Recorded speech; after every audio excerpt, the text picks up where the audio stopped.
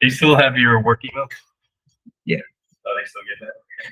Yeah, I'm technically not fully retired, so it still maintain my email for me.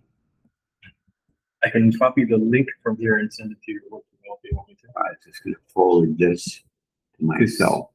I don't want you to get in trouble in case they see that my email sent your email account. No, it shouldn't be. This Let's is see. product research. Yeah. Let's see here. Fine. Let me do something. Is that okay? Sure. Okay, so do this.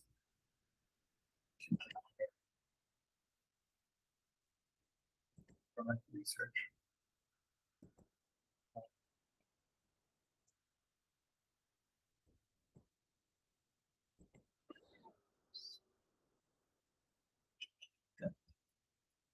Copy it. Okay. Send it to my link.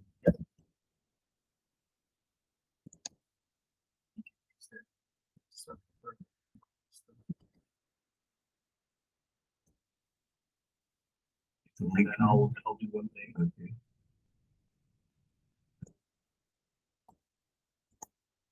This way, no problem. That's fine. There we go.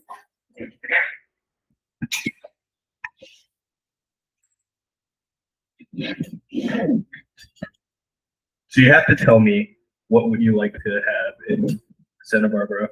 Tacos? Do you like to have sushi? The Mexican would be fine. I had to take you guys out for dinner at least.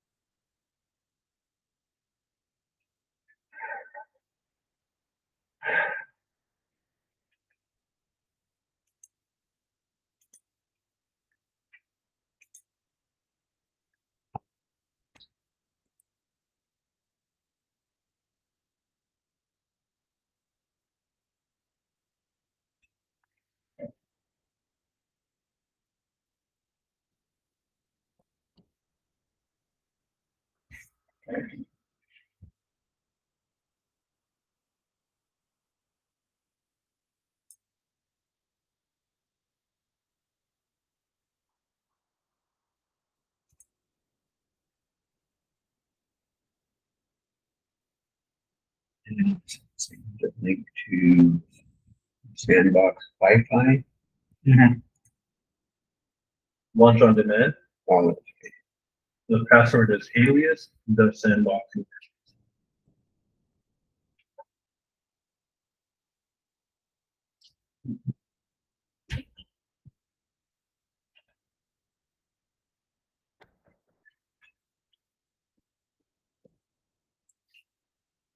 That's lunch on demand is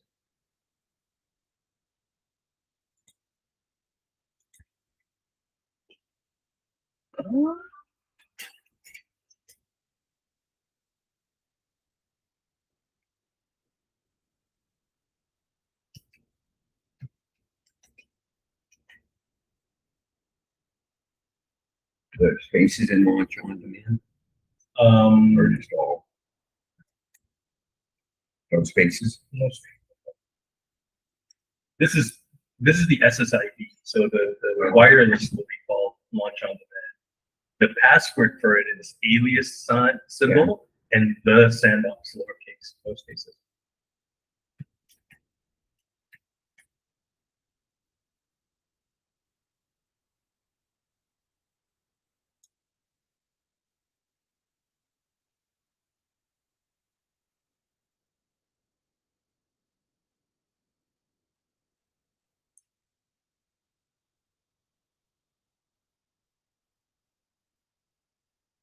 And okay. Yeah, okay.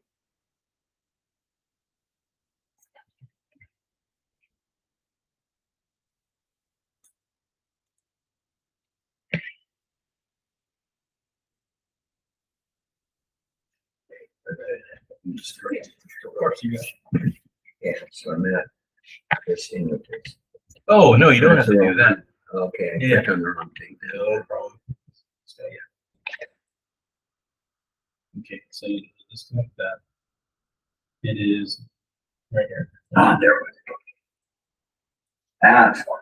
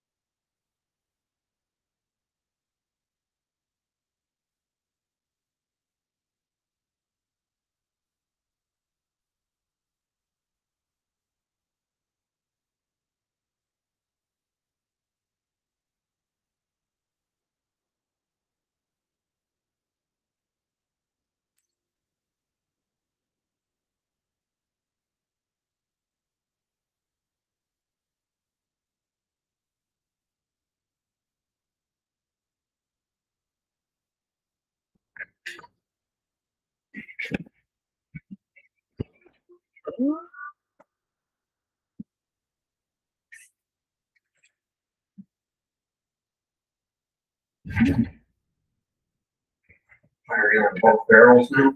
Well.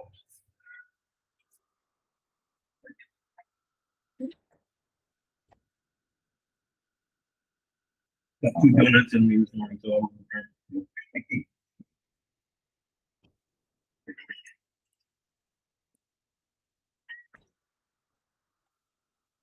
Okay, so we'll go check. Bert's working on this too. So,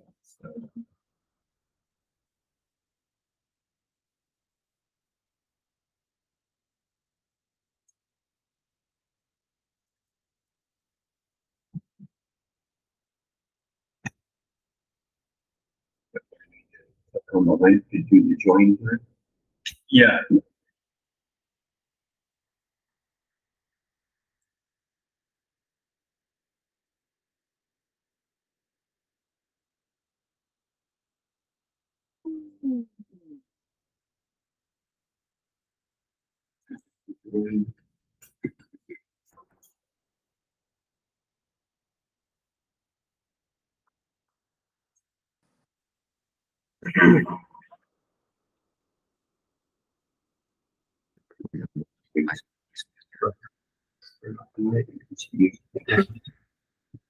Turn up their speaker.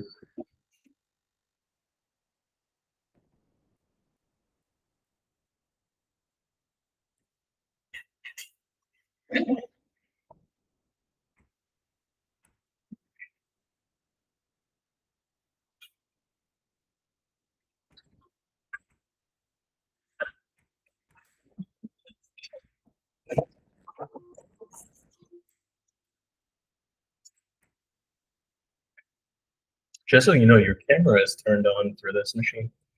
Okay, if you go back to the little join, the meeting, yeah, you can turn off your camera. Second one. There we go. Okay. Okay. Perfect. I think you're good. Test, test, test, test, test. No echo.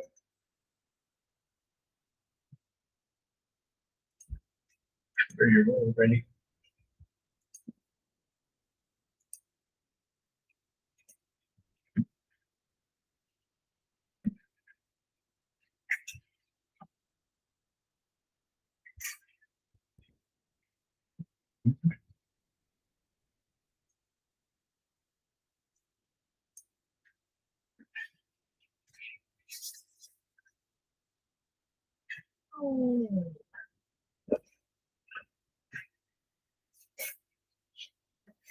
I'm gonna share my screen. You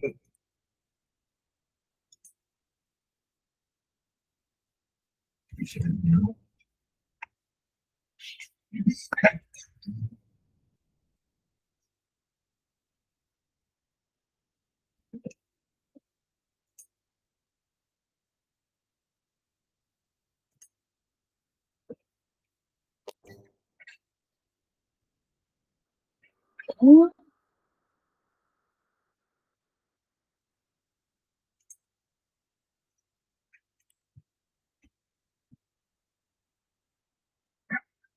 It's great. Okay. I don't know if you've ever seen any of the RRAT or TTK stuff. I have not. So the only thing I've done is I saw the application. I was able to click on the icons on the left and load certain things up, but I didn't get any further. Okay, well, so this is TTK, and what I did was last night I reran the EC calc for the old Kodiak corridor set that I had. And then, so remember the flight core code is generating these .csv files that have various plot points. Correct.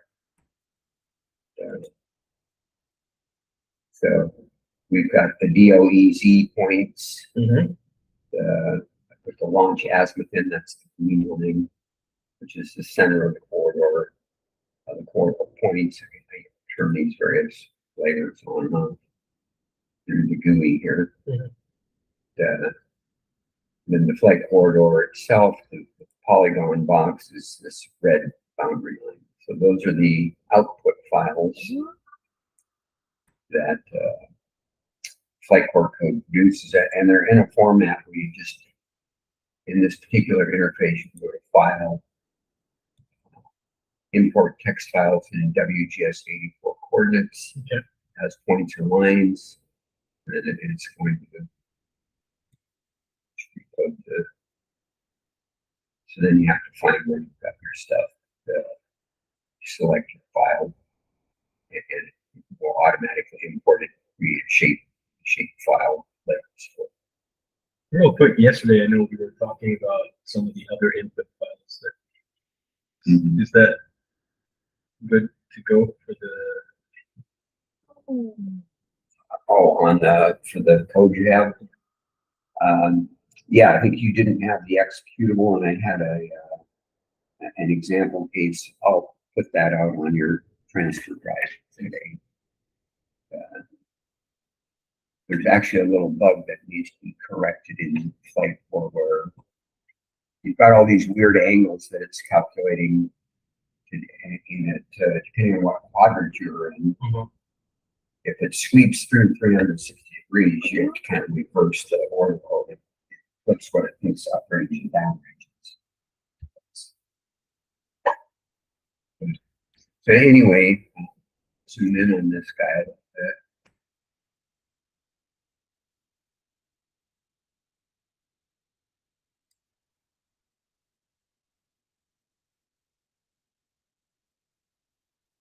So there's our oval, which is this is what the FAA defines as the overflight exclusion zone.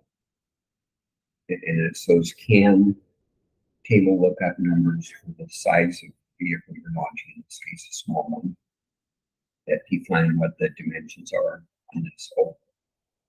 And in theory, in principle, they did some kind of more detailed analysis of actual vehicle, probably degree footprints type of thing, or a set of different missions and different small vehicles, and probably picked a bounding envelope around all of those and came up with these table lookup patterns. In principle, are conservative. When you run a like footprint code and you look at the impact probability contours, they may be smaller than this whole.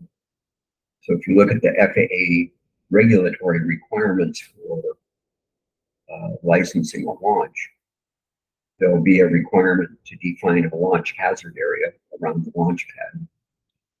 And that needs to be at 1 e to the -6 individual casualty expectation contour. And so sometimes that type of a contour would be more of a probably bigger up range here inside the sole, and then kind of neck down something narrow along the trace in kind of a teardrop type look. But so it's unknown to the user on these Part 420 values, you know, where these numbers come from. It's like, here they are, and this is what you use. So that's the overflight exclusion zone, which consists of the kind of that what I call the uprange hemisphere, downrange hemisphere, and then kind of a cylindrical shape, and that's how it's actually developing those points. And then, of course, for these curves, it's inputting like 100 points just to kind of make it smooth shape. And this is loaded. It's a bunch of lat long points, but it's loaded as a poly. And the green line is the nominal launch azimuth, this particular mission. 30 degrees.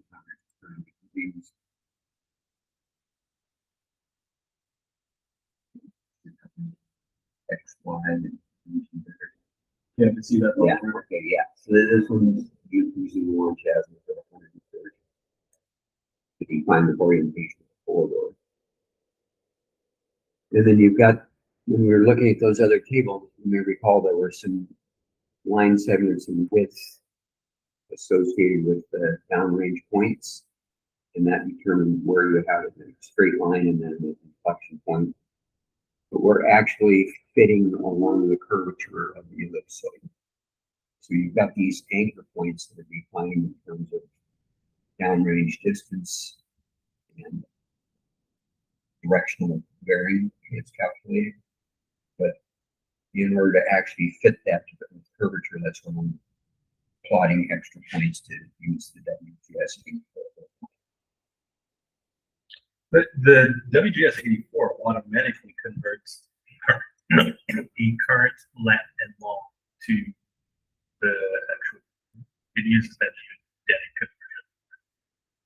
conversion. It's a little swivel. Well, I don't know that there may be codes that do that, but the basic definition of the WGS84 Earth model is just defining the sigma major and sigma minor axes are the ellipsoid, a flattening factor or whatever. So those have to go into an algorithm to actually calculate that on points surface of that ellipsoid. Okay, and so what I did for this particular mission out of Kodiak, this 130 degrees, is I developed population data for all of the Pacific. So there's islands down in Micronesia and Hawaii, Mhm. US, Canada. And then, so the pop library that's input to this is large. And then these set of pop centers here on the West Coast are what the EC Calc code determined were inside orbit. And so if you look at this nominal flight azimuth, it's not hitting the coastline. So in your filtering algorithm going 4,000 miles downrange, you'd be ending in here somewhere. Yeah. But you would come up with 0 hits on. Yeah, on the nominal trajectory, Yeah, correct? so along the nominal, you're not hitting any land scan cells that have any pop. Correct. But when you do the corridor method, you say, well, okay, you look at the tails of the impact probability distribution, you are hitting pops on the West Coast. So this would not be a 0 risk mission. Yes. Now, those pop centers are going to be more toward the tail of that probability distribution. So as you get further out on the tails, the impact probability goes down. And the casualty expectation is impact probability times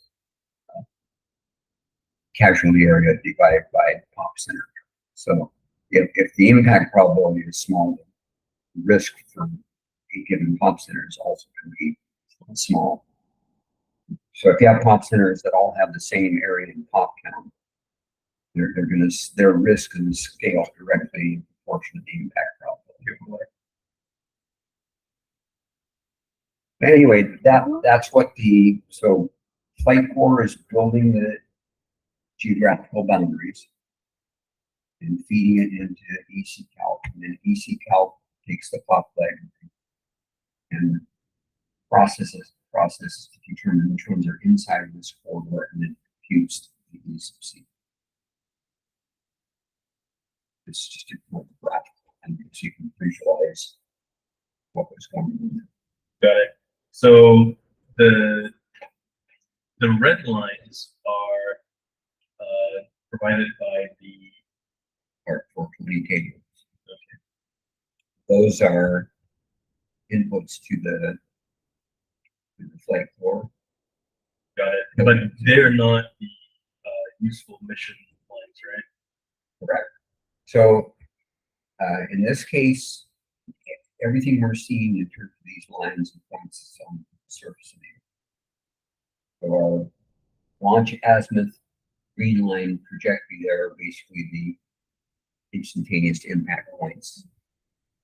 The actual trajectories, of course, are going to have some altitude, position, velocity associated with them that we don't know what those are in this case. If you query these points and say they're just lat long points, but you don't have a notion of what time in the flight or what ballistic conditions, run the drag, vacuum.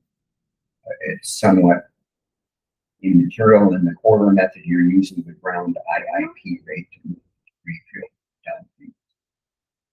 But your observation is the rate of change as it's going from one point to another. Right? Yeah, and those are fixed over like those 50, 100 second. I think there were 8 entries in that array, that table. So at my recollection initially yesterday was they only did that phase of flight, like one rate for all of stage 1, one rate for all of stage 2, but they do have it broken down into those segments, and over any given segment, it's assuming the constant IIP. Which if they take like a mid value, it's going to overestimate the rate for the front part of that section and underestimate the back part. But to your question or point about limits of useful mission, this particular, if you look at this corridor endpoint down here, it's like 1,700 nautical miles across. And even up in here, closer to the launch area.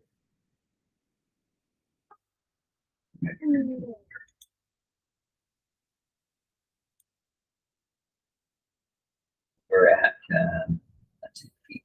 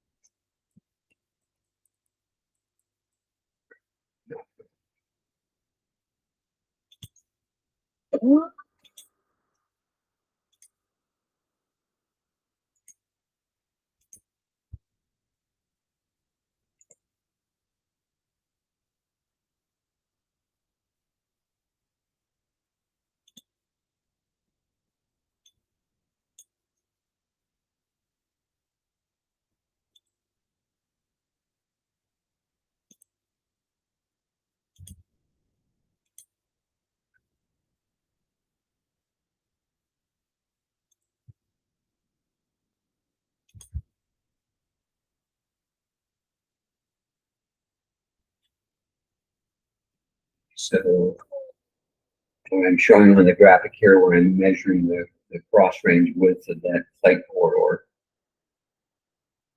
Down in the lower left, you'll see it's computing a distance of the line segment and bearing. So we're about 157 nautical miles across there.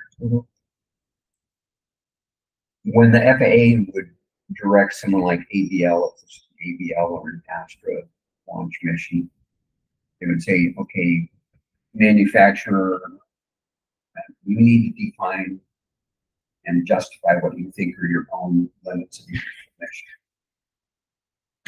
And so typically what that's going to be is there would be, you know, a set of other lines here that maybe represent a furthest cross range right, furthest cross range left, high and low. We tend to follow the nominal, but if you're looking at the time, the IIP would be lagging behind the nominal for high. Correct, like the video that you showed yesterday. Yeah. So, but usually it's the right and left, and so the manufacturers have been struggling a little bit to define, you know, well, what are these limits of useful mission for their own mission? And the FAA is insisting that they define them. So let's say they do come up with some kind of a trajectory that's something like that.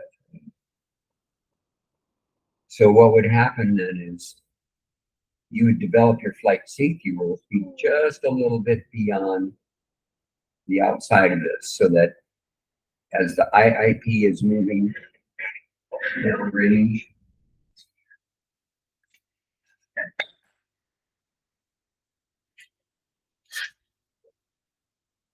launch pad, normal trajectory. Manufacturer comes out with his limits of these mission trajectories. You're using something like this. Which would be their extreme boundary. We're looking down kind of a right left cross range.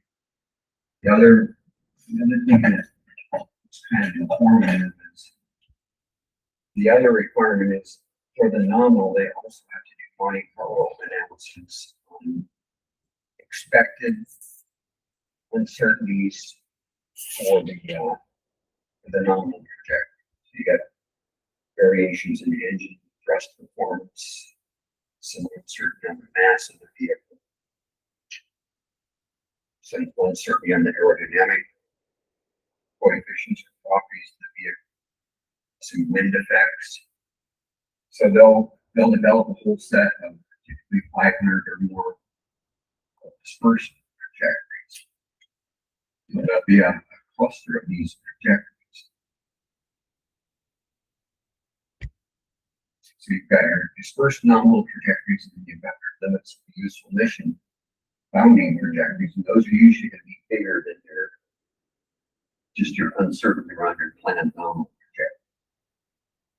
And it's from this that you build your state vector uncertainty covariance matrix for a nominal mission. Can I pause real quick and I just want to take a step back on some of these concepts. So state vector in relative to trajectories and relative to coefficients. there's all of these variables in my mind now that I just want to clarify a few things. So we have the state vector. Please let me know if they get it. State vectors, and then we have normal. Then we have the red lines are the ones from that 420 where they fall flag corner, flag corner.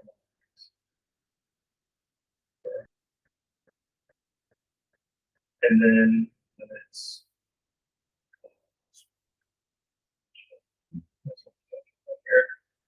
and then also the yeah, I believe it relative to state vectors. So my mind is trying to juggle between all of these and trying to map it against what we're seeing. Okay, so let's see that. So I'll explain what I understand about state vectors.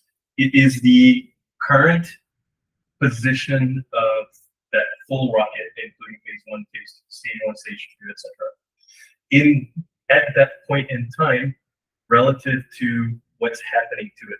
Has it split into two? Has it split into one? Has it split into multiple parts? And where has it moved? That is state vector. okay, first part's correct. Second part is conflating two different things.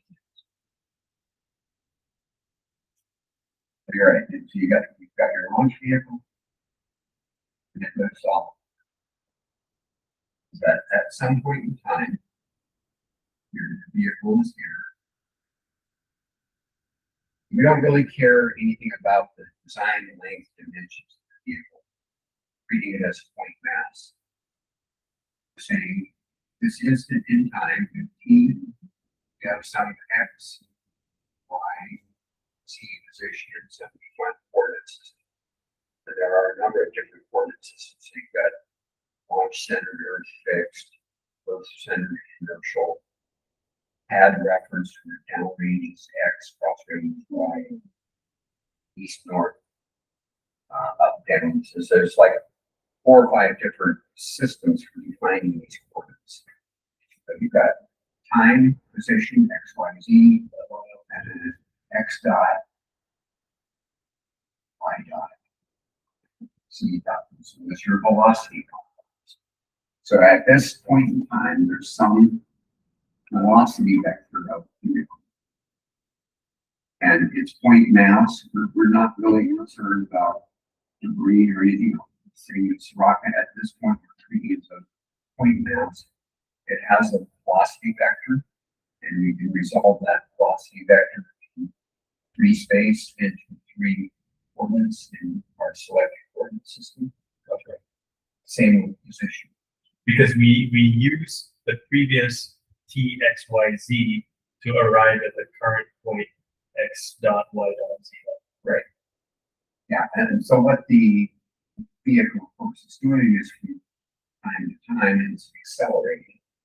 And if it's turning or pitching downrange, it's gradually shifting its orientation of its velocity vector, directional attributes, as well as increasing magnitude, speed, increasing. So when we say state vector, it's basically time X, Y, Z, X dot, Y dot, Z dot, and just think of point mass. Now, in a full trajectory flat, say out of post or cows, one of these other 6 dot codes, you can get 20 or 30 other parameters related to the rocket. What's its body attitude?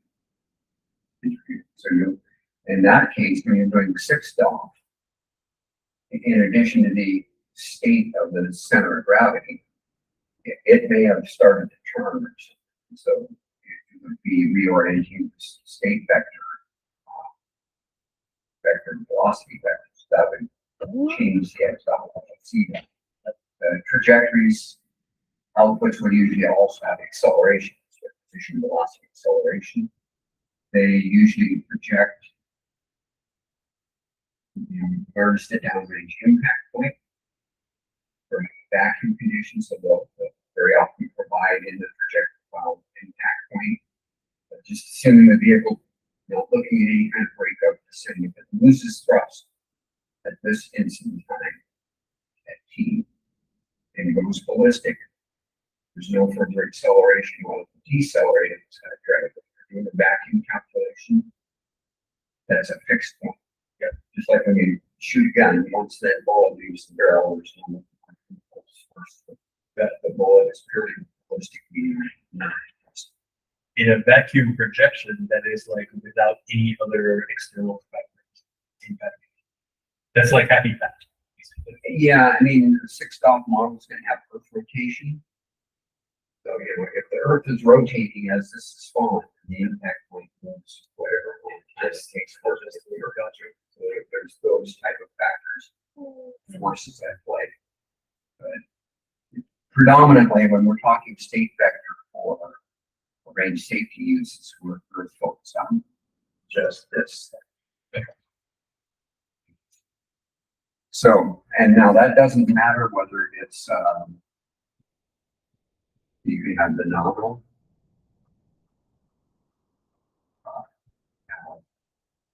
dispersed, and that's just the uncertainty, the unresolvable uncertainty.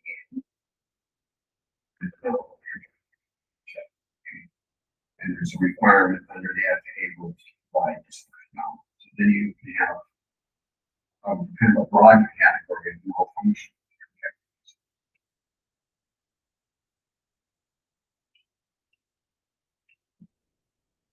Typically be a subset of those. So we talk about the one with the random attitude, correct?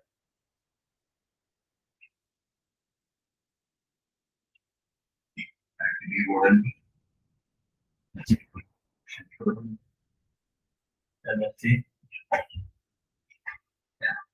Okay. Donuts. And, All right, thank you. No, keep going. I don't care about I'll have donuts in a second. I gotta let the coffee. these are the main two that you see. Also have hospitals.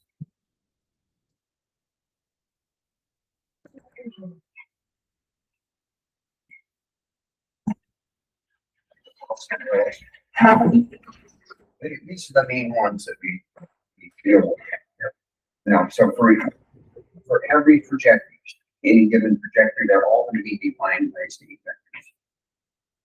Okay, so T0, T1, T2, T3, up to T457 when it goes road. We calculate the malfunction trajectories. That's the work that we do because the client is one that provides that answer. With the ARCO stuff over the years, it's been fixed. Basically, the big boys, ULA, Boeing, they've been building trajectories decades. They know how to do it. It's tools. For them, you can say, deliver us a set of malfunction trajectories. Particularly, so in an ideal world, you go to your launch vehicle manufacturer and say, you know how your rocket's designed, you know your engine parameters, and most importantly, you know your guidance and control, what gains. So they're best equipped to in a 6-stop world calculator. If something goes wrong on the vehicle, it has a single engine out. It's some kind of stuck actually.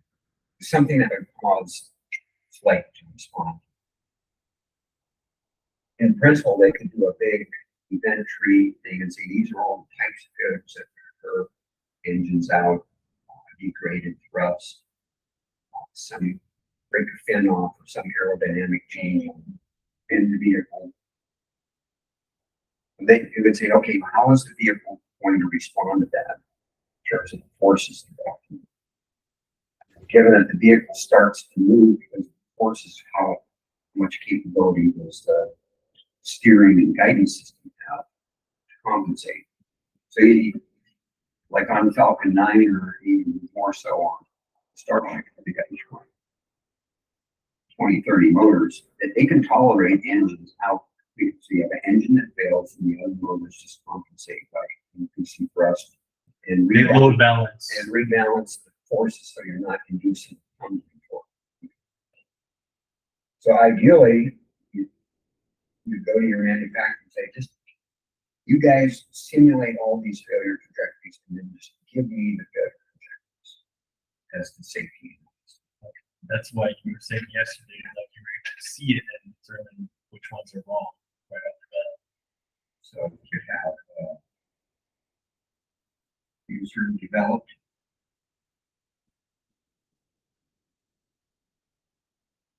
Safety tool. Developed. Just going through some open questions. Right. Those. Okay, and let's say, so ideally you have the user develop. And these could be complex you're looking trajectories. You can have corkscrewing and tumbling, and not staying in plane, just whatever error thing happens. If you run a code like Taos, you can see that when you simulate various failure. If you do a malfunction turn, classic turn, or assuming that this is my launch vehicle, and at some point in time it has a change in the thrust vector angle. So instead of aligning with the axis of the vehicle, or slightly counterbalancing some aero force, if it goes excessive, it's going to start to tumble. Okay. The classic malfunction turn trajectory assumes you randomly, so you're looking at the nose,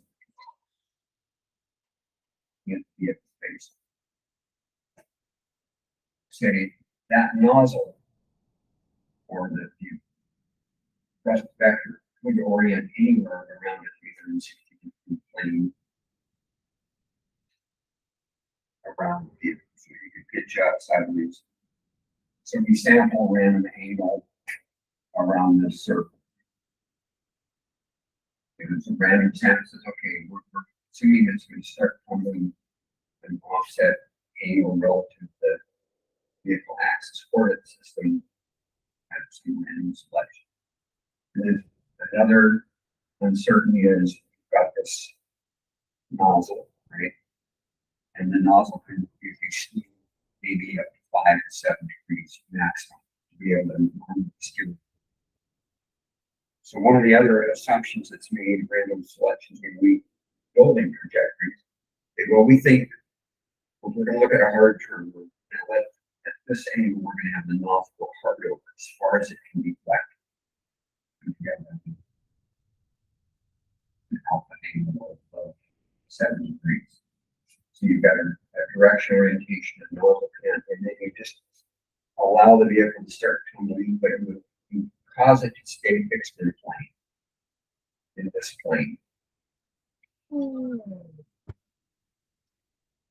Okay, and so the rate at which it starts to tumble is going to be a function of the total thrust, the offset angle, the moments of inertia, the aero forces. So if you ignore aero forces and you treat the vehicle pretty much as a cylinder, so if you know where the center of gravity is on the cylinder, so it's a balanced mass. But in a rocket, you've got to have your lighter parts in your station. Typically, again, going back to safety levels, one of the outputs that safety requests of the manufacturer is, where is your center of gravity? As you're depleting the fuel stuff. So they'll give you the center of gravity at A instant planning. And so we're modeling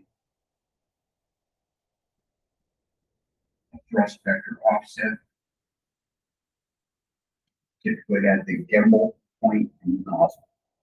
And you got multiple nozzles, it's a little trickier, but basically you can resolve the force onto a line that goes through the center of gravity. And then you've got only arm,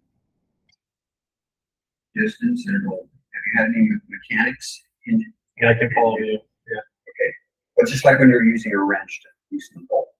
If you got a short, stubby wrench, you got a pull buckle. If you got a big, long wrench, you need a lot more torque. So the longer this, it's called the moment arm, the point where you apply a force to where you're rotating, the easier it is to tumble this cylinder. And there's a natural resistance to tumbling Newton's law, which you calculate by looking at the moments of inertia. So for a cylinder, you've got the roll moment of inertia, pitch, and yield. If it's symmetric in this axial length, which most of them are pretty symmetric, then pitch and yaw moments of inertia are basically the same.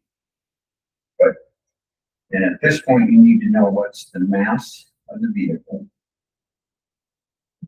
What's the thrust. Apply that thrust, you know the mass, you get the moments of inertia, and you can calculate as a function of time how this thing is going to start to rotate. Pushing is going to want to rotate this. The longer that force stays, the faster it spins up. Okay. And you're modeling all of the different variations and not just this one. And the modeling of other deviations.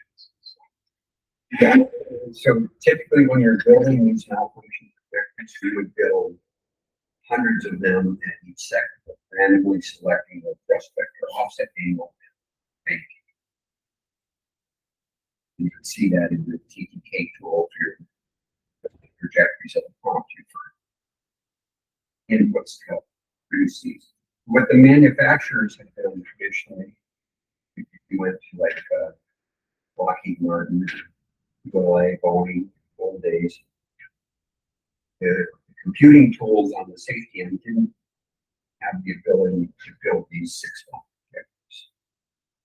Whereas the manufacturers did. So they would build 6-dot projectors of these tunnels and then look at the flight profile, resulting flight profile, and then extract from that at given points what are called we got turn velocity, turn angle tables, or turn vert tables. What? Good at it.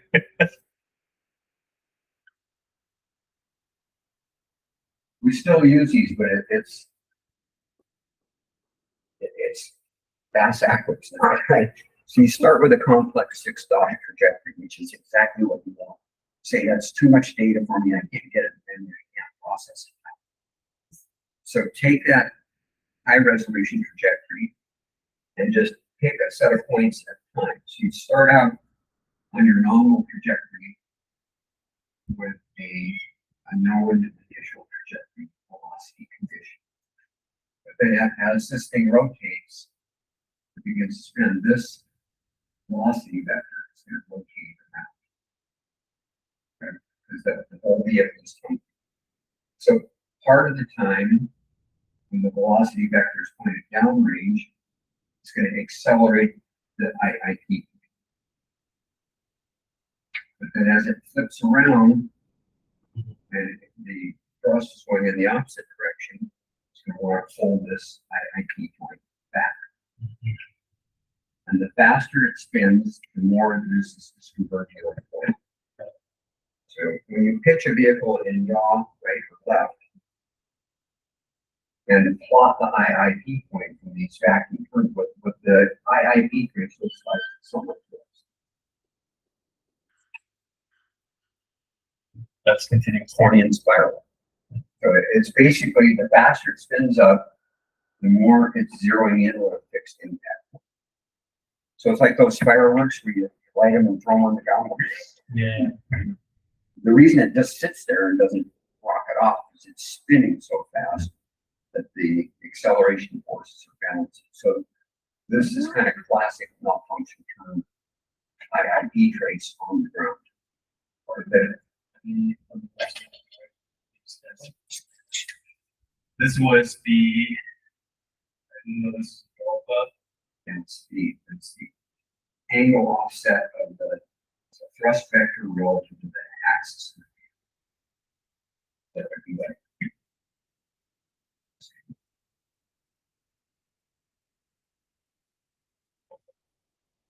it's a single state fix. Okay, angle offset. This was That's like looking at the front of the vehicle and saying, the plane, right? yeah, so you've got this thrust vector, but it can act, to tip the vehicle down or right or left. Right? So that's like a pancake.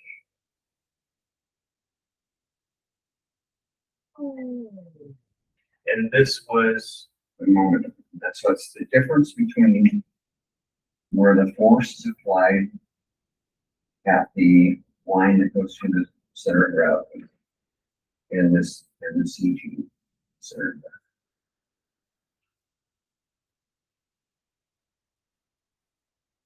Again, it's like loosening a bolt.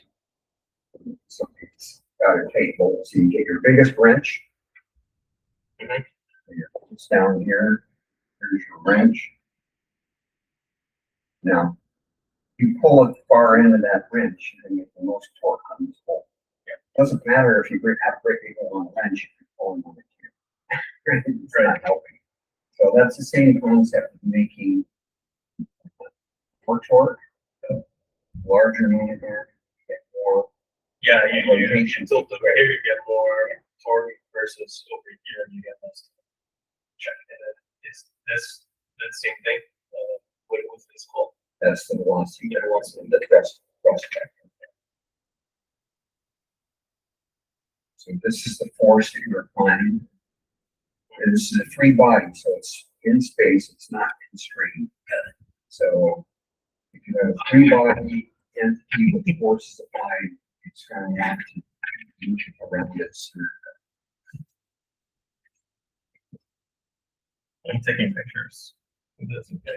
Sure.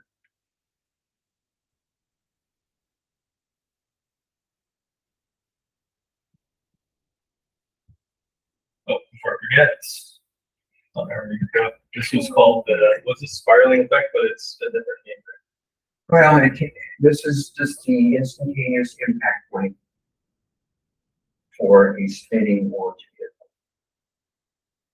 It's the shape it takes on is like a Cornelian spiral.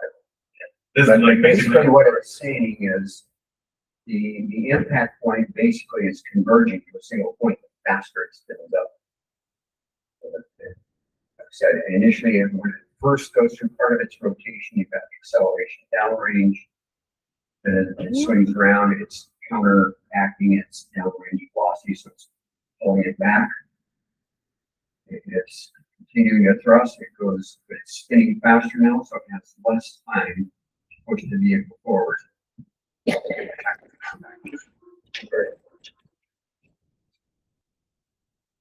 So, okay, I'm tracking it. There's a great video of a Trident doing that. Have you yes, seen that? yeah, that's on the old active. Yeah. You're finding it for Squash, that's a classic. Yeah, it is a classic. Bring on the donuts. Right. All right, so now go back to how do we capture this information in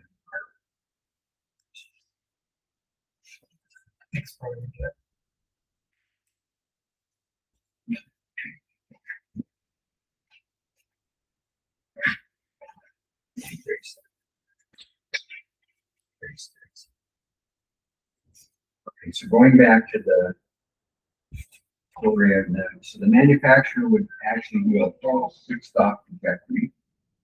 And then you would go into that trajectory and say, so you got like a turn angle curve.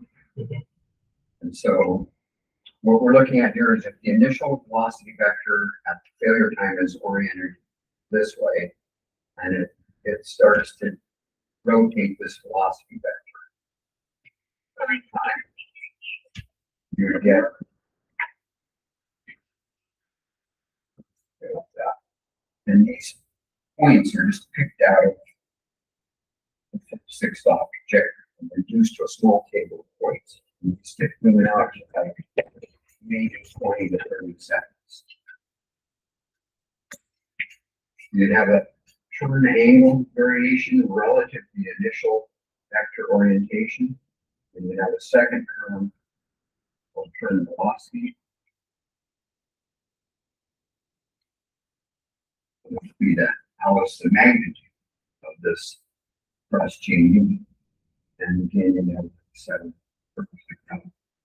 And then the operator would deliver to the safety organization a full set of these terminals for their vehicle at every. They used to deliver them like at every 4-second interval, 8-second interval, and then the range safety tool would interpolate on that. You know, modern processing, we usually ask for term data at every second.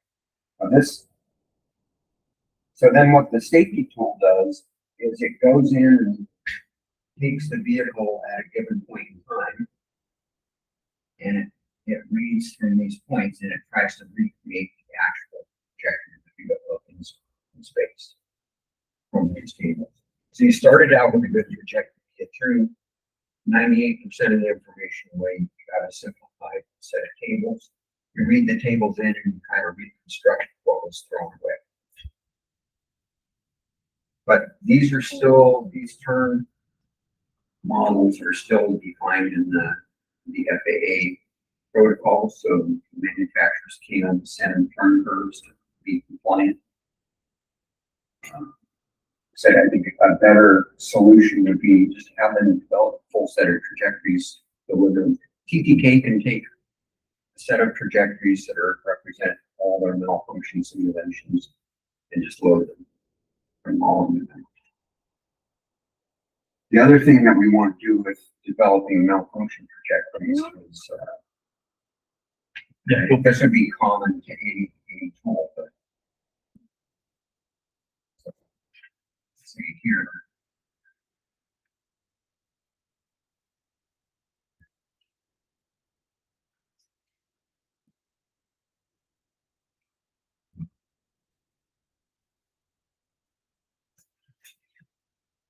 So when Arctos is asking for trajectories for verbs, we want the man, if he's going to deliver trajectories, we want to fly those out to the end of propulsion. But there may be factors that would actually cause the vehicle to fail before it did. So, for example, if you go into one of these malfunction tunnels, but you're near max Q, maximum dynamic pressure in the atmosphere. These vehicles are very weak axial. This weight is as much weight going payload, not infrastructure. So when you develop a bit of an angle of attack, the vehicle this way, and if you rotate your body orientation, so then you've got the axial line, that is this angle between velocity and body of the vehicle. So when this gets more than 93 degrees, you start running the risk at near max Q anyway, you're just going to break that vehicle. So under high aerodynamic loads, we can't develop much angle of attack when we break the vehicle. But when we ask the manufacturer to develop a turn curve for this situation, so don't consider at the time you're generating the trajectory that it might or might not break up. Just fly it as though it were infinitely strong to give us the trajectory.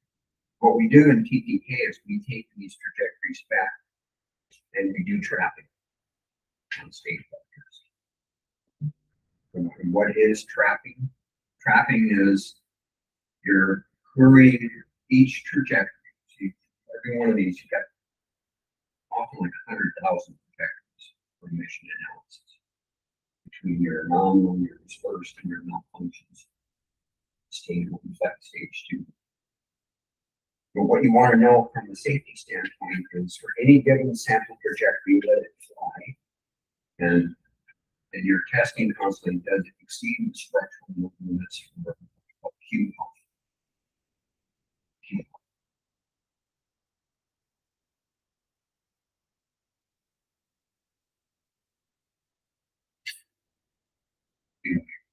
ES at degrees, or better one is actually Q sine of alpha. What that is that's where we go back to structural loading. So this is your alpha angle of attack. And Q is the dynamic pressure.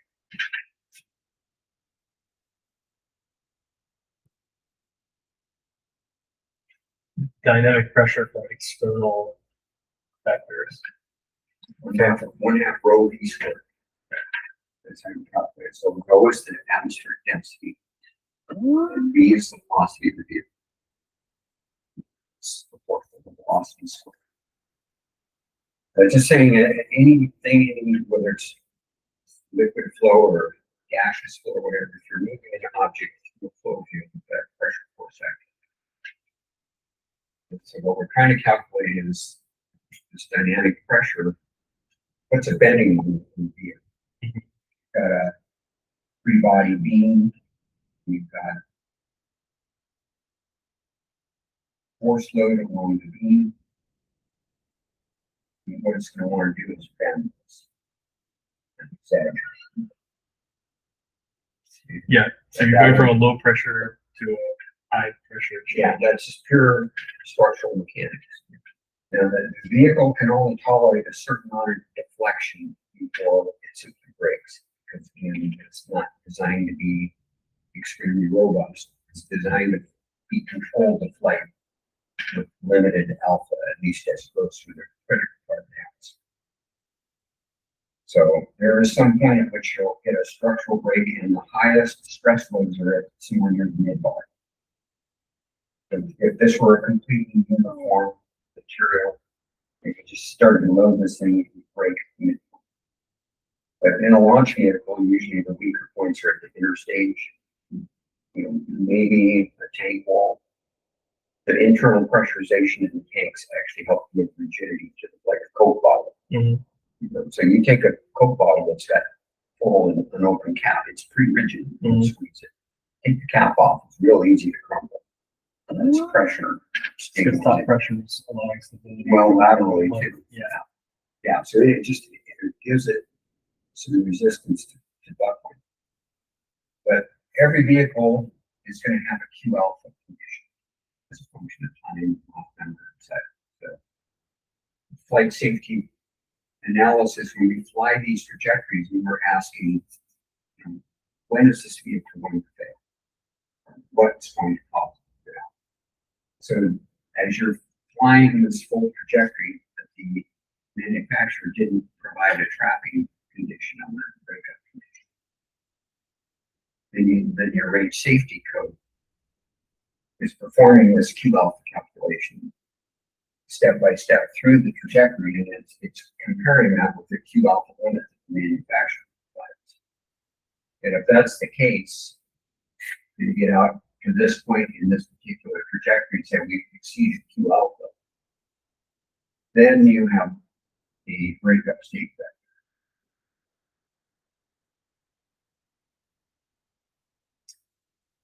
Once again, the Q alpha is provided for each,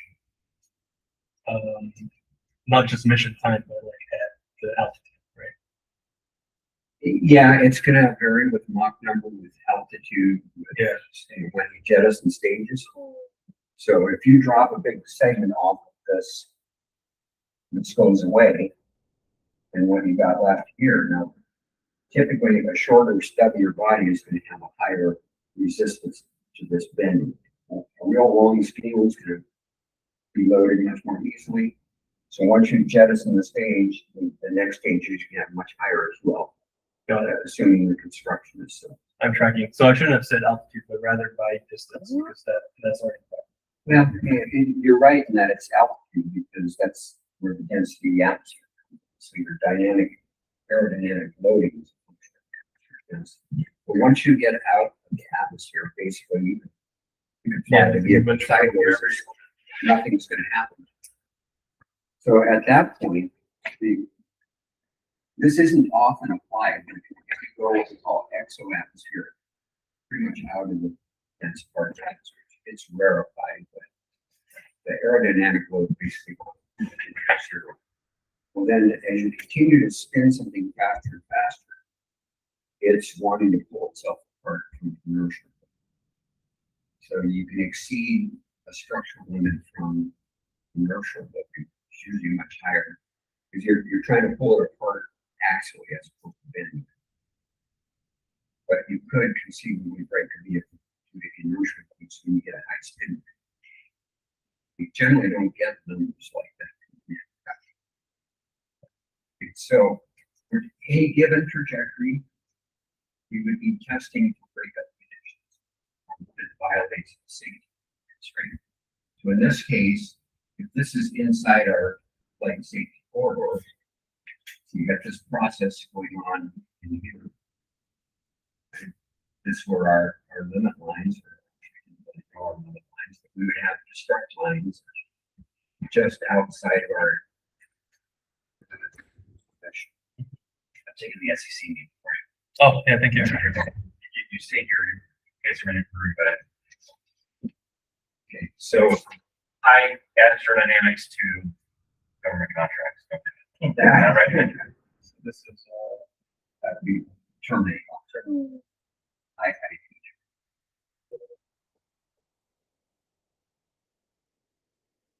And this is limits of Yeah. mission.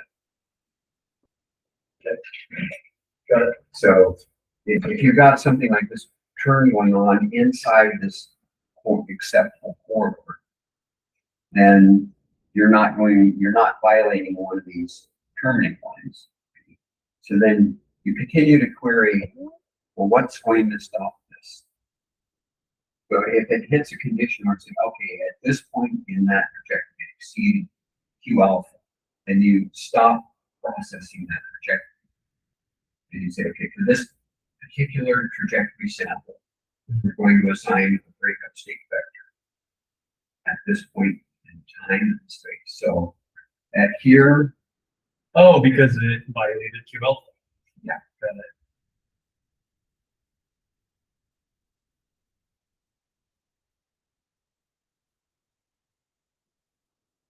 so this would have started at some initial state. Off the number trajectory. It goes into this malfunction trajectory. It starts to tumble. We're running the dynamic pressure calculations in the safety code with the aster profile and altitude, everything that you know about where the vehicle is, what its velocity is, and what its angle of attack is. We say if that particular alpha angle and dynamic pressure at this point exceeds the threshold, we say the vehicle's going to break up. Stop the simulation of following the rest of the trajectory. And for that particular sample trajectory, we reported the breakup state vector. That's the goal basically for every one of these trajectories. That is, we're looking to see if they violate something that causes it to break up or terminate. Now, so that would be one condition. You could have another case where and here crossing a terminate boundary. So, and let's say the arrow breakup condition is here.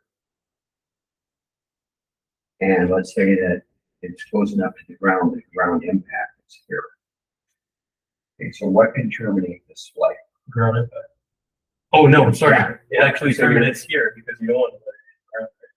So if it's coming this way, what you're asking, what code, what the software has to ask is, you've got range safety criteria, you've got structural load limit criteria, you've got a point where that trajectory intersects the surface impact point.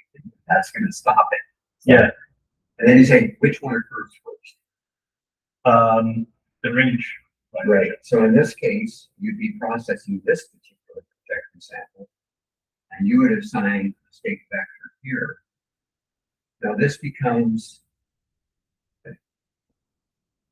if you're only terminating thrust on the vehicle in response to a range violation, that's technically not really a breakup condition, but it is the point at which you terminate thrust. So correct. You have to make Because a it's still a distinction. safety criteria. So this still gets labeled with a B vector, breakup state vector, at least in TTK But the code recognizes that it's not actually a point of generating debris. Because, yeah, it has an hit you also. Right. And so what it will do then in the post-processing of this, say, well, this actually wasn't break. It looks at the breakup mode. It says this actually isn't saying us that are breakup. This is a debris generating event. Breakup state vectors meaningful. In this case, if you had active ordnance on the vehicle, then yeah, you can blow the vehicle apart. And the really big vehicles will still have that because they don't want to have explosive impacts. But the smaller vehicles, almost all of them now are saying, all we're going to do is terminate. It can't continue to accelerate.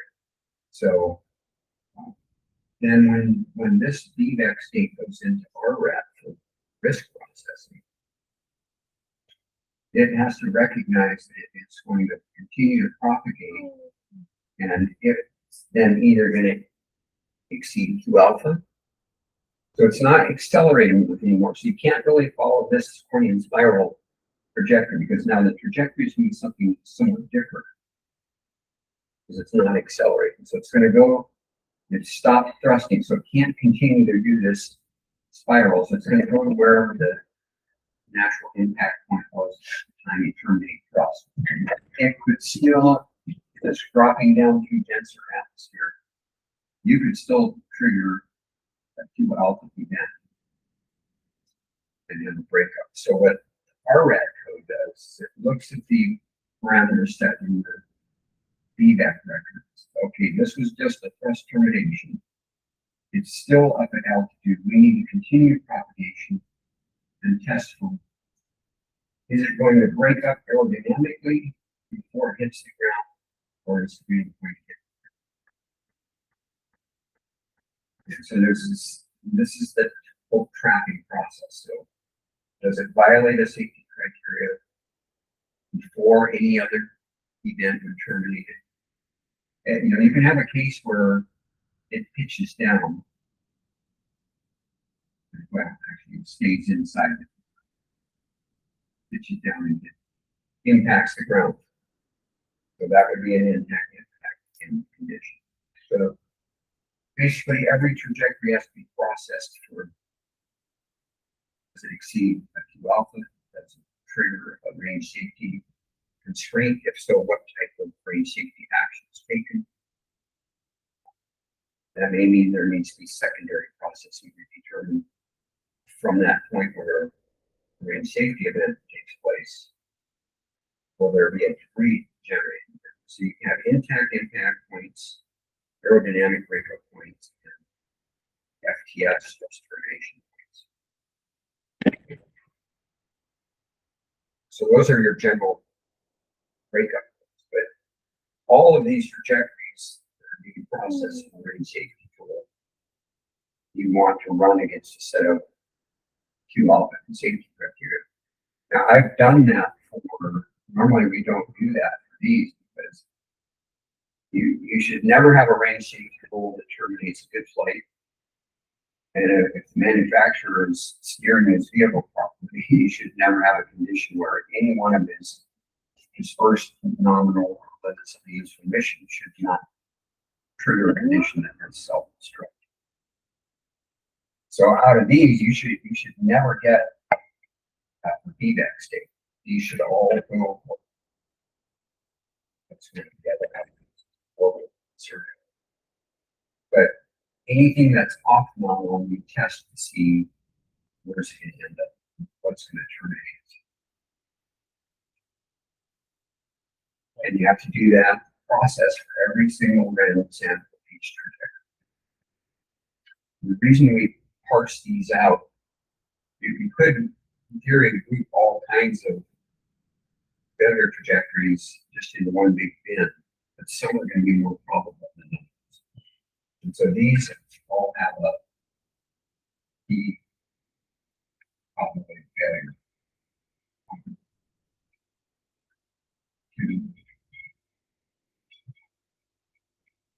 So if you've got unique failure modes that constitute a set of types of trajectories, you need to You would want to map probability of failure to the various modes. Which there's getting loss, stress, malfunction, other short form.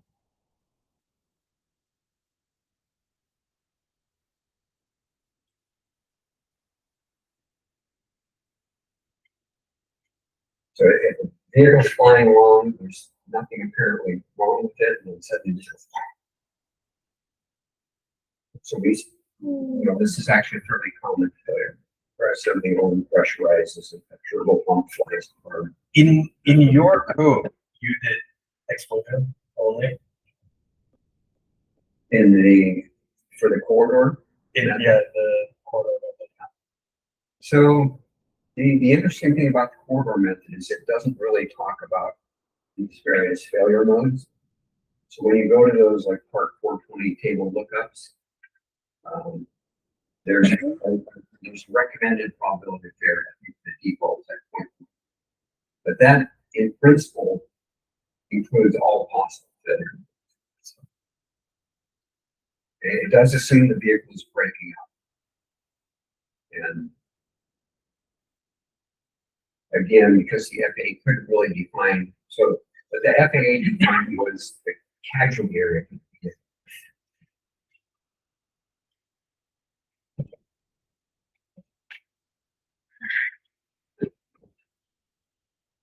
The casualty area usually that we call it basic casualty. There's stuff on this in those IAAS briefings like fundamental breach. But if you've got a person standing, or you've got a piece of debris falling,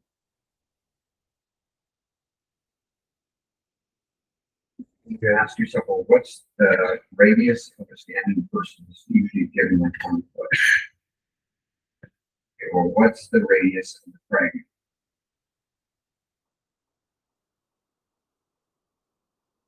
So if you just get just a grazing blow, like a fragment hitting the standing person's shoulder, then basically the hazard area is this circular area that's diameter or the radius of the fragment and the radius of the person sweeping in circles. That's called the basic category. And so every fragment, the number of fragments, all of your list of debris, each one would have a category. So you've got 20 of these fragments. You have 20 opportunities to hit that person with a falling fragment or falling random. Okay, so it's a function of the number of fragments, the size of the fragment. But fragments can be coming in at an angle. So if you've got your standing person, and now you've got possibility of that projecting an area, bigger ground footprint to account for slant angle on the possible fragments can use that. It's an adjustment for basic. Well, quick question about this. So this is after the breakup model, where we now have an understanding of the number of pieces that are falling into different areas within the hazard area. We are now modeling the number of people and sort of the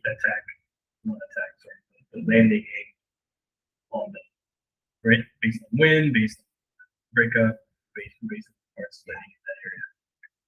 Yeah, so in defining the basic category area, we aren't really counting population density yet. We're just saying if you look at this debris list of all these fragments in it, and you run this calculation of computing these basic areas, which is the fragment radius and the fixed radius of 1 foot. Listen, and for every fragment, what's the category area? So if I have 5 of fragment type 1 and 13 of fragment type 2, and 1 of fragment type 3, etc., you just go through the whole debris list, and you compute basic category area for all those 3 pieces and you sum it up. That becomes the net total casualty area associated with break up the vehicle for that particular debris list. And then, Say for example, one thing that crossed my mind. So this is your casualty. Now, let's say the whole concentration of it is here on the left-hand side and perhaps a little bit on the right-hand side. It's pretty clear in the middle. Do you then assume that it's that entire area? Then I'll be more specific. Here are my credit populations. So this is the area. that's like the town area or the debris. This is where the debris falls. Okay. Let's say in where that debris falls, there's a little town here, and it's broken up into.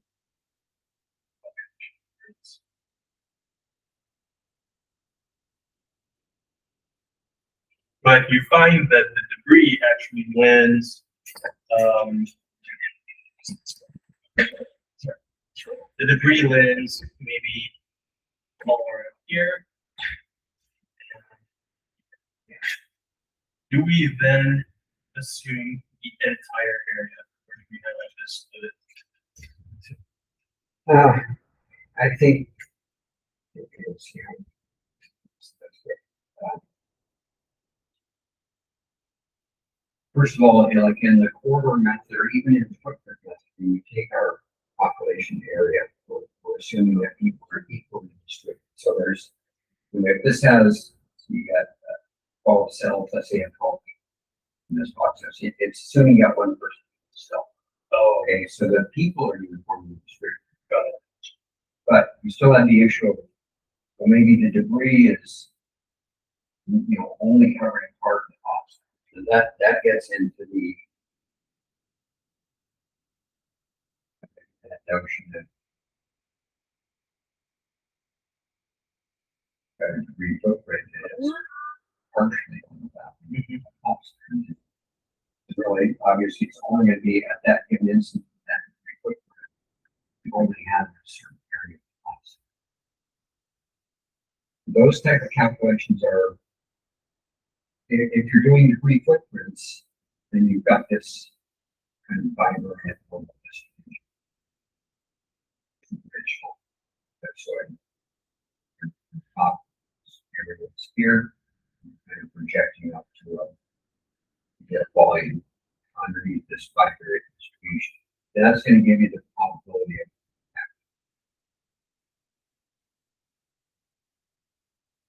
this.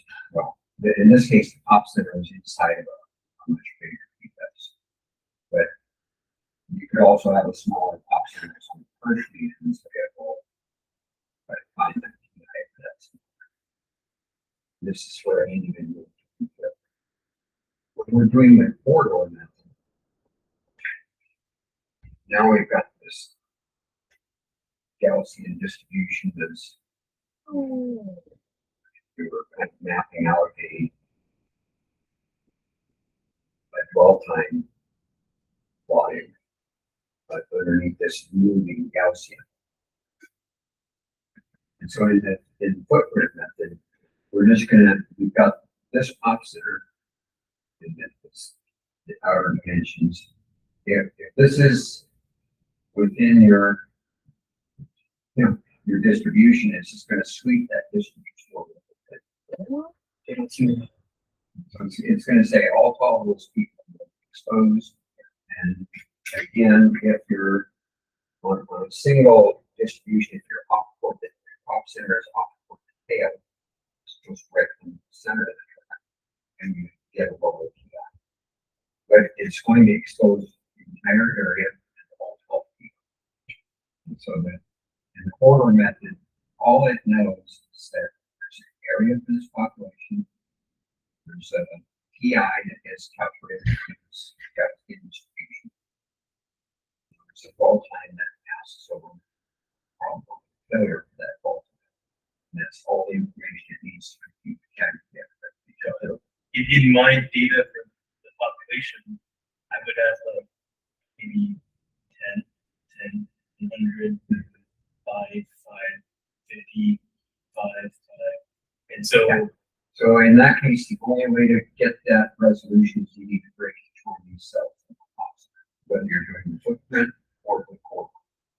because both models assume, Yeah, I don't have any form of disagreement. So, Yeah.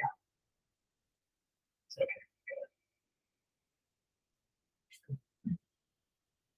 and you know, if the pop center is relatively small compared to the distribution, then you've got a pretty uniform probability of impact in all of these. So in the end, when it kind of averages them out, as long as the impact probability is pretty similar, doesn't really matter if you've got a concentration of people there and Oh, you're summing them up anyway. if you're doing a running sums that kind of average itself out. Now, if the PIs, if this is a big pop center, and these are way out on the tails of the distribution, this one is under the center line, and the center line one is block people. Then yeah, you can have a skewed result, but and that's a general rule of thumb when you're trying to design pop centers. The notion is, this is in some of those IWA regions as well. But when you look at your pop center areas, regions, you want your pop centers to be smaller than your so that you can get a reasonable probability. If you've got very small free lists and very large pop centers,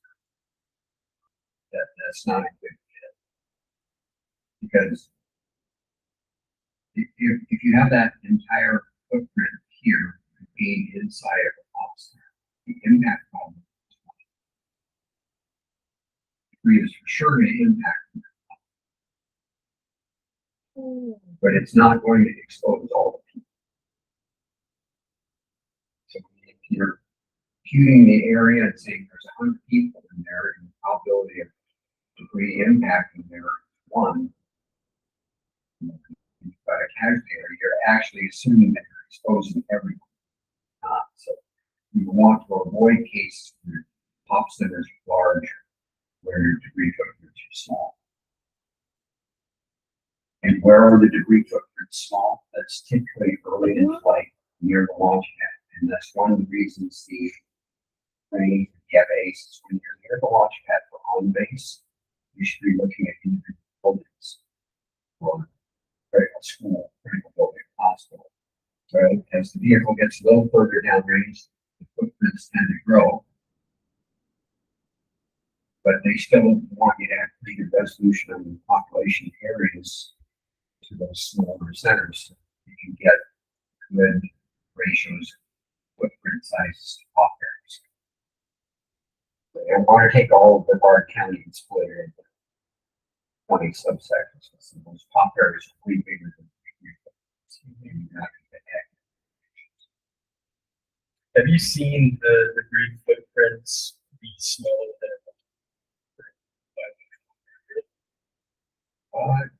Yeah, when you're very near the launch pad. So they get that small. Less than longer. Yeah, I mean they're going to grow pretty quickly. It depends on things like explosion induced velocities. So if you do a ground explosion, okay, maybe one of those kind of Want some hot coffee instead of. yeah, I could.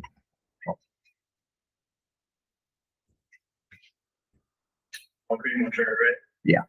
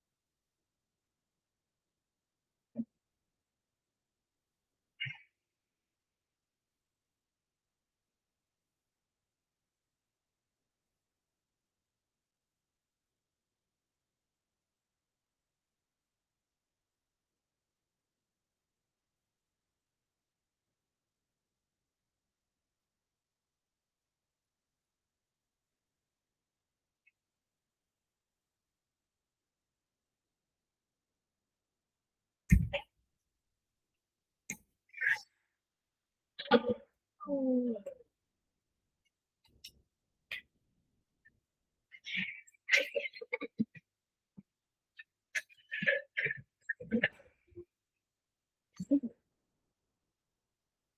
here you go. All right, thank you.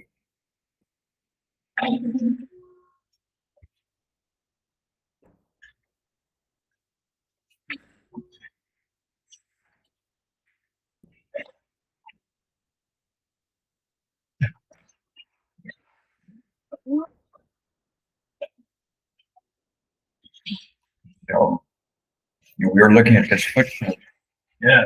yesterday.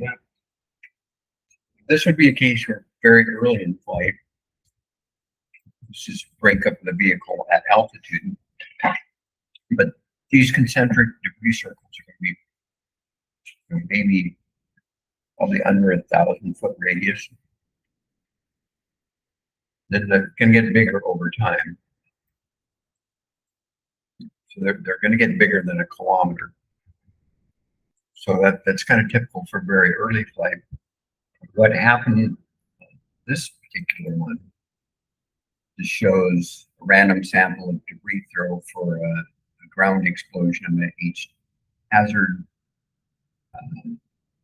definition 1.1 solid helmet. So That's the active software. It can do the simulation.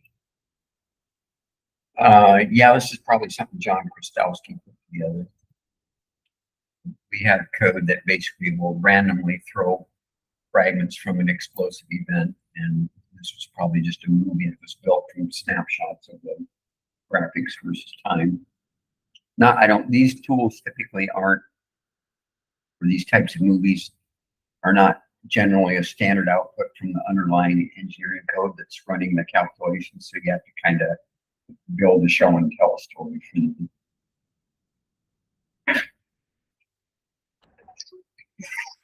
Do you use like an SDK?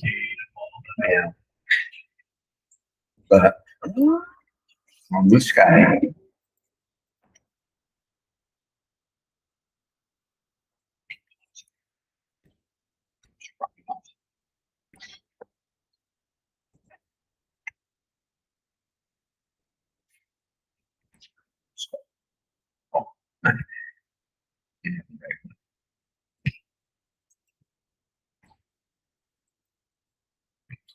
so again, these are random simulations. So for the ABL rocket, that RS-1 that lifted off at Kodiak, it lost thrust, and then it fell back down and exploded. Mm-hmm. So it generated debris field something similar to this. This is just simulating an on-ground explosion of a solid rocket segment or something. But the vehicle falling back and exploding when it hits the ground will produce a similar type of debris pattern. And for the ABL incident at Kodiak, I think the furthest rogue fragments were out at like 700 or 800 feet. But it pretty much obliterated the pad, fell kind of straight back onto the pad and blew itself up. So it failed by losing thrust, couldn't keep itself in the air, so it fell back down. And it wasn't high enough or rotating to develop Q alpha, so it survived the fall back down and then exploded on the path. So it was a loss of thrust failure mode. It didn't exceed any other kind of breakup criteria. So from the loss of thrust, it fell back down into what we would call an intact impact end condition. And then that intact impact produced an explosion with debris generation. So for these early failures, where these debris pieces land, that can be less than a kilometer on the side or everything through that debris. But generally speaking, for stuff that's in ascent, it's going to be larger than a kilometer. Yeah. Okay. That's good. Except for the early, maybe 5 seconds of launch. Yeah. Maybe the first 20 or 30 seconds. Yeah. So, yeah, I know it's just kind of drinking from a fire hose, but I'm just trying to sequence everything in my head because I know we're talking through each of these. Because like when I sequence it in my head, then I can see how the software comes together. Yeah. In these different modules. I was looking at one of the documents last night. Are you familiar with the FAA advisory circular? Besides the 420, I've not read the advisory circulars. Okay, the 420 isn't really an advisory circular, but it's the so in going to the 450 license requirements, the FAA has kind of put the industry in a conundrum because they removed a lot of the prescriptive requirements. Under the old regs, Part 417 and under the Air Force 91710, which is the equivalent of the FAA regulations. In fact, a lot of the FAA stuff was grandfathered from the Air Force regs. Those regs were very specific. It said you will go build turn curves and you will simulate this particular trajectory this way. And so there wasn't a lot of wiggle room for vendors to do anything different. So there's this long list of specific requirements that were needed to do the flight safety analysis, and at least the vendor, then it was clear to the vendor what they had to do. And now the FAA with Part 450 came in and said, we're not going to tell you how to do it. We're going to tell you certain types of analyses need to be performed. We're going to leave it up to you to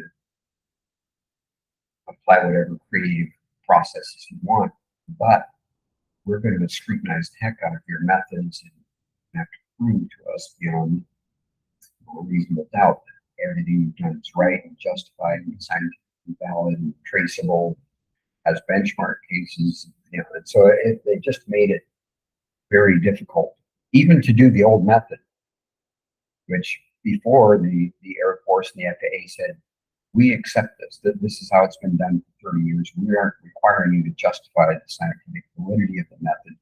Just give us this data and we can do the flight safety analysis. Or if you're doing the flight safety analysis yourself, which typically was not done, it's typically done by the government, there wouldn't be a dispute over the methodology. Interesting. The government wasn't going to shoot itself in the foot. Well, now it actually has shot itself in the foot.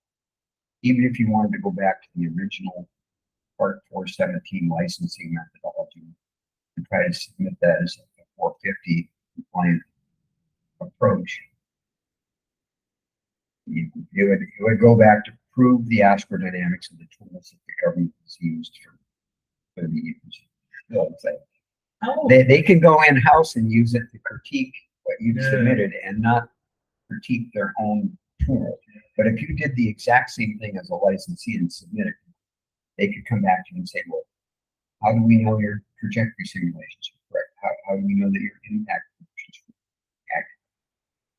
How do we know you're using the aerodynamics properly? All the SpaceX, so they have 200 plus launches out of both coasts and now from Texas.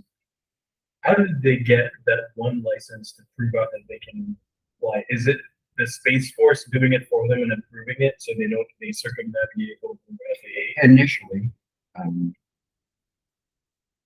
I think they've had enough design changes and stuff that they couldn't just go back and say, well, this is the way we did it 3 or 4 years ago. Because when I was working with SpaceX indirectly, supporting them, they were in their design, build, fly process, so rapid turnaround that Musk wasn't waiting to like, we made design change A, but let's implement that, fly it, and test it. Like, well, while we were implementing design change A, someone said, hey, let's do design change B and C as well. And so they were evolving the vehicle design so rapidly. And maybe relative to traditional industry, we'd probably say somewhat carelessly. But I think Musk probably his success proved them wrong, but NASA in particular would have taken a much slower approach. And we're going to do one change only. It's going to take us a year to do the next launch. We'll prove that this little tweak on this turbo pump is okay. Now we're ready to go tackle the next design issue. And so they're excruciatingly slow in designing their rockets and expensive because just the time and people. It's still happening. So right now, even with the Starship and with all the changes that are happening from all the launch explosions, so there's a constant evolution of all of the cues and what's happening, breakup points, and then explodes and so on and so forth. How does that get factored into what are they even submitting anything to FAA? They are. How are they getting it approved so fast? Well, they've gotten adapted dealing with the FAA. I think the FAA has recognized these guys have hundreds of launches under their belt and can't. If we shut them down, we shut the U.S. space program down, including government launches. So because of that, there's probably political pressure to say, and Musk has got deep enough pockets that he's brought in some very talented people on the safety side, and he's pushed back against the FAA. And I'll be disagreeing up here. So they're a bit ahead, buddy. But Musk is big enough that if he goes up to Capitol Hill and complains to the senators, then the senators, Congress will get on the FAA and say, you guys got to back off. FAA just sued him $600,000 for the carbon budget. Have he launched something without a license or something? He launched at I think this was Texas. There was a room that he didn't use, he didn't do the second level analysis. That's what they were complaining about, like second day analysis, second level. I'm not sure specifically what that be, but anyway, because the 450 reg is written so ambiguously, it was intended to be a functional requirement. Like say, thou shalt do safety. Yeah.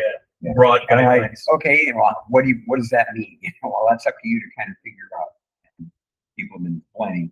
You've got to give us more guidance than just what's in the reg itself. The official statutory laws and regulation. And all it says is, without much specificity, what types of things you need to do. So the FAA response to that was to publish these non-binding advisories reports. And ACTA/Arctos actually helped write a lot of those. There's one called the High Fidelity Flight Safety Analysis. And so I've got that. You can download these from the FAA website. So advisory circular or AC just says this is like 100-page document. And basically what these are saying is this is non-binding on you as a licensee, but if you follow the procedures and the thought process that's outlined in the AC, you have a very high probability of getting FAA approved because they've written, this is an FAA sponsored document. They're saying this doesn't carry the weight of regulation, but this is a write-up and an example of how you can approach various compliance with the various regulations. So there's probably 20 or so of these advisory circulars, and they're for different things like ground safety, flight safety, how to do nominal trajectories, how to do malfunction trajectories, how to deal with blast over pressure, how to deal with toxic hazards. This particular one of the Acta/Arctos guys, Steve Carbon, who developed a lot of the TTK and RRAT software, was kind of a key author. But we had a number of people that contributed to this document. But this one's called the High Fidelity Flight Safety Analysis. And what I wanted to point you to was this overview section. And so this is like a page and a half, but this is like a top level skeleton of how to do flight safety. This might be useful. This would be, you could kind of translate this into a top level set of software requirements for the flight safety tool. So we can read through this, but in accordance with it. And so it's going to cross-reference these advisory circulars, point back to these specific Part 450 regulatory paragraphs, and you can kind of not worry too much about the specific numbers there. But So in 420, we're doing all of this high fidelity analysis, even including all of these being modeled and simulated. That feeds into 450 as well. 420 in a 420 is actually one of the legacy requirement documents. So when the FAA updated 417 to go to 450, that was their launch license.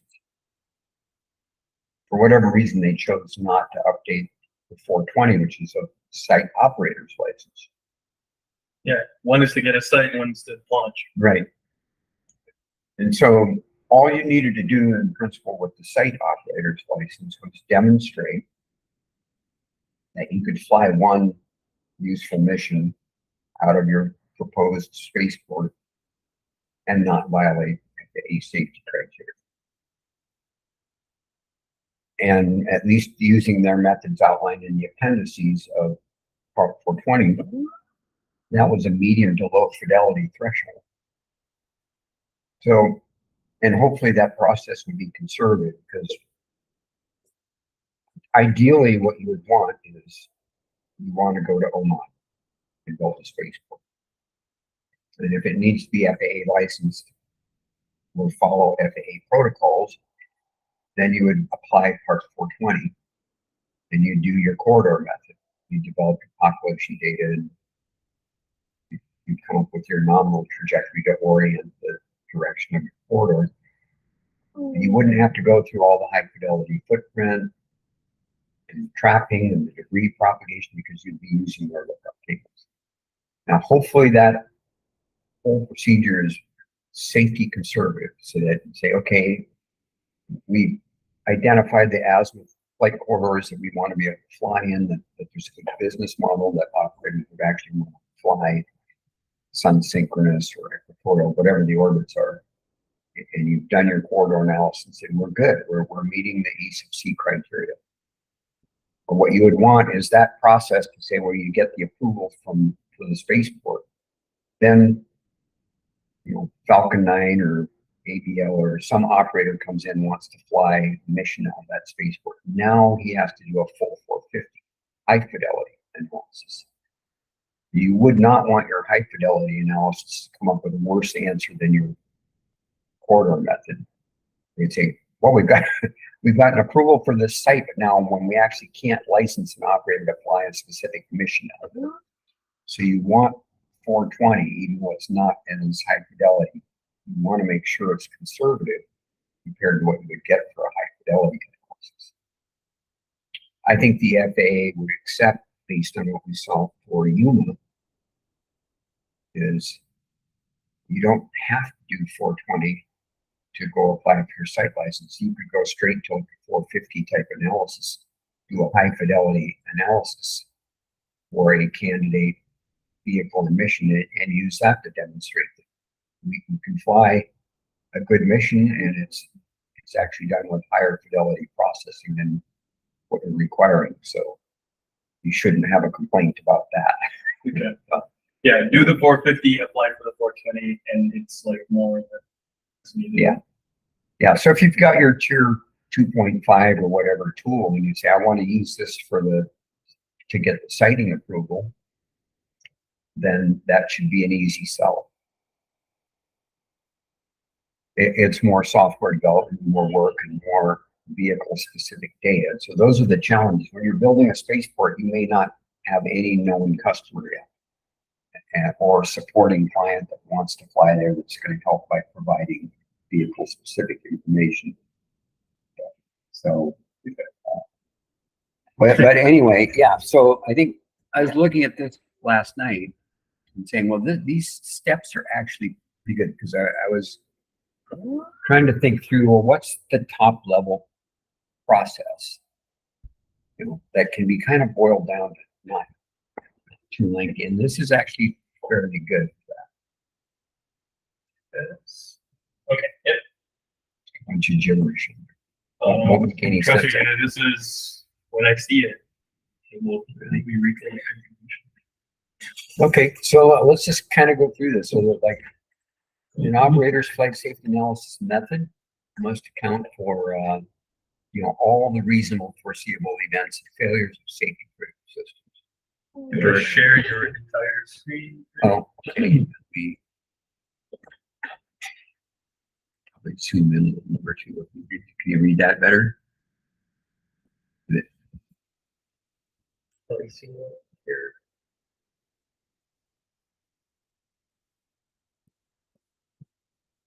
Not yet. Okay. It's showing up on the big screen up there, but Oh yeah, that's connected to this. So if you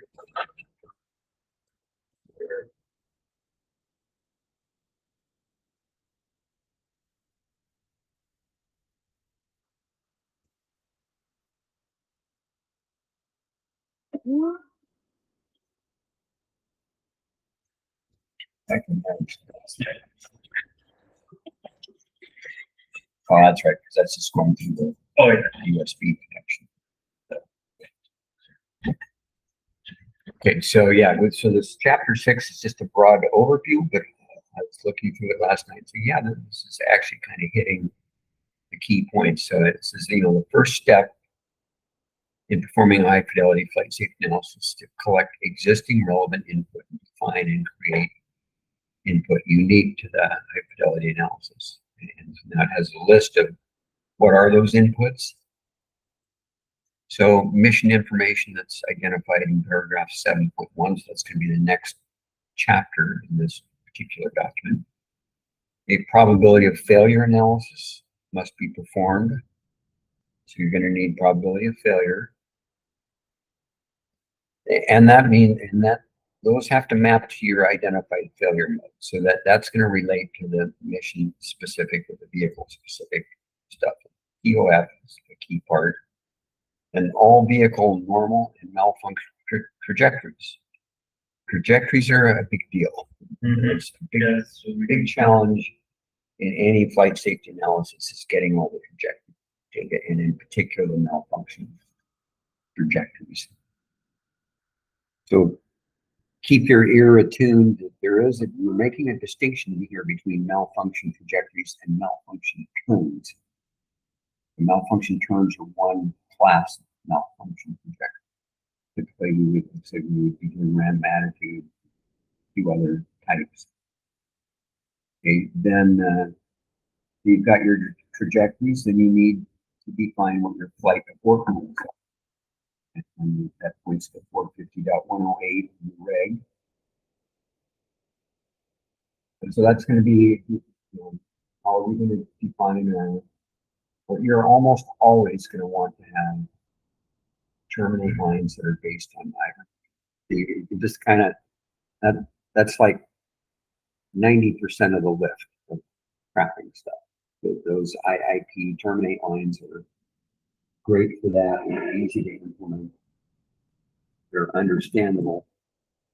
They will tie back to where your limits of a useful mission trajectories go, and then you have to give yourself some buffer around the limit of a useful mission before you set your terminate line. So then the question would be, just to digress for a moment on that, we talked a little bit about our nominal trajectory in green, our variations that are just standard unknowns for the vehicle, give some range of uncertainty of first nominal. And then we're not talking malfunction trajectories yet. We've got some outer bounding limits of the useful mission. So this would still be kind of like a quote, nominal flight of the vehicle, but it would maybe be extreme wind conditions, some variability as opposed to the uncertainty that would allow you a deviation beyond your normal dispersion would still be not considered a failure trajectory. This would still be some type of anomaly. And then what you want to do from these outer bounding the useful mission trajectory traces is develop your IIP terminating. So the question is, well, how much buffer? How do you determine that? If this were a launch with a ground control system where you had an operator sitting at a console tracking the vehicle and having a set of displays of where the vehicle currently is, where it's supposed to be going, and looking to see if it's violating something. Let's say you're on one of these LUM trajectories and the vehicle starts to terminal course. So it's going to violate its terminate line. If you got a man in the loop, as they say, a person needs 3 to 4 seconds to recognize their failure, respond to it, send signals, Take a decision. and so that's like fast. That's called a WIFCO response time. So it's kind of a minimum, it's like 3 to 4 seconds. The more commonly used value would be 5 to 7 seconds.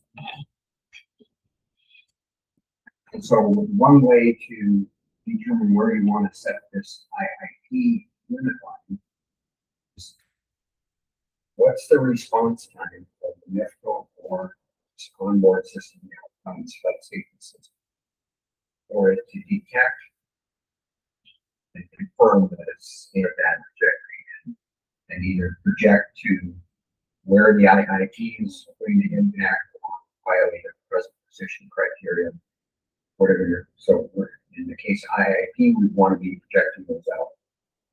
So one way to do where to draw the line is to take a thing like, if I'm wanting to protect this lateral line, the worst condition is the vehicle turns directly toward it. The minimum flight path. It's going to get you there the fastest, and it's going to.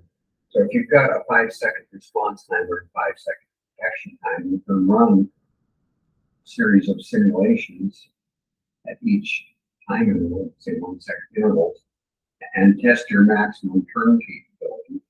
So I'm going to run out 5 seconds or 7 seconds or whatever, simulating the worst case turn of the vehicle. Saying, well, where's the impact point at the end of that time?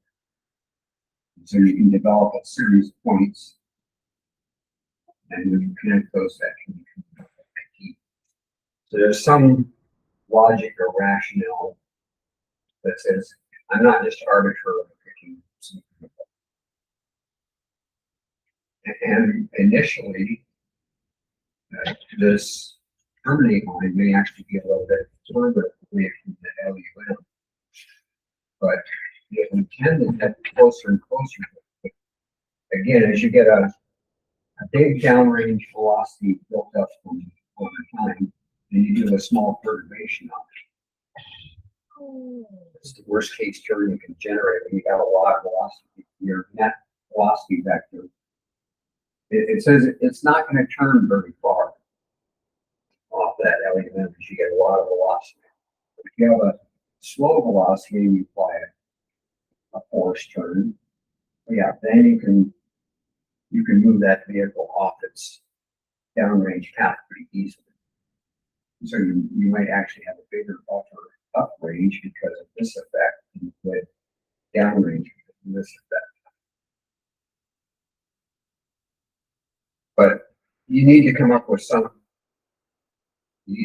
this limits of useful emission projections, and then you need some thought process that you can justify to the FAA that says, I'm going to put terminate lines relative to these LUMs. And the other factor is, if you've got a very high density population center down here somewhere, and you're trying to skirt by it, that might be a factor as well. More likely it would be, can I rotate my whole mission profile or change my mission profile in some fashion to avoid densely populated areas that are kind of on the edges. Anyway, so that's where these work rules that this particular AC is talking about is, it's kind of up to the flight analyst to pick, what abort rules do I want to apply? Are they adequate? You want to be able to demonstrate that you can prevent impacts on public areas that need to be protected. Usually, like I said, it's usually 2 or 3 mission rules are sufficient. There's probably a dozen different kinds of rules that have been developed over the years. Talked about like the velocity, present position, velocity vector, cone kind of thing, the vertical planes, chevrons. Q alpha would be a common trapping criteria. It's not really a range safety rule per se, but it's a structural load limit for the vehicle. On the other thing that I'm not an expert on, but the autonomous flight safety systems, there's a couple of standard software sets that have been developed that have gone through NASA. I think at Vandenberg there was a process of kind of approving them. There's several releases of sort of government approved autonomous flight safety system software sets. And those software sets have a set of mission rule type algorithms built into them. And so if you're a manufacturer ABC and you want to get a government approved autonomous flight safety system certified, you would want to get one of these release versions. But you would need to know, okay, what type of safety rules does that software algorithm suite support? Like, okay, it'll do moving chevrons, it'll do fixed IID, it won't do vertical planes, it won't do velocity vector cone. And so if you want to design some of that in, then you're going to be deviating from the certified software version. So, and so there's there's a whole process for doing AFSS, and I haven't been that involved with it, but just recognize that there are several versions. I think they're NASA/Space Force kind of tested and approved and certified. And they have built into them a certain set of data requirements for the various abort rules that they can support. So if you're using an AFSS, you may have a constraint just from that software as to what type of abort rules you can apply. Okay, so then the next bullet down under that 6.1.1 was the vehicle breakup limits that are required. So that again goes back to your Q alpha criteria. So those can be loaded as a single fixed value if that's a conservative bounding value. You can, at least in TTK, you can do time dependent. So Q alpha can change over time. Don't remember if we had a Mach dependent developed. I think it was just a time dependent table. So that's kind of rounding up vehicle specific stuff. And if we look at 6.1.2, it's saying that the second step is to identify hazards and hazard-producing events. The operator should apply the flight abort rules and the vehicle breakup limits to the nominal and malfunction trajectories to obtain a set of failure events. Those would be our breakup state vectors in accordance with the requirements of 45108F. These failure events and all planned events, planned would be jettisoning your stages, that sort of thing, jettisoning the payload frame, should be specified by state vectors. They're defined by the mean time of failure, position and velocity at the failure event point, and the probability of failure occurring. And so the operator should follow the hazard identification analysis of paragraph 7.2. So that was his second step. And the third step is to develop a debris list in accordance with the debris analysis requirements of 121, which has two parts: characterizing the hazardous debris from a hazard producing event, a breakup event of the vehicle or an intact impact, a quantitative description of the hazardous debris in terms of aerodynamic and harmful characteristics using chapter 8. So one is you need debris lists that are covering all the possible breakup modes. And then the second part is saying, given a specific debris list, there's a list of attributes or parameters for each fragment group that are needed to do the propagation. It's like ballistic coefficient, dimensions of the fragment, weight, that sort of thing. If you're doing aerothermal reentry, you need material property types. So the chapter 8 just deals with, okay, debris. Well, what set of parameters do you need to define a particular debris? That's pretty well understood and common across all tools. So whether it's an ACTA tool or a APT tool, or whether it's JARS, or basically if you're propagating something ballistically, it becomes pretty well defined. You need these physical parameters. Based off of what I'm seeing here, it definitely looks like it can be, the platform can be recreated based off of all of these requirements. Yeah, and then this is pretty good because it is kind of, the other way I kind of like to think of a software process is somewhat the chronological steps. When I was writing the toxic dispersion code, completely different hazard, but it made a lot of sense to structure the software in terms of the chronological steps. I have a toxic propellant. It gets released at this point. There's is or is not a combustion process. Once the combustion process is completed, there's a very hot buoyant cloud. You have to do a cloud rise through the atmosphere and solve that buoyancy atmospheric stability interaction problem. And you reach the cloud, gets to a neutral density stabilization height. Now it's going to be transported downwind with the local winds. So that's kind of the next chronological step of bringing winds in. It's going to grow because of atmospheric turbulence. So you need turbulence processing to figure out the growth. You need to track. You're going to have multiple time elements of your source. You've got a sequence of Gaussian puffs. You need a way to track all of those through a grid, through a wind field.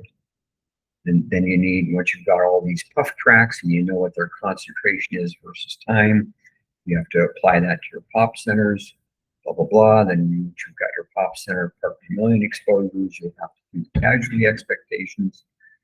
And so you made a lot of sense just to structure the actual software in that sequence. Like, I can't do the puff transport until I determine the puff stabilization altitude. I can't do the puff rise without first solving the heating combustion stuff. So the software like this will tend to go in a somewhat of a sequence.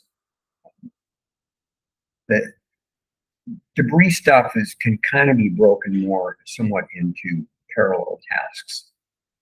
Like, you can process trajectories without necessarily knowing what the debris list Correct, is. because that becomes an input for the Right, other. so you can be doing debris on one track, you can be developing pop data on another track, you can be developing trajectories on another parallel track. But at some point, you have to merge them all together when you get to the risk calculation. Correct. But, so it isn't quite as chronological as the toxic release stuff in terms of software design. So things like RRAT and TTK, the way they developed them was not to be so much end-to-end process, but task oriented. Okay, one task is load trajectories, another task is perform trapping. You can't trap on trajectories until you have the trajectory. So anyway, in TTK, you could stack up a bunch of jobs. So, the cluster might be chewing on processing a bunch of trajectory debris propagations. You could add additional tasks. Well, once that's done, I want it to do this. And then when that process is done, it can do the next one. So you could stack up a set of tasks that the software had to do and then leave for the night. It's going to run overnight. So all right, it completed this task. It's got another task in the queue, picks up the next job, processes it. And so the RRAT TTK stuff tended to be developed in that fashion. So you could do things in parallel and didn't necessarily need to have the outcome from one to be able to do another. Sometimes you did. Okay, so you characterize your debris, then the fourth step is to perform the risk analysis that computes individual risk and collective risk to aircraft and to any critical assets. Computing risk can be an iterative process if the computed risk exceeds the risk threshold. Then additional mitigations are identified. So, and that's pretty common. You do a pre-mission analysis. You find out that you're exceeding a criteria, so you have to tweak something in the prior process to change your trapping or something like that. But okay, so scroll down here. Okay, so then you've developed your debris. So the way you do the risk is you have to propagate the debris. We talked about the debris footprint. When we're doing the corridor method, we're not doing any debris propagation. That's correct. All the table lookup stuff has already, in theory, performed that and said, this is how wide the corridor is. This is the total casualty. You don't even know what the debris list is. All you know is that for this size rocket, it's got this total casualty area from some magical process that the FAA performed 25 years ago. So, in following the flight corridor method, I know it's a two-part question. I know Arctos doesn't do the flight corridor method; they do the debris propagation. We do use the corridor method from time to time when we're in the same situation as, say, a spaceport scenario. We don't have specific data from a manufacturer. So, for example, out in Virginia, they wanted to do a spaceport area that was inland quite a ways. And they would be overflying some barrier islands on the Atlantic coast that were populated. There was a big hubbub in the local community about people not wanting it. It's like, that we don't need this here. But they came to Arctos and said, well, what's the actual risk for these people on the island? They didn't have a vehicle in mind. We basically took like a Falcon 9 type debris list, but we did a corridor method. And we did a sensitivity study. Well, if the corridor cross range uncertainty is 5 nautical miles, 10 nautical miles, 15, or I can't remember what we did, but we ran a series of corridor projections, knowing what Constantly tweaking them. Yeah, I mean, these were like, so the pop data were individual houses on these barrier islands. So they, once they cleared the Atlantic coastline, the issue kind of went away. I mean, for an actual mission that would say be overflying Africa or Europe, you'd have to look at that. But the big issue that the local authority wanted solved for the spaceport was What really is the risk to this? These houses on Barrier Island. And we used corridor method to do that because we didn't have specific flight data. So at Arctos, we're sitting on a ton of real data, but we're not authorized to actually use it for this type of analysis. So we had to basically take Falcon 9 and kind of hide the data and then boil it down to like total casualty area and apply the corridor method. And that did provide a useful result. So going back to the 115, 1B circular, if we follow those bullet points from basically the whole overview section, from 611 down to 615 or 616 actually, then we basically capture Yeah, the entire application. yeah. These documents were written.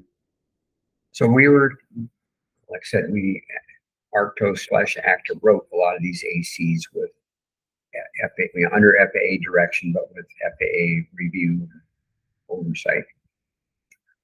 But this particular document was written pretty much with the design of TTK and RRAT in mind. But this is our highest fidelity tool for real high fidelity analysis.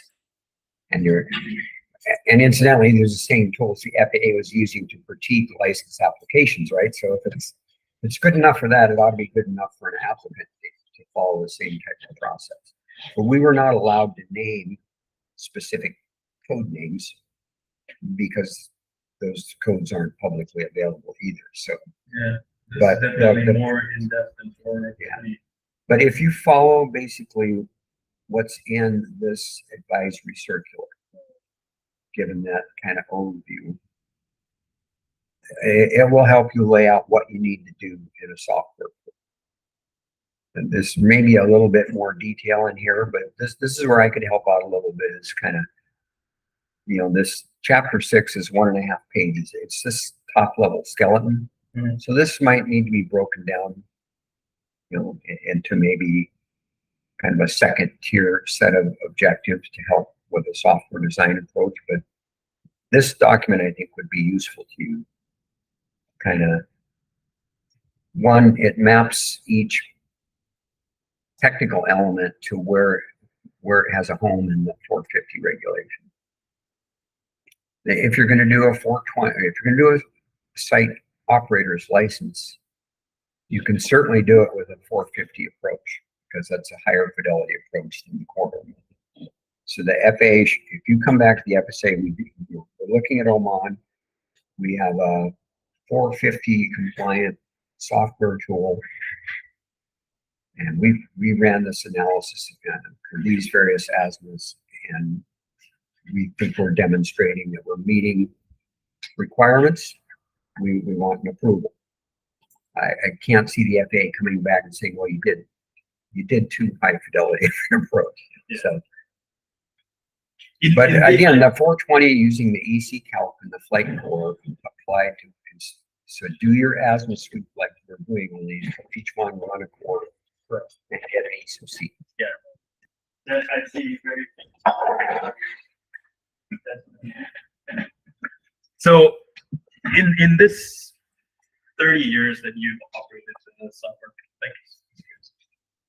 in this 30 years that you've operated RRAT TTK, and you have seen some of the improvements that need to be made, and given the current state of the industry where FAA comes back and there's this constant, like, did you try this range? Did you try that range? Did you try to factor in X, Y, and Z? So the variability is constantly evolving and changing. How would you recommend, I see all of these requirements, yes. How would you recommend, if you were to create something where those questions can be answered on the fly, as opposed to waiting for a month for changes, what do you think this new world would look like, this new software would look like? I thought in my original conversation with you, the second conversation, I thought having the outputs in a report where they can see what were the inputs and what were the outputs they can apply their own formulas and come up with the numbers instead of us showing the formulas. I thought a report like that in every stage would be beneficial to answering questions. Yeah, I mean, I don't know if you could sell that, frankly, because the FAA always wants to look under the hood. So I'd say, well, we've got these numbers from previous missions, and at the time, those were considered valid numbers.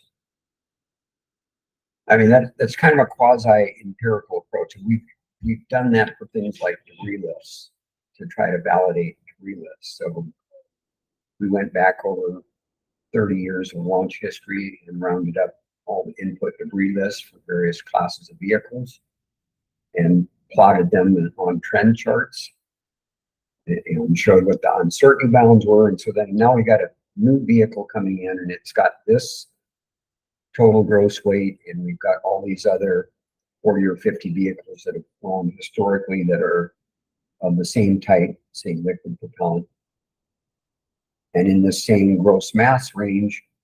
And here's what has historically been used for bounds on number of debris pieces, velocities of debris pieces, for example. To say, okay, well, we went through a process of with an analysis tool for debris. Here's our debris list for this new vehicle, and we're comparing it to this trend chart saying we've got numbers in the same ballpark. And the FAA has said, yeah, well, that's nice, but we don't believe the trend data either. Or prove to us that the details of the equations in the model that you applied your explosion-induced velocity are applying the right physics. Are you using impulse momentum? Are you using a hydrocode drag model for fragment face on with a back pressure? And they drill down to that level and say, well, we don't even really care if your output looks reasonable and matches what's used to support hundreds of launches. They want to see, well, where's your equation for the drag coefficient on this piece? Or how did you handle, or why did you decide that a center of explosion on the vehicle is here as opposed to here, and the distance from that explosion to the fragment point is X? You know, they want to drill down into justify the sub details of your model. Even if you could try to make a very cogent argument that FAA, you don't really need to know what this black box is doing if the outputs match very reasonably historical data that's been generated by other means and accepted. But so they're not accepting that. They're hung up on this 450.115 requirement that says you have to basically show the scientific validity of your process. You have to demonstrate benchmark cases from some real empirical data versus a modeled solution. Yeah, there are 6 requirements under 450.115, and that's what's been a real killer on getting these means of compliance documents submitted. So the fact that you could say we built up a archive launch supporting data sets, at least the way the FAA has been behaving over the last few years, that they're not going to be satisfied with that, because they're going to want you to justify the process that came up with numbers that match historical data. Is your email address Nyman FSA at Gmail? My home one is nymanfl@gmail.com. So I'm going to send you the feedback that we got from the FAA on the app. You see that? Probably not. So I'm gonna For send it. the safety certification. I'm gonna go reverse. So I'll send it to you since you get Is this recent or? you signed a year ago, but the July 21st. So it's exactly what you said. So if you read through it, it says, and I said to you, but you can look at, but they basically went through Avra, which is just like a commercialized version of RPK, and they go through. It goes through every single section of this on, how to solve all the different feedback. And in many cases, kind of look at this as being how to build our software. Basically saying, okay, we've got to answer these questions, or at least we have to describe this information, even though, reasonably we were going, well, you're using the software and it's good enough for you. Yep. But for them, it was, no, you have to describe how you have, in fact, done this. So, this was the part where we had jointly submitted the adversary general approval, had a lot of narcos on it. And when we got the feedback, we said, okay, we need to sort of work this. We need to try and answer some of these questions. And it was then that we got the note saying, we made the decision that we're not going to submit your name on it. We're going to just submit ourselves. So we had spent 2.5, 3 years kind of putting this in there and gotten this feedback. It was like, we'll take it. Like, that was really hard. So they haven't done anything with it, of course. Yeah. But the feedback, I think, is really useful because it's like, okay, if we submit something to the FAA, these are I could imagine this is either coming from Eric Larson, or it's coming from, I imagine Eric Larson, maybe somebody else. Yeah, and the irony a little bit is Eric was the daddy of these tools. I mean, he headed the development of these tools, and he knows them. Now, in some cases, he may be honestly critiquing some of the stuff that got implemented, but I wondered sometimes, Eric, why have you kind of taken a hard position against these tools? But I could see the side of it where you say, you got this software suite, but there's a lot of interaction with the analyst. So that analyst needs to be well trained. Yeah. And he needs to know what he's doing so that it's not garbage in, garbage out. But that's a little bit different process or requirement than it is to say, each sub algorithm that's performing some kind of task in the code, like degree propagation or something with 3 dots. Mm-hmm. Okay, well, that software, that process has been around for 40 years with the same basic underlying tools. So are you saying that we need to explain to you that the degree propagation algorithms are producing accurate results to, like, and how do you prove that, like X number of feet from some other impact predictor that's considered a gold standard? Yeah. Because you have very little empirical data that something breaks up and you pick up a piece of turbo pump.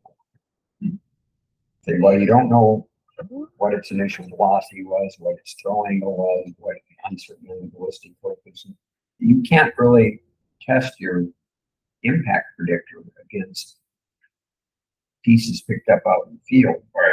So, it's like, how exactly FAA do you want this validated?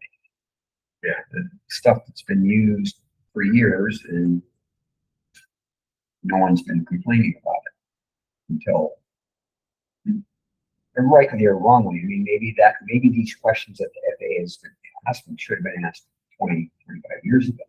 Yeah. Because conceivably, it's possible we've been doing something biased or wrong. There just hasn't been an event that uncovered it. Yeah.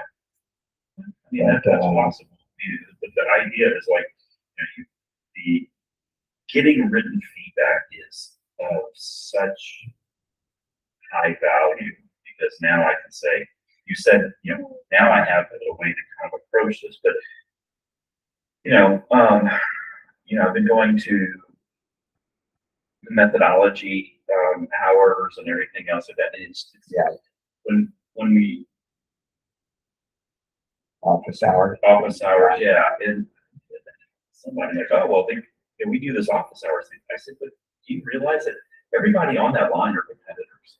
I mean, they're not going to say, let's collaborate with, on, getting this through. I mean, I'm like, they're absolutely, so. Yeah, they've got a self-interest. I noticed that Simon with SpaceX has been pretty proactive in distributing stuff to the larger industry community. But yeah, he seems to be doing almost more than the FAA in terms of disseminating information. Oh, absolutely, yeah. So are you still getting those? Yeah. Yeah. So I mean, I find those incredible. I'm like, is that really SpaceX's job? Is that Simon's job to sort of like, to capture what the FAA is saying?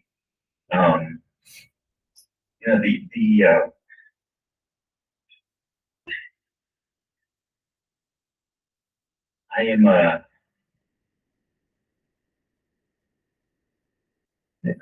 I think it would be worth trying to scratch the FAA's itch if they would just let you do that process once or twice. Like, okay, I have to ask myself, what's motivating Eric? Because Eric knows the tools, he knows the process. He must have some pride of ownership. He does have kind of a big ego. Yeah. I know that I butted heads with him once or twice, but I'm like, okay, Eric, you're asking all these new challenging things, but you must have in your mind what you see as a proper set of responses or proper. Why don't you ask the real question kind of thing? It's like, what level of threshold, what is it specifically you're looking for? If you're giving these kind of quasi-ambiguous answers, still you potentially get in the mode, well, we're on iteration number 13 now, trying to answer the same question, because I had a art teacher like that in 7th grade. And I remember even as a 7th grader, why are you doing this? But she would start out, I teach you how to draw something, right? But don't do it this way. Don't do it this way. Don't do it this way. Don't do it this way. I'm thinking, 13 years old, why don't you tell us how to do it? Yeah. And to me, that's kind of the FAA approach. Is like, you submit something, you go, we don't like that. Yeah. Well, what are you looking for? Well, we'll know it when we see it. And go try again. Yeah, as we call it, bring me a rock thing from, in the Army. That's a flipping truck. We had a truck just like that white one right there. And Lisa made me get rid of it. Oh, I'm so sad. That, Ford, Yeah, that's what our F-250 diesel. Oh, I had a great in time. 97. Lisa's like, we don't need that truck. So one of the things, and I thought about what is motivating Eric too. He made a statement or a post. Eric Larson is former ACTA, Arcos, now kind of, Paul Wild's up here and Eric kind of like, not quite Paul Wild level, but really like right below it. And Eric made the statement that it wanted to be his life mission to be able to launch from inland of the United States safely. And I'm like, that was kind of strange kind of thing that he said, because I was like, well, in order to do that, what would you need to do? And I asked him, I said, well, if that's the case, then what would you need to do? And he basically said, you need to have the RNA data, or basically you had to have data, enough analysis to say, at the level where the aircraft, safety is, you need to get rocket flight safety there. And so I'm wondering if he's using this, bring me a rock approach to say, okay, the industry has to come up with more, better tools. And if I say this is good enough, then in fact, they'll stop there, but they really need to be continuing to push the envelope of here are better tools, here's better analysis, here's more. I fundamentally disagree with that. I think the answer to that question is almost entirely on the mission reliability hardware flight side. The reason you can fly airplanes everywhere is they don't drop out of the sky 2 out of 100 missions. Yeah. they create large catchment areas. Yeah, So to me, if you're going to launch successfully from the inland, yeah, there's a level of flight safety analysis that you need to do. Probably have adequate capability for that in the industry today. You have to get the reliability of the rockets to the point where they're not blowing up all the time. yeah, Right? Yeah, so they can deviate off course. They can have these malfunctions, and so there needs to be a capability to simulate that, especially if you're overflying densely populated areas or can potentially deviate for those. But it's really POF, POF, POF. If you can fail 1 in 10,000 times, you can do a whole lot more things than you can if you fail 1 in 100 times. Yeah. And it doesn't take a super sophisticated analysis to demonstrate that. We were doing strato launch, and they wanted to fly out of Hobby out to the coast, carrying a Talon hypersonic vehicle. So you get this football stadium sized airplane carrying a payload that's 10,000 pounds, 13 feet long. And so they're going to go offshore and drop this hypersonic vehicle from altitude, and that will do its mission and had a splash down offshore. And the FAA kept coming back to what's the risk of that aircraft flying from Mojave to the coast? why is that different than any other aircraft? Well, it's an experimental aircraft. It has limited flight hours, right? So guess what we used? Corridor method. Uniform distribution. Okay, it's piloted, it's manned, right? So if it goes off course, why would it go off course? That pilot, co-pilot, autopilot. Where can this thing fall? Well, you have to make some guesses. And so we tried to do a minimum pop density route.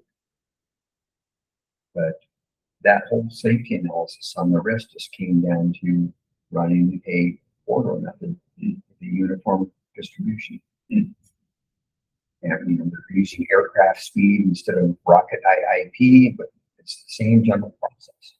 I didn't think that the mission started until you had first motion of the vehicle, like, and they considered. Because it's horizontal takeoff, that is the beginning of the flight safety mission. And when strato launch is on, it's like stage 1. Really? Or phase 1. They treat that as stage 1. Yeah, because it's a combination of the strato launch aircraft and its payload that is the Is that hard. they do Pegasus as well? Because Pegasus, I always remember, like, it was like first motion.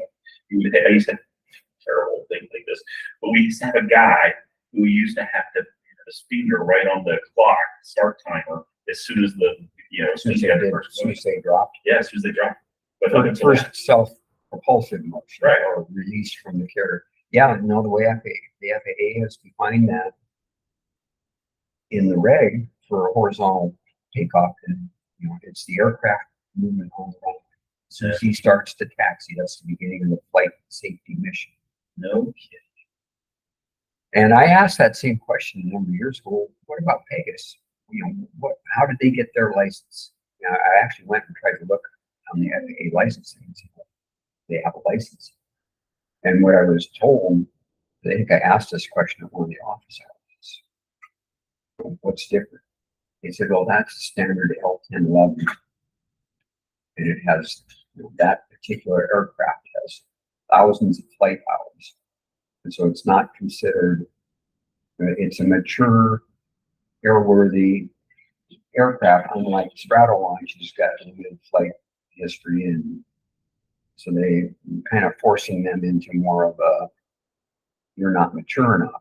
But it would seem like under the 450 regulation, maybe Pegasus is grandfathered in 417 or whatever, but if you read 450 for horizontal takeoff, regardless if it's an aircraft carrying, whether it's a F-111 or whatever, if it's carrying a payload that's a commercial licensed payload, it starts at the first wheel motion of the aircraft on, and it ends at final motion of the aircraft when it lands. So you got to do top evaluations for an aircraft flying. So you got to treat. So that's where was it? Following this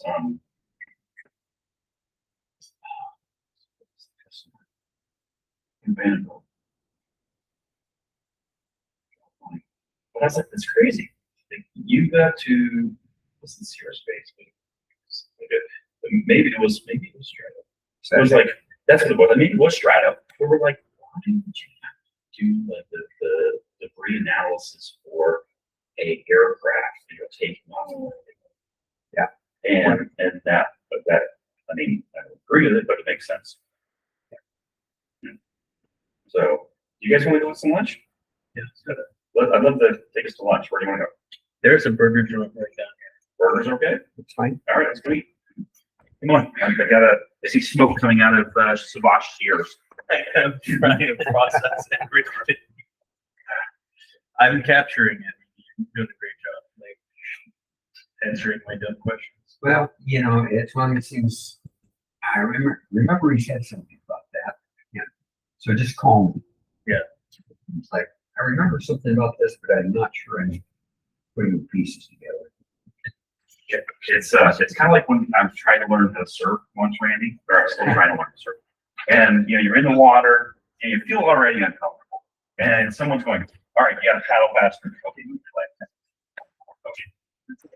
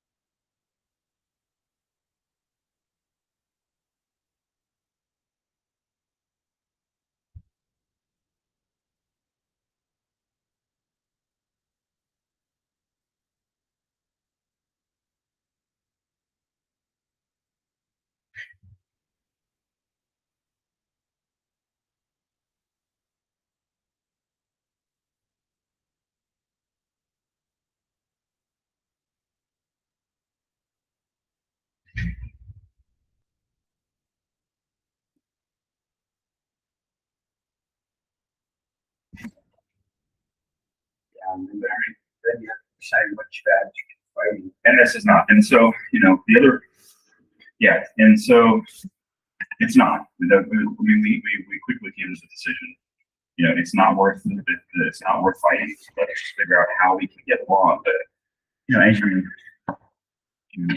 kind of get longer and longer into a relationship, you kind of go, I'm not sure, I can see that person's motivation a little bit more than I saw when I first got into a relationship. And, just in the daily interactions, there's like come up with that, or like, how did that happen? I mean, a good recent example was, Florida.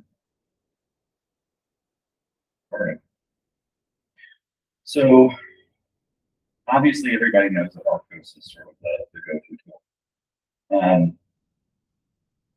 And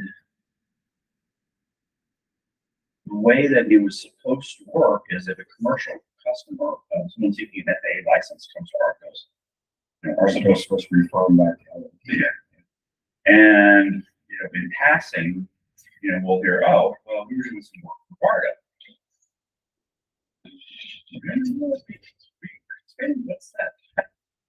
And so we kind of start thinking at it and, find out, oh, it's, it didn't happen. And I think, so then we have to go back and start asking questions. Well, why didn't this happen? So that happened with Strato, where all of a sudden we kind of stumbled on the fact that going on, and we said, okay, the next contract's coming from Washington. But that happened also with similar to Florida. Yeah, this last one, they just submitted some of their MOC documents. And there's two reasons. One is, like I mentioned yesterday, was if you give them the deliverable before you got paid, you're left on the back. Yep. No more fish on their part other than integrity and honesty on someone's part. Right. And we've been burned on that. The second part of that is what I would call quality control. So the application that got sent to Florida referred to a vehicle called the Talon on Florida's application.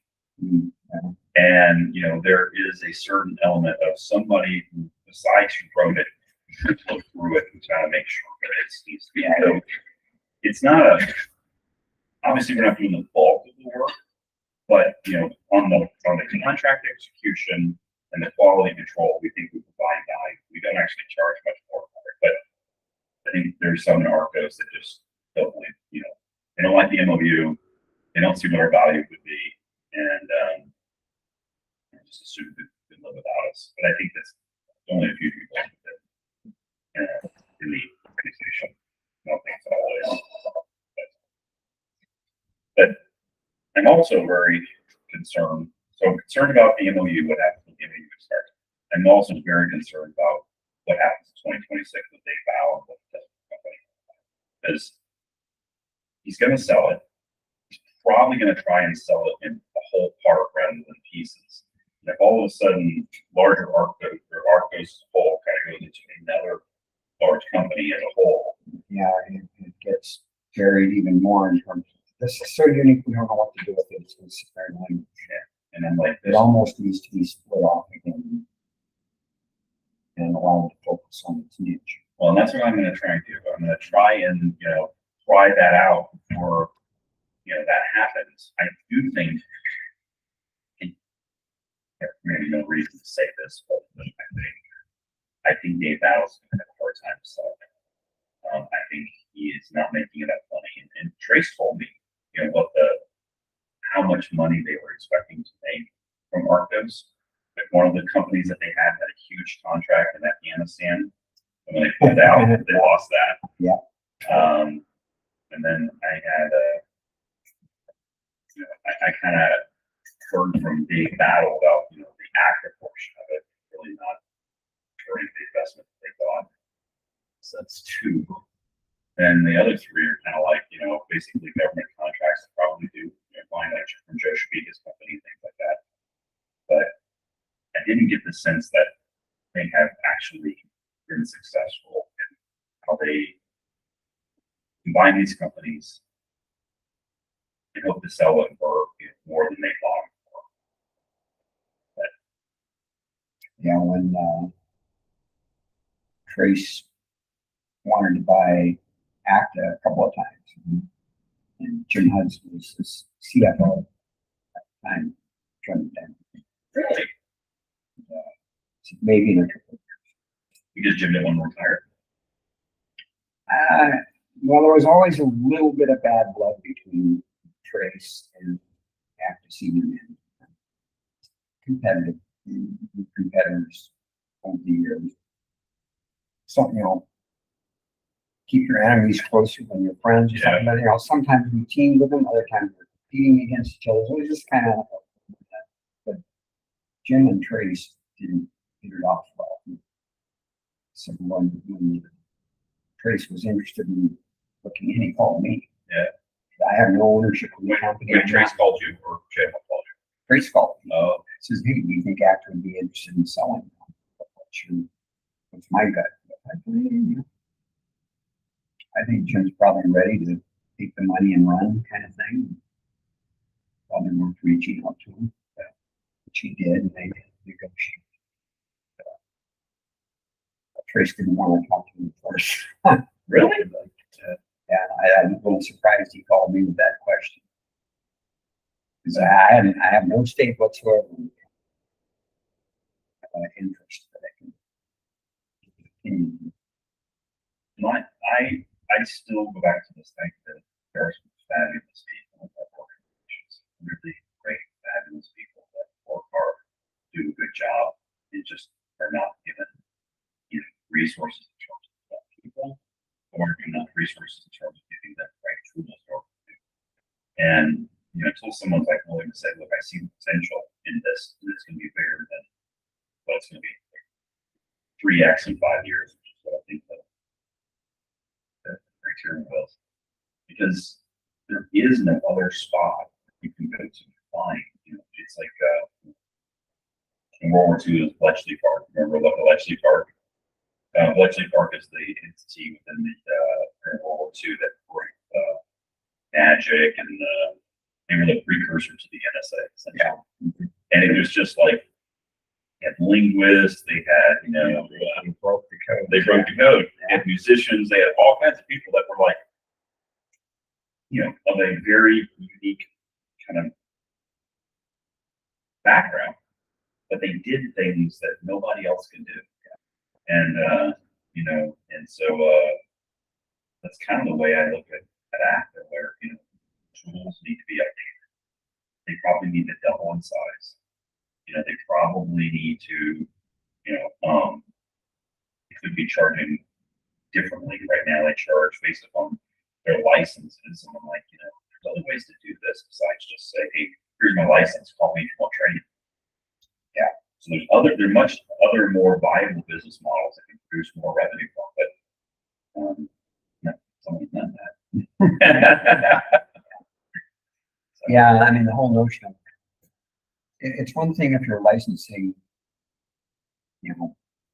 Office, Microsoft, you've got literally millions of computers. Yeah. So you got you don't need a big margin for a whole lot of it. But if you're marketing RRET to Diablo, and you look out to say, oh, I see potentially 20 users. What are you going to get out of licensing fees for 20 users? Well, John Burton told me they gave away my licenses out of the 11. So there are people who have the license that have never paid for. And I'm like, oh my goodness. Yeah.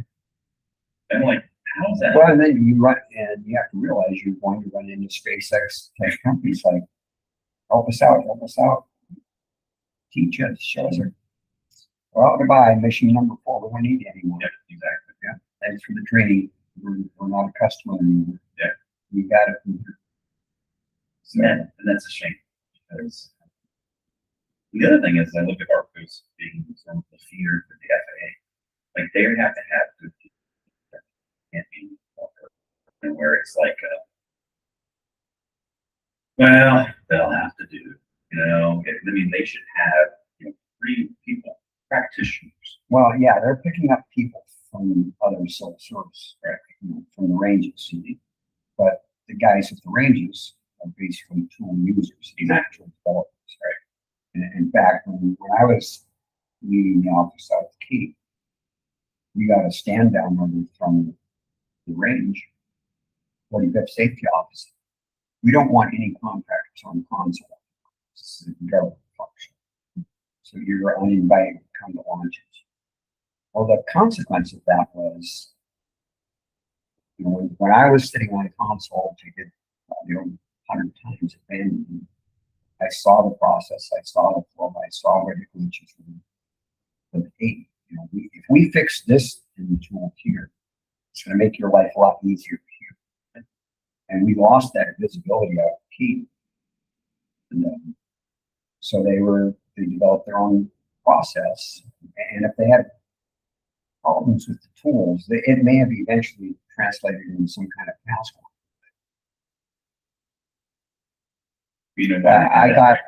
I'll tell you a quick story. Yeah. So, Amber Chang was one of the safety analysts.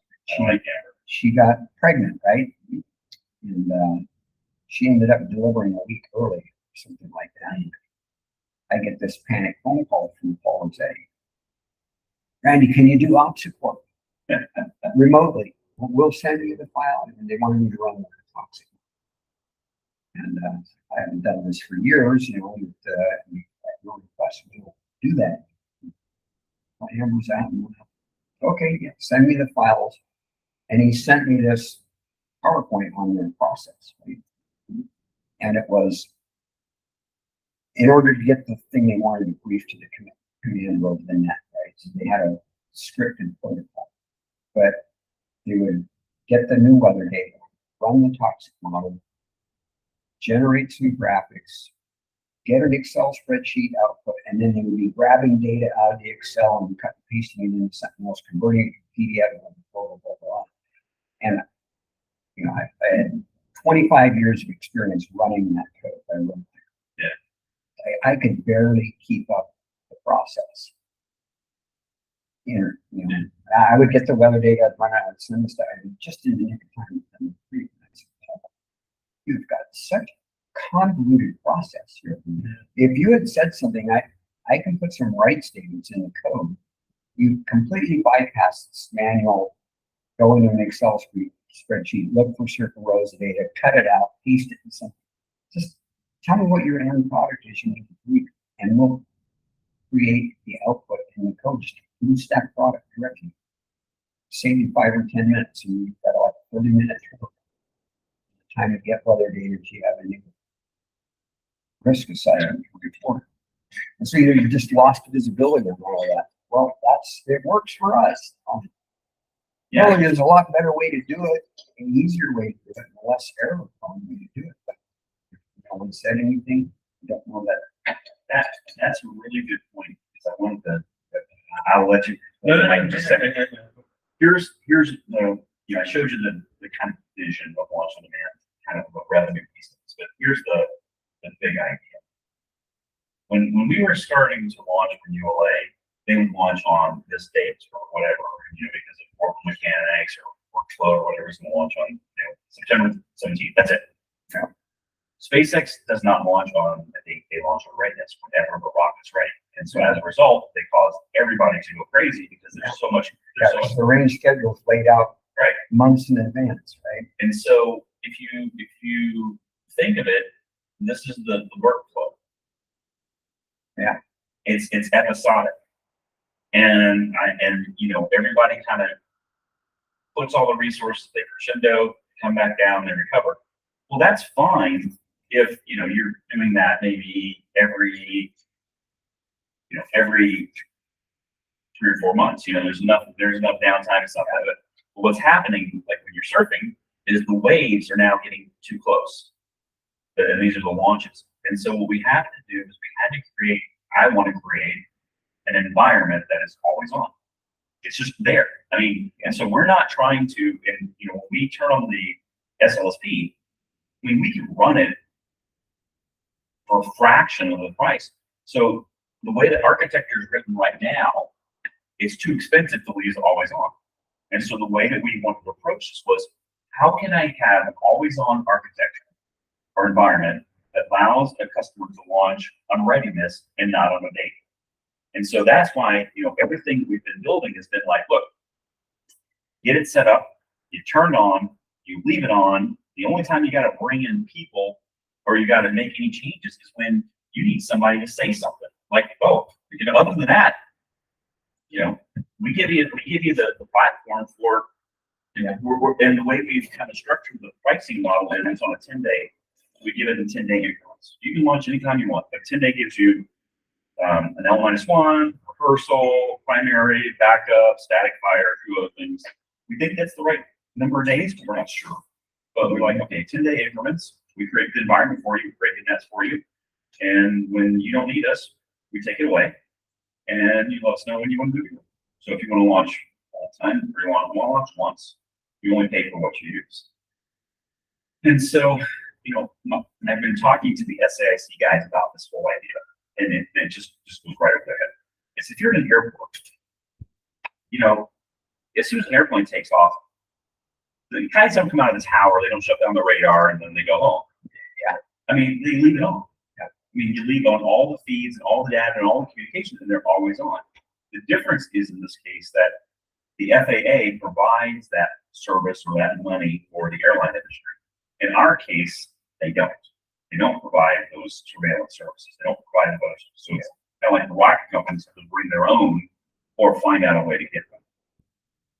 Anyway, so I've been trying to sort of get back to the point where That's so contrary to the ingrained operation range. Yeah. Because it seems like they almost want that crescendo. Yeah. When they were doing RSA, we wanted to do 2 Minuteman launches kind of back to back one autumn years ago, like within a 2-hour window. It's like they had to bring the comms down, they had to change the radio frequency for you couldn't have 2 balloons in there because they couldn't receive signal. Right? Yeah. So all these issues of comm, data processing, bring everything down. Guys look like the old switchboard on telephones. Got to unplug Jane here, plug it into Mary. Yeah. And it's like, holy smokes, this whole system is geared, like you say, for everything's configured for one mission. It's not ready to go for the next mission. Yeah. And we may have all the same staff people. And all the other abilities had to be redone. It's like same thing with the DARPA program when they want to do rapid response. You get an ABL or an Astro's vector or whatever, small rocket launch from range A. Where so our DARPA was like, this is a test, guys. So we're going to have you launch from range A on such and some date, and then that starts the clock. And then you have to go to range B within 2 weeks or 30 days or whatever, and launch again. So kind of rapid, so you see rapid turn, that's cold rapid by rocket standards, right? And guess what? The program is a total failure. Why? Well, partly because the startup companies were struggling having hardware ready. The bigger problem was neither the ranges nor the FAA would support that process. Like, nope, we have an 18-month, you have to get on the range schedule, you have to blah, blah, blah. We don't care whether you want to have this need to do launch, this is a DOD technician. You think Air Force Range will support that. No, but get your butt on the schedule and you can launch in 12 months. That's right. It's all done first come, first served. Yeah. And people just ask me, who's in charge of the range? I said, we don't know. It's true, we don't know. Because I'm like, I don't know. It's not me. Yeah, that's exactly right. It's like even General Helms asked me questions. Yeah, there's a whole process for getting on the schedule and when you have to submit your document. It's all built around this 18-month flow. Yeah. And to do anything quickly is like, well, we don't do it that way. I'm sorry. We've never done it that way. What? Really? Yeah, I'm sorry. And they'll say, really good.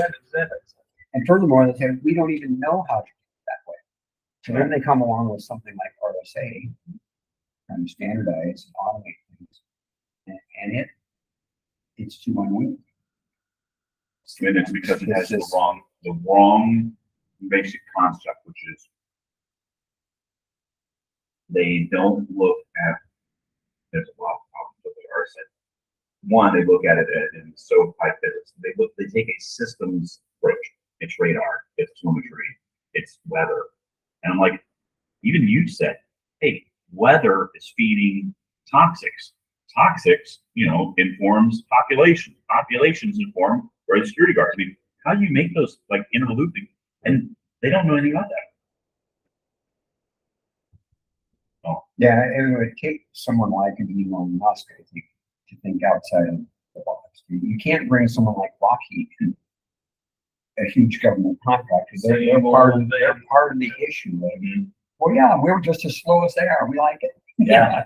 Because that allows us to build these exorbitant amounts. Well, And this is the way we've always done it, right? well, and that's why what we're going to try to do in the DR particular, it's like, how do you do this in a way that is repeatable, profitable, and lean? I mean, if we did a full up launch today, I think the most people we would have on our platform is 8 people, maybe 8, and that might be someone to run and get food. And so, it's like, Yeah, and you look at the launch control center with all the people, you've got 100 people in the range in the center. so I've been thinking about this a long time, Randy. So I'm glad you're here to sort of like, and if Well, you have to make sure you stay safe. well, So, yeah, but there's plenty of room to be leaner and more efficient. And, unfortunately, I've seen that mentality. So you gotta expedite. So they said, you know what?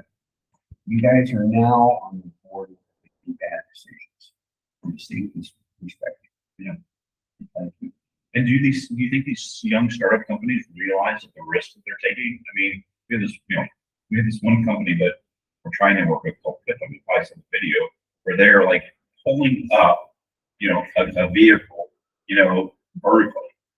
And it's like, if that were to drop, Yeah. and that fully fueled vehicle hit the ground, it would have wiped out everybody. Mhm.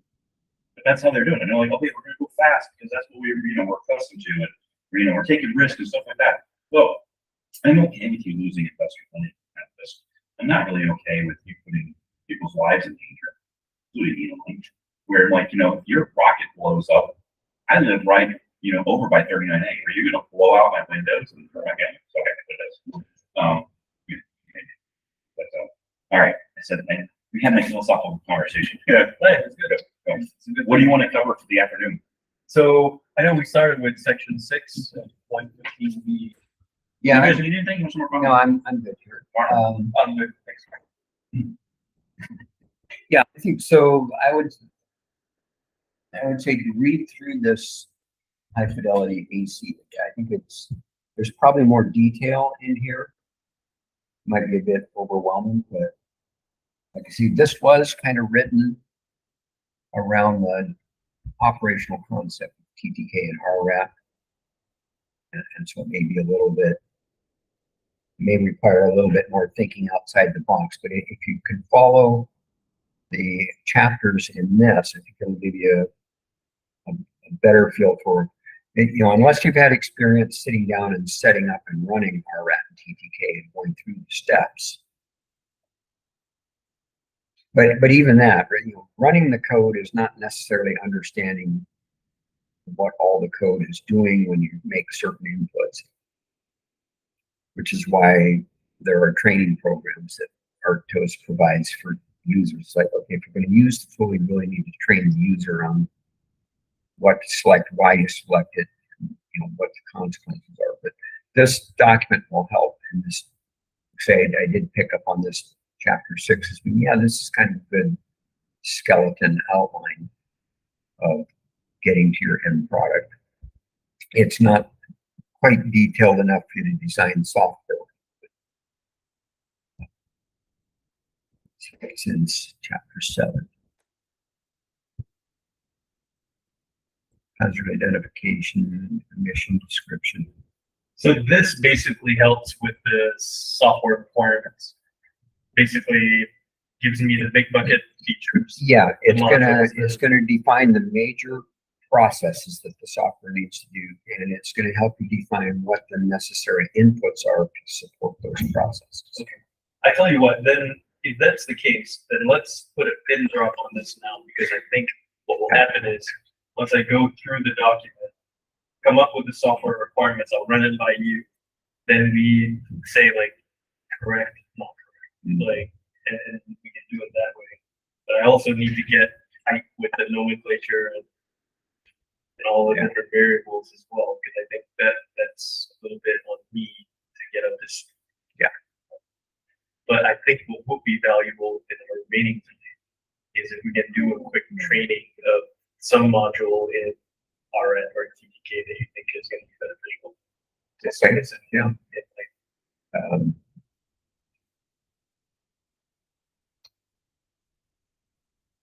Okay, maybe you could help me on a problem I've got here.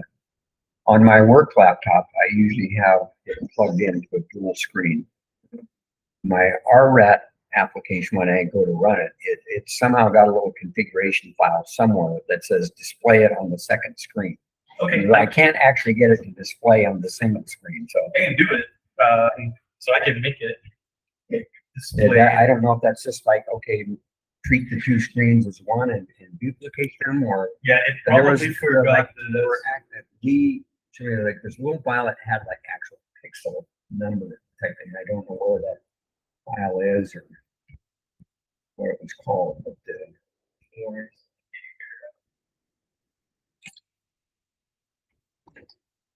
what we could do is so I can show you RRAT because that does open on this screen, but if I mean TTK. unplug the US, This guy. yeah, like that, connect it in here, and Okay. Then maybe it'll open up on that other screen. exactly. Yeah, except for my docking port thing has the phone. Make it think like you have two screens. Then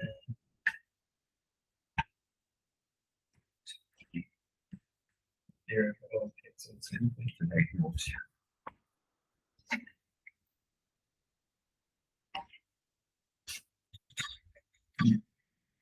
Is that your program?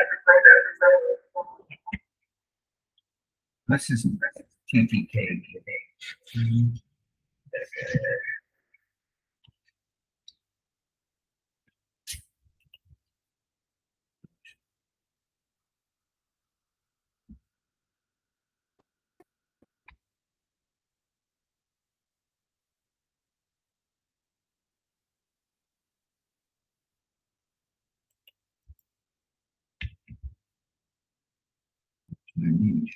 Yeah, I think you can just end that call because you were doing it off the screen. Just big end. Oh,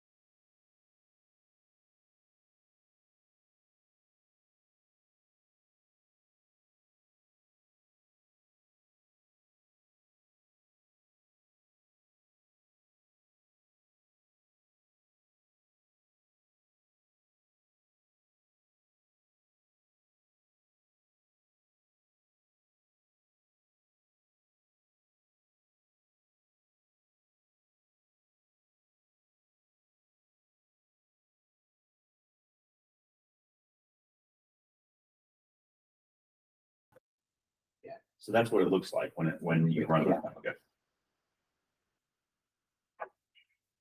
That's very good. I got the boss is calling. Hold on a second, excuse me. Okay.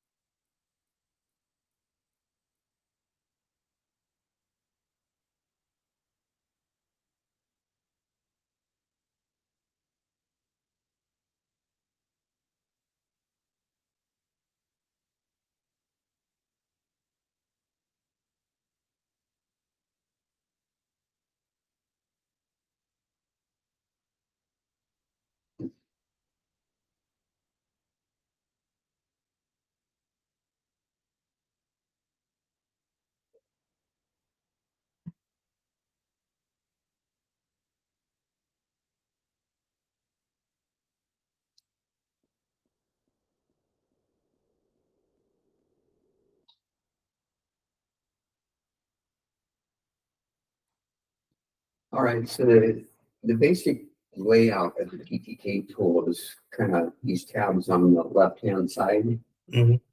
And so on the far left, you've got a category of trajectories.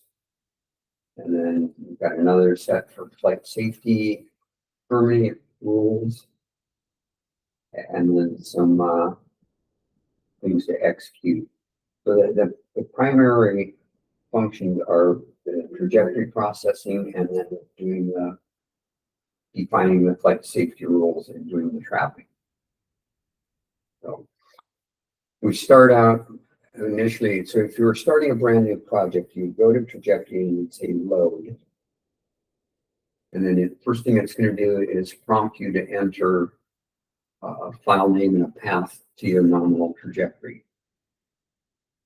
And let's see if I can do that there on the fly. Got an old project here somewhere. Yep.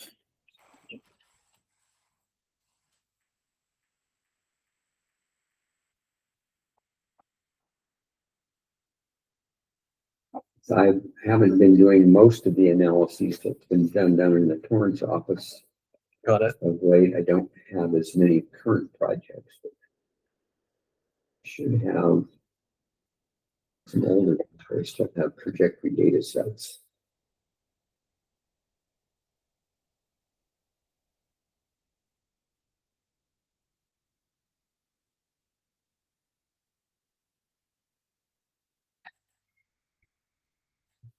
Okay, so here's an older Astra mission. Got a nominal trajectory file that I'm selecting. In the folder, click open.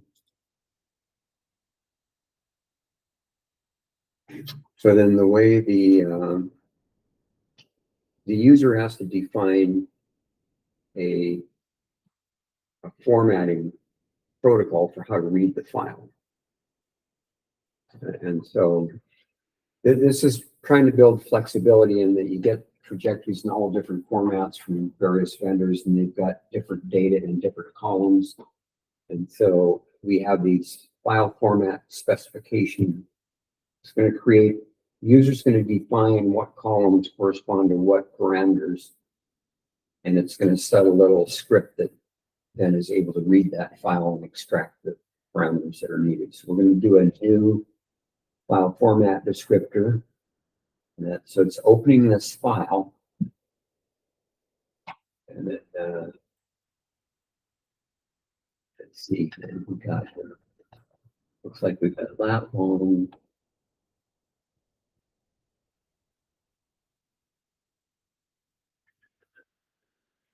That's fuel.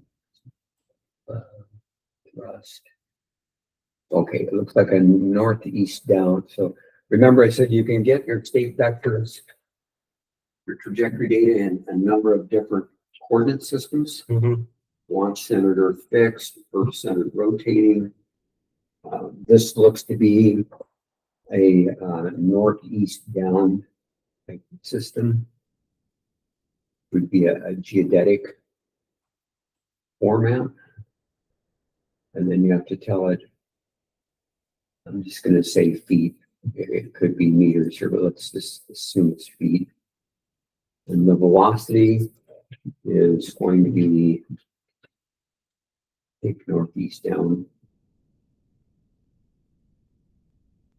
And orientation system is, for now, we'll say not specified, and thrust and mass.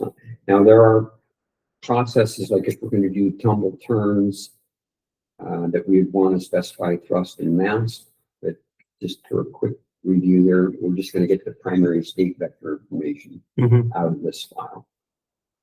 So I set those next. Okay, and then these are it's a comma separated file. So that's going to parse it into columns. And we've got number of comment lines at the beginning. I'm going to say it's 1.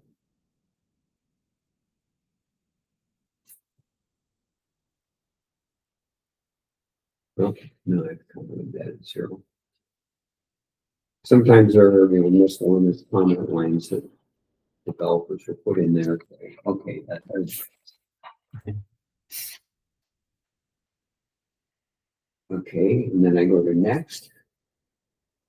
Okay, so now, are you able to follow on that screen or? Yeah, I am. Okay, so you see up the top here, you got the yellow, which is for the state vector time, and then you've got the green, which is the position information.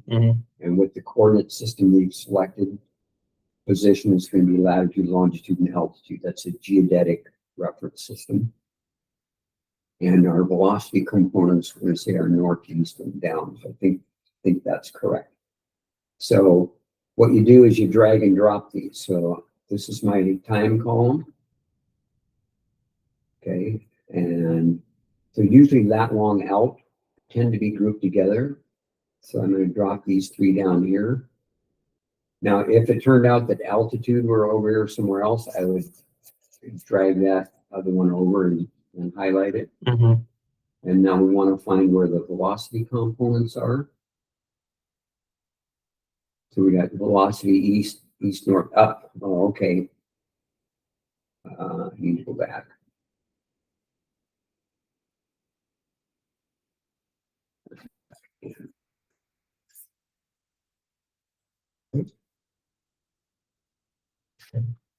So they're orienting their up-down vector. So this system is actually east, north, up.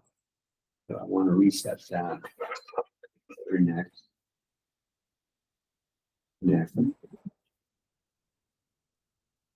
Okay, so I've got my time, my lat long out, and now my velocity components are east, north, and up. So if you look at columns 4, 5, and 6, these are east, north, and up. So I drag these 3 down here.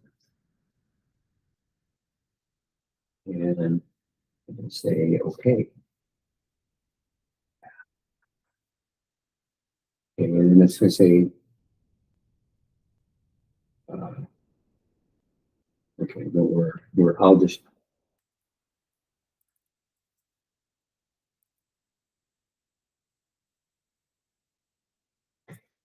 give this file a name and save it.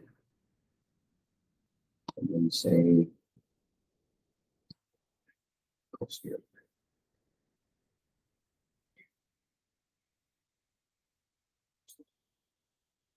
okay, so it's been assigned a task on it failed here. So let's complaining about something.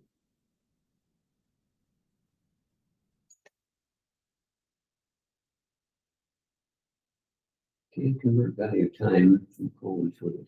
Okay, I think I've got one extra header line that I need to deal with. Oh, yes.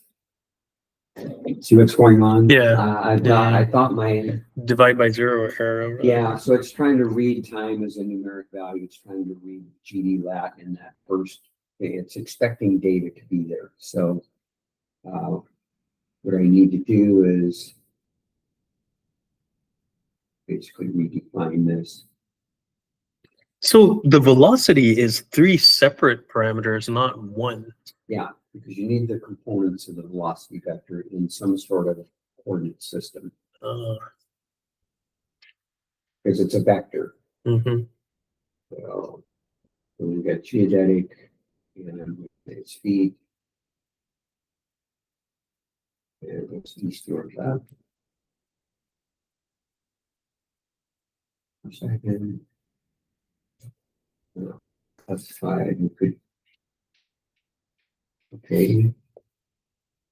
Next. So this is all because it does have one header line. So has header records. So number one, it's on the separated. Next. Okay, so now you see in that file, it's got the header. It's like the header information is now time not on it, and my 0 data record is okay.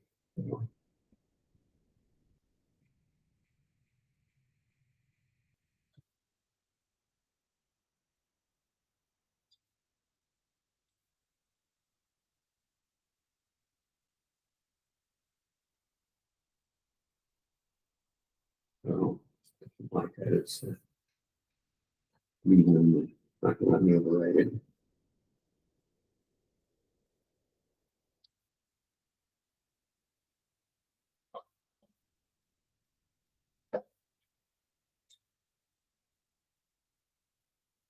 Okay, that looks better now.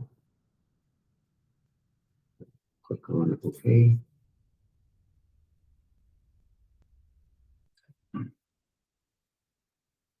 Okay, so that's better. So now it's read that trajectory file and loaded it into TTK.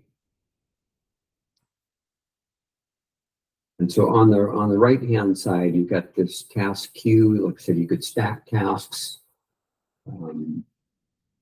Normally reading a single trajectory is quick, but you can get information on the far right here by going to selecting the particular task and then reading, going to a view. It gives you information on how many records it loaded, what various settings were for the code.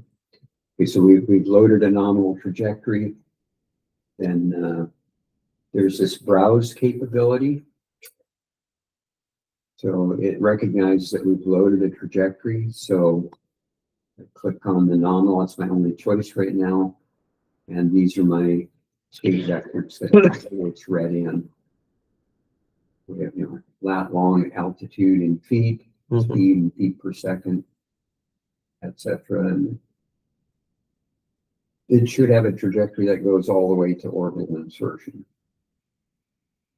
And speed is up to, well, that actually may be meters per second. Probably it's probably got the wrong units on this, but yeah, it doesn't really matter at this point. Just showing you how this interface works. So you always start by loading a nominal trajectory in TTK for a particular project. And once you've successfully loaded a nominal, it won't let you go back and reload. So you have to create a new project. So now I can go back to load again and say, well, now I want to load my dispersed set of trajectories. So The purple lines. Typically, there would be like 500 to 1,000 of these. Yeah, let's see that. Very, very cool. Yeah, let's see that. Now, the other options are 3 sigma trajectories or malfunction trajectories. 3 sigma is an older shortcut way of kind of bounding the dispersed trajectories. And normally you would have a right, left, high, low, and a nominal, and that's just enough to build a covariance matrix without the statistics of a full set of 500. But you could build guidance and performance or state vector uncertainty just from the 3 sigma bounding trajectories. And that has been done relatively often in the past. So I'd have a browse button. And then I'd have to go back to find my Astra project here and see if there's it's like 3 upgrade.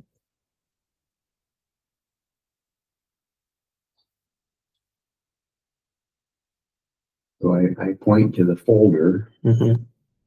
and as I haven't looked at this project for a number of years, I'd have to No worries. go back and see. You need some space on your C drive, it looks like. Yeah, I was putting some stuff on OneDrive and trying to organize stuff, but I had some duplicate folders I need to remove. That's right. Let's see, where am I here?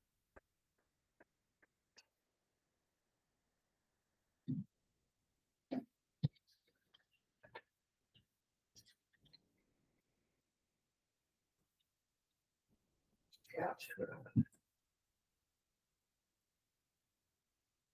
Project release. Okay, so look like they've got CSV. So what you can do in here is Asterisk.csv.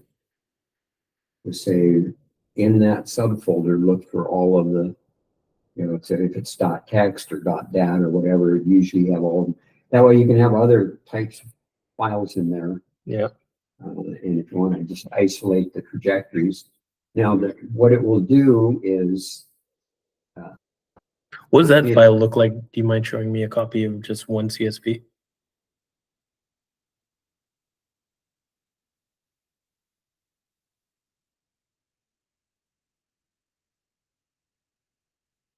So time, lat long, altitude. It's pretty much the same thing as the, Yeah. Yeah. Sometimes you're working with a vendor and they deliver the nominal trajectory in one format and dispersed in a different. Well, normally the nominal and dispersed are the same, but I have seen cases where their file output from their malfunction trajectories is quite different than their nominal. So by default, what TTK will do is say you already defined this file format specification FFS file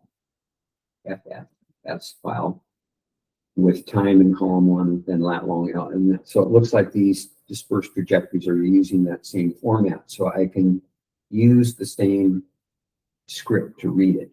Mhm.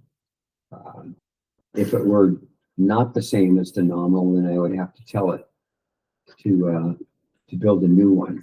Sorry, Randy, real quick on that file, if you don't mind opening up the Excel again.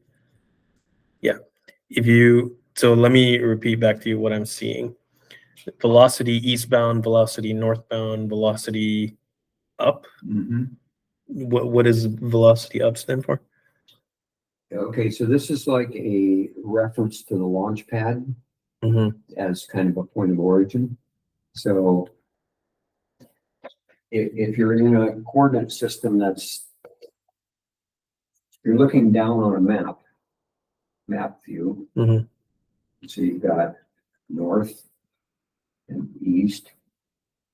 And if this is the launch point or a point along the trajectory, you potentially have a vector component in the east direction, a vector component in the north direction, and then one coming out of the plane. Yep. And so if it's up, positive up velocity means it's going to be directed away from the center of the earth. Yeah, so if you're looking at 3D, that's basically the altitude of the, okay. So if you've got the vehicle flying along here and you can have a east, north, and down, where positive is a downward velocity. So if the vehicle's climbing, if you're in a northeast down system, and the vehicle's going up, the down velocity term is going to be negative, right? And if it's what we should see is a positive value here starting out, where the vehicle should be climbing up. It's basically the Z for the velocity. Yeah. Okay. Yeah, and so eventually, as you curve around over the horizon, and go down, the vehicle will drop below where the launch pad is. And so you'll see like your Z height will go negative. Mhm. And so an Earth-centered reference system can look kind of goofy. When you look at these like XYZ values, if this were a Earth-centered rotating type system, it's referencing to the center of the Earth. So instead of latitude, altitude lat long, you would have XYZ, Mhm. and X would be like, 3,400 and some nautical miles from the center of the Earth. So these XYZ values would be very large for an Earth-centered rotating coordinate system. And this is a geodetic system. Got it. And so these, you can look at a geodetic system and kind of understand the data more easily than you can in a Earth-centered system. Unless you're really good at visualizing distances of everything from the center of the Earth. Yeah. And there are coordinate transformations that you can, matrix operations that you can switch these coordinate systems around. And so I could export this in 3 or 4 different formats if I wanted to. After 1,000 of these, like you look at the numbers, you already know what it is. So, okay, so anyway, we've got all these dispersed trajectories. So now we flag them as all these .csv files. It looks like we've got the correct script to read them. Mhm. So I'm just going to say okay here.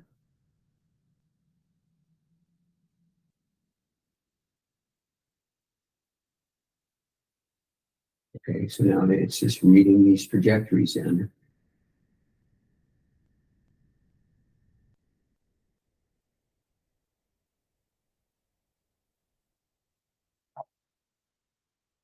But we had 501 trajectories. Wow.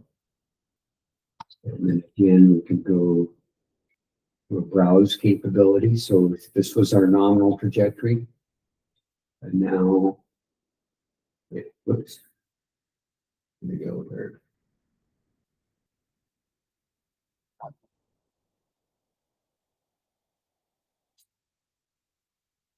So now we've got all of these 500 and some trajectories.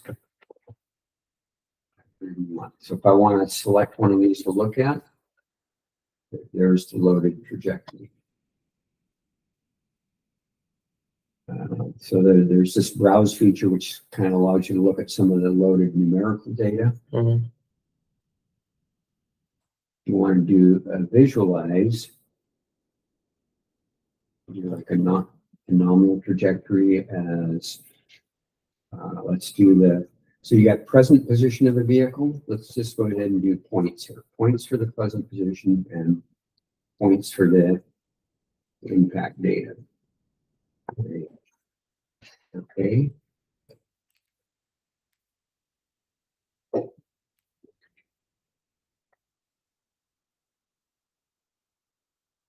And that should have created a shape file for me there. That might not be.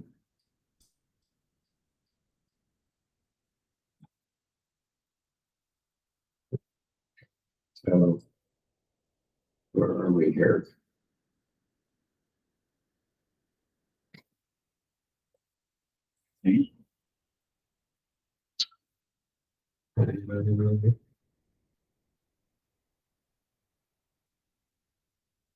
Yeah, so I think I probably got this specified as feet and it should be meters. So I think but it's shifted. It's not in the correct place. This probably was a Kodiak mission, but I guessed at the units on that. But when I saw that velocity, final velocity at 7,700, that would be meters per second, approaching orbital velocity. So if you're in feet per second, roughly 25,400 feet per second is orbital velocity for low Earth orbit. So just looking at that trajectory after I loaded it, said, yeah, I told it feet per second. Instead of meters. But anyway, point being here is you got this visualization type tool where you can pick various parameters of what's been loaded.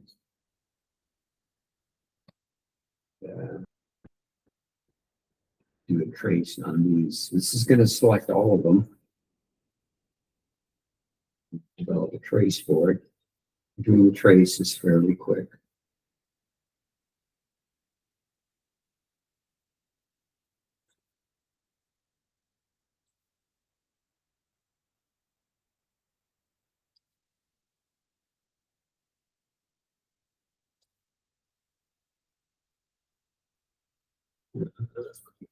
Right on there.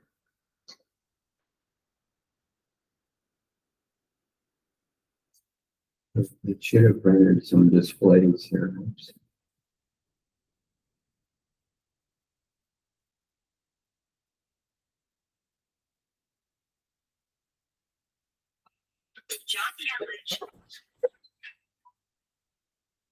Yeah, anyway, so I'm running into a few problems here with loading some of this data, but anyway, the point being here is you've got this visualize feature. As long as the data is loaded properly. Oh, I think I know what I did wrong here. I didn't propagate. Okay, so I want to show the IIP trace. So we've loaded the trajectories, but the other thing that you need to do to render some of these displays is the propagate. Kind of frozen.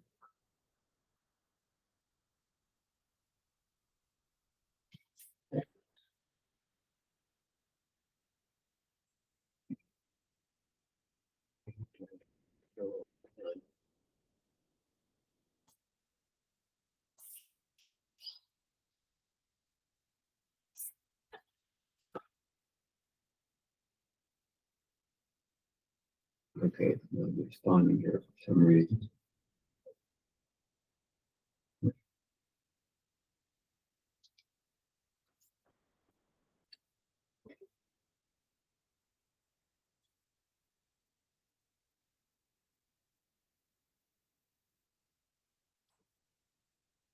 Okay, there we go.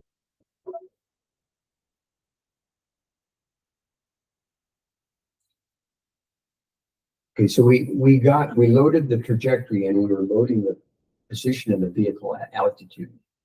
And in that other query, I asked it to plot where the IID traces are. And if we haven't propagated the states from those trajectories down to the ground, it doesn't have any data to plot. So there's this propagate feature. So I'm going to propagate both the nominal and the dispersed trajectories using vacuum calculations here. J2 gravity turned on. Now we have options here to do vacuum or ballistic. And the propagator is a fourth order Runge-Kutta predictor corrector basic tool. There's an option to do a Kepler propagation. Never heard of that. Kepler equations is a different propagator. It's faster but less accurate, and it's really more appropriate for vacuum calculations above the Earth's surface. So, but our default would be here just to do the vacuum with the fourth order Runge-Kutta. That it doesn't really explain that here specifically what we're doing. The other thing that I like to do is there's an impact altitude here set at feet. And because the trajectory calculator is doing time increments, what I want to make sure that I propagate the trajectory down to be sure that it crosses the Earth's surface. So with numerical round off and stepping, if you do 0, some of your trajectories may actually not quite touch the Earth's surface. So I'm going to do like a minus 35 feet here. And that's just going to tell the propagation equation that if this is the Earth's surface and I'm propagating to an impact point and I'm getting step solutions out of my impact predictor, I want to bring the calculation to where I'm sure I've crossed over the Earth's surface so I can get the impact point. Because if I tell it 0 and then round off, it may be just slightly above. It won't actually give an impact point. So go a little further. Yeah. so that I can get the impact point. Got it. And so all that's doing is just forcing the impact predictor to make sure it's going through the surface of the earth to do the propagation. Say, okay here.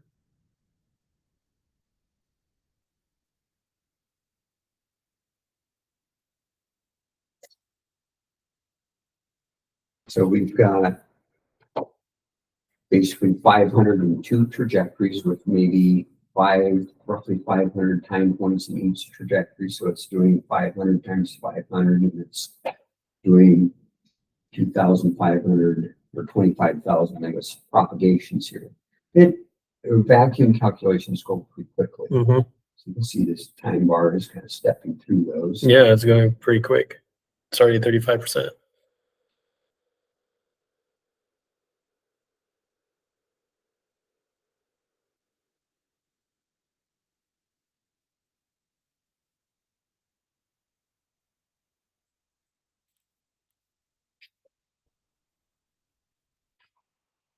Now, one of the nice things about TTK and RRAD is the predecessor code like LoRa, it had no graphical user interface.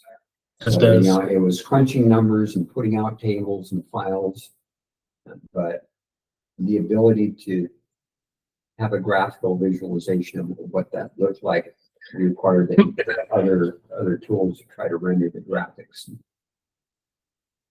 A key part of the design of this tool is to try to have this GIS interface where you do a certain amount of processing, have it generate the calculations, but then be able to, at the end of the process, go in and visualize what do these traces look like in terms of plotting them, bring up the actual process data.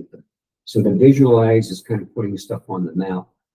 You can also do XY plots of like velocity versus time or altitude versus downrange distance. So you can mix and match various graphical displays. And then the browse is, let me look at the actual data files.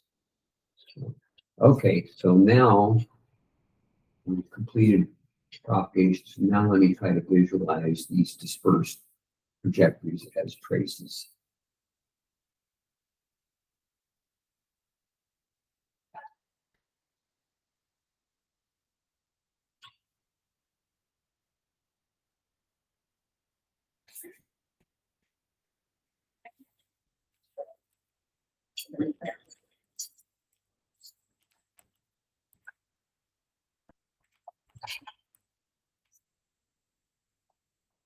Okay, and so here we are. We're still in the wrong place, but Yeah, I get the idea. so you can look at our map later. We've got capabilities to change some of the rendering. Like I want to change the line thickness to 2.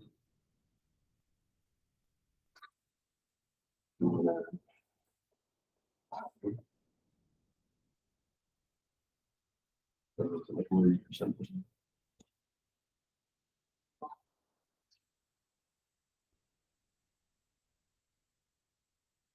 Oh, see, now there's something interesting going on there. And again, this may be some units then, but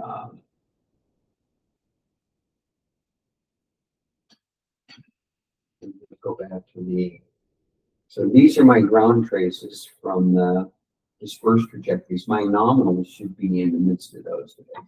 And it did not propagate that before. So let's go back to visualize and say I want to do the nominal with its impact point trace.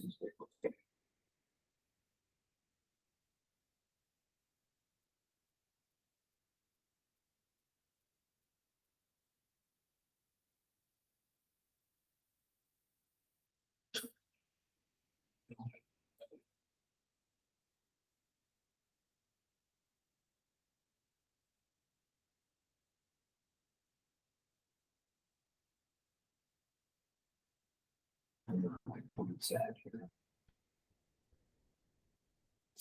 Okay, yeah. It looks like I've got And we changed the color on that. It's not matching well with the orange.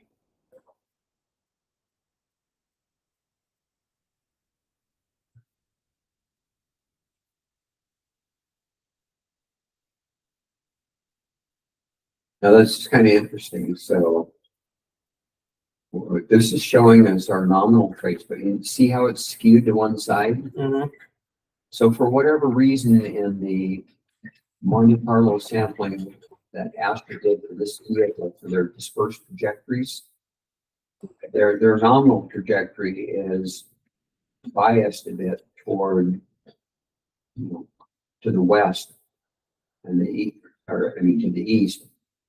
But you would want it to be more or less centered, but in this case it isn't. So when we do our covariance statistics based on this dispersed set, and we build basically a Gaussian distribution, and then we're going to say sample from the nominal trajectory and apply the covariance, it's going to actually assume that there's more traces of equal number of traces over here as there are over here. That entire block of orange is the 500. Yeah, those are the 500 dispersed nominal trajectories that Astra Okay. developed with their 6-stop code. So it's kind of curious then as to why their nominal trajectory seems to be, not. Yeah. It's not. They're Could sampling be like in the whatever they're- center of the whole thing. Yeah. Okay. So just little observation, like, but that's one of the aids of being able to visualize these tracks. Because if you just look at CSV data or flat launch, You never can gonna see that. identify, yeah. Okay. That means you have not done the limits of useful mission yet, and you haven't done the IIP terminate. That's right. Okay. Yeah. So, again, then you would go back potentially to load. And if let's say you've got a spaceport that you want to do some preliminary analysis for, you don't have a set of dispersed trajectories, you can load these 3 sigma trajectories, which are kind of like your maximum right and left. So in theory, if you'd gone to Astra and said, give us 3 sigma trajectories, they would have said, well, okay, we got one bounding one on this side, another bounding one on that side. What you're not seeing here is the hot and cold burn or the high-low IIP, or the altitude versus downrange distance behavior of the vehicle. But in some of these traces, the vehicle would be lagging behind because it's a more lofty trajectory or velocity is slower. In other cases, you'd have at any given instant in time, you'd have an IIP that would be a leading one, a trailing one, a right, a left one. Those would tend to be your 3 sigma trajectories. And that in the olden days, back in 1990s, 2000, that's all we got were 3 sigma trajectories from Boeing and Lockheed, those guys. Let me ask, bearing being azimuth degrees, right? That's the bearing, correct? Yeah, so the azimuth would be relative to the north direction. So 328 is not the 180 degree. So does that need to be recalculated? What do you see? So I'm seeing this bottom left. Bearing is 328.66. Oh, okay, yeah, that's, so what, if I want to get a feel for that, if I don't know what that azimuth is, I go to this, up on this upper bar, Mm-hmm. there's a draw tool, or measuring tool. And so if I wanted to click on my center line trace, so now I'm generating a line, right? You see how the line segment values in the lower left? Change? Oh, okay. So now it's So I'm going to kind of align it with this nominal IIP trace. And then we come in and say, okay, it's that's on a bearing of about 167.4 degrees. okay. So that, again, my units are screwed up here, but that would be, if this were originating from a launch pad, you could estimate your launch azimuth by using that type of feature. Okay. Okay, and when, as it's rendering these map displays, again, this is the WGS 84 display approach model. Mhm. So if you go back again to the load feature, we've loaded a nominal and a dispersed.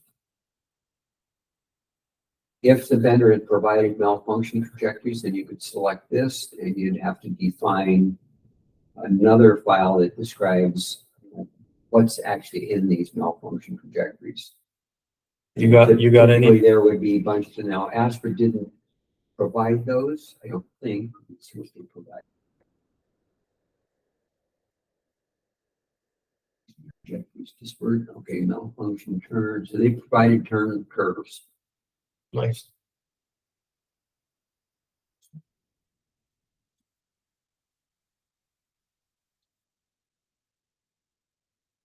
Okay, so remember I was drawing these squiggly kind of sinusoidal. Yep.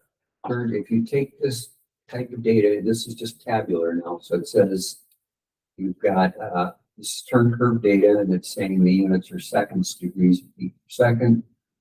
There's a uniform probability distribution. So curve number one, it starts at 1 second, has no assigned relative probability. It's doing a deflection angle on the nozzle of 0 degrees. And in the roll plane, just calling the bank angle is set to 0. Mhm.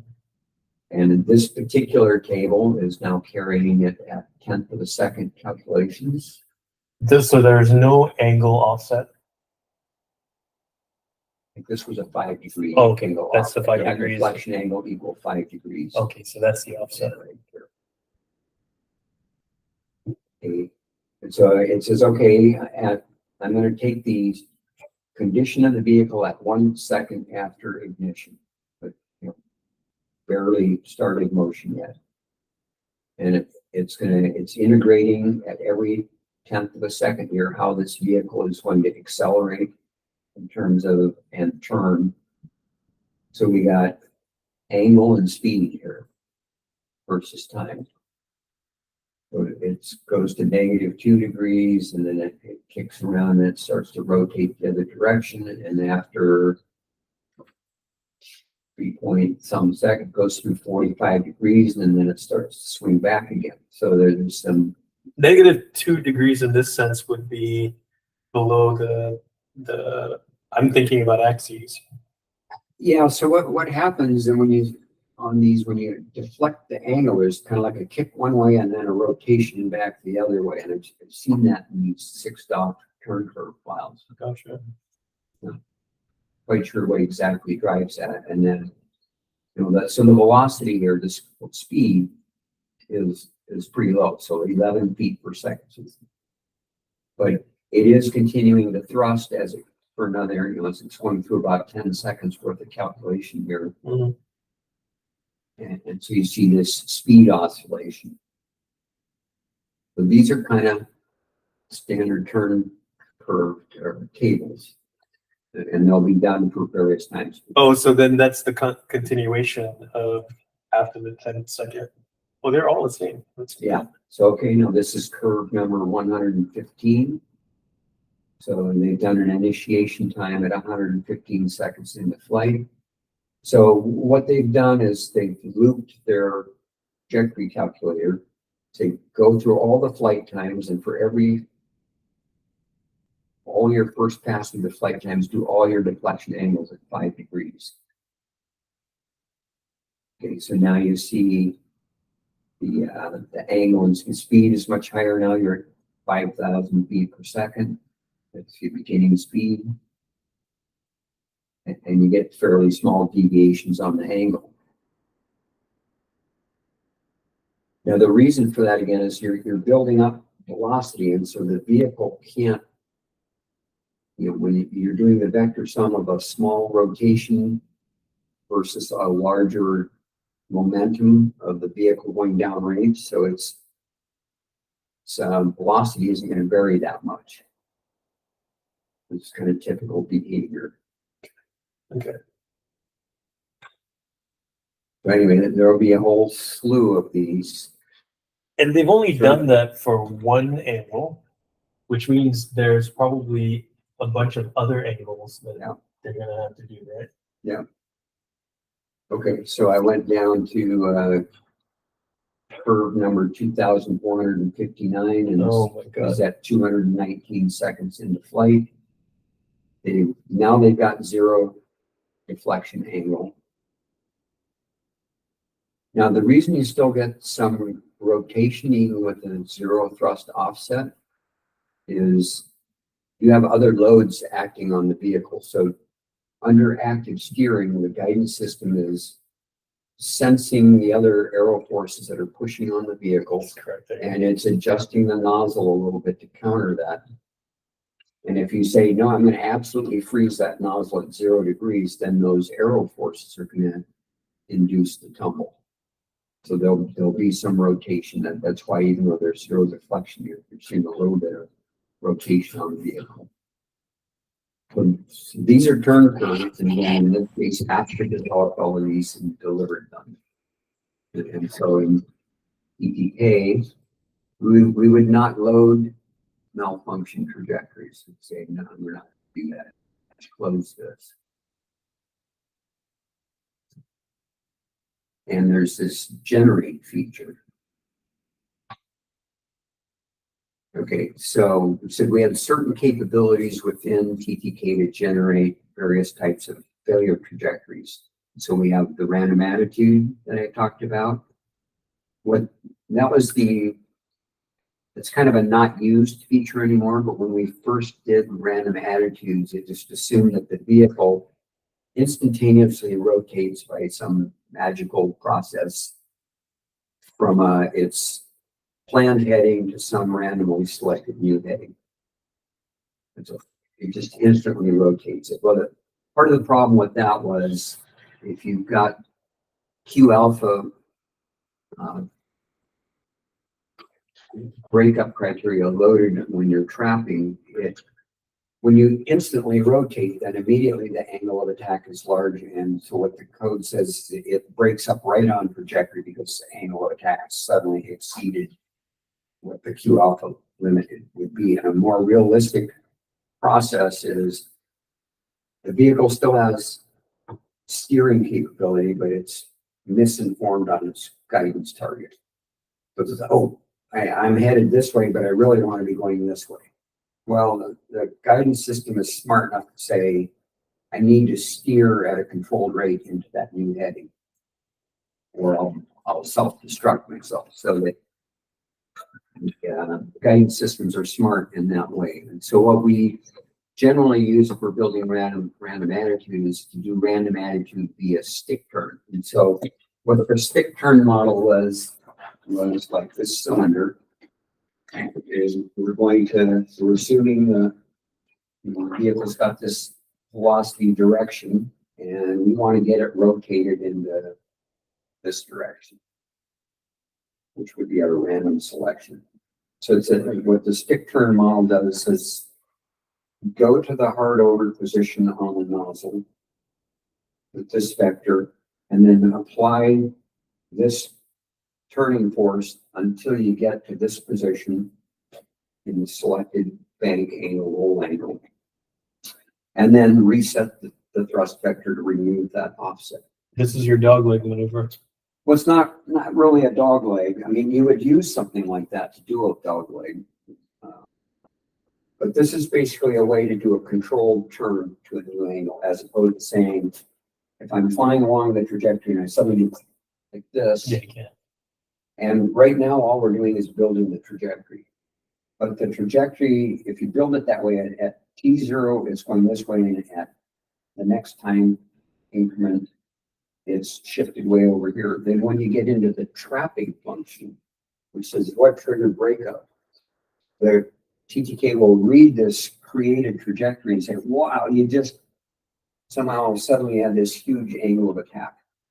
And so it's going to break the vehicle up right on the trajectory, nominal trajectory. Whereas if this is turning gradually, then the angle of attack is sweeping over time. And so it may take it 5 or 10 seconds to turn into a new heading. That may or may not still lead to an aero breakup. but it's keeping that angle of attack more controlled. So that's the process that we've used in TTK now for quite a few years to build random attitude trajectories is to do it by turning the vehicle at a controlled rate. What is the maximum allowable degrees for angle of attack change?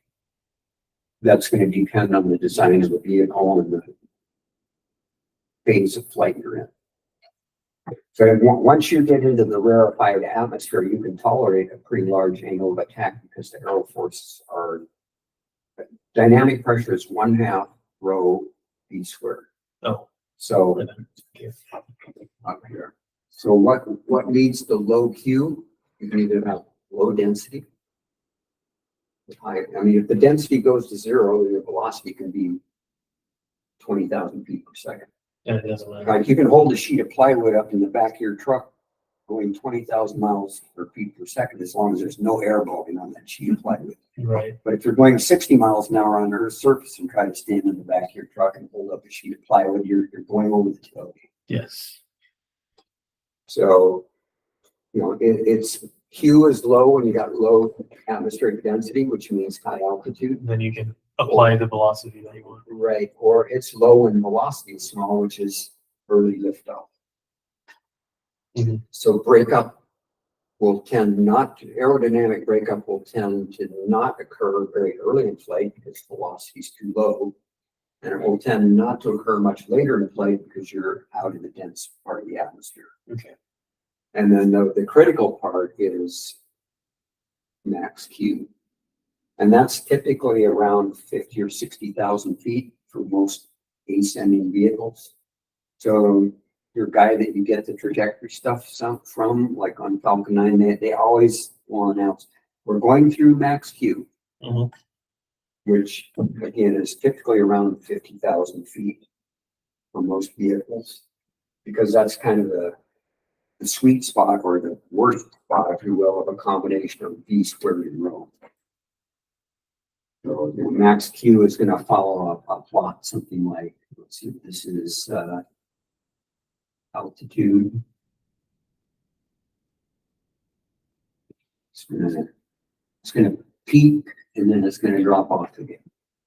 This is low velocity effect. This is low density effect, and that's your max Q point with a combination of density and velocity giving your local maximum.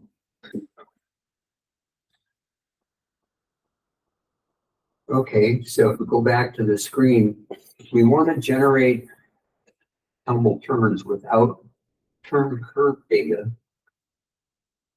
So we did get turn curve data from Astra, but if we hadn't, the TTK will let you build what we call these stick turns. So we're, in this case, it's like a not particularly a preferred modeling approach, but Mhm.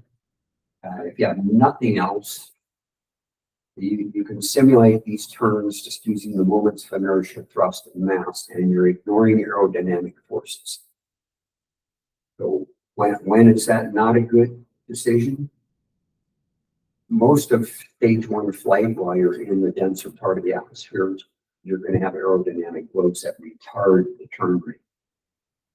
So what this model is ignoring aerodynamic forces, and it's just treating this rocket again kind of as somewhat as a cylinder. The input is to get moments of inertia data for the actual rocket, but it's, you know, wanting to rotate it around the center of gravity. So if your force that's causing it to rotate, if you're in the air, there's going to be a resisting force from the air. And so that resisting force from the air on the ends where you're sweeping through is going to act in opposition to the thrust that's wanting to spin it up. So if you do stick turn, it's going to overestimate the tumble rate for the vehicle in the atmosphere. But if you have absolutely nothing else, this is a way to build some turn data. And so this screen allows you to set, so we would have to put in thrust information. So when we loaded our trajectory, there were two settings down at the bottom that said thrust and mass. Mhm. And I said, hey, I'm not going to set those right now. Yep. But if I had selected those would be available here to support this stick turn. And I can generate them off of the nominal, or I can generate them off of the dispersed. So a nuance on that is you have to be careful of double counting sources of uncertainty. So if I'm looking at turns that develop off of my dispersed trajectories, my sampling methodology is first going to pick a dispersed trajectory out of the 500 that we loaded. And then it's going to say, okay, I picked this one. And then it's going to say, now do some simulations of turns. And it'll do a bunch of those. And then it will go back and say, okay, pick another dispersed trajectory, or at the same time, and do the same thing, generate more turn trajectories. So in doing that process, that set of trajectories that you've developed have already accounted for the uncertainty in the position of the vehicle within this covariance of. The other option is to say, I want to do all of my turn simulations off of just this nominal trajectory at each time point.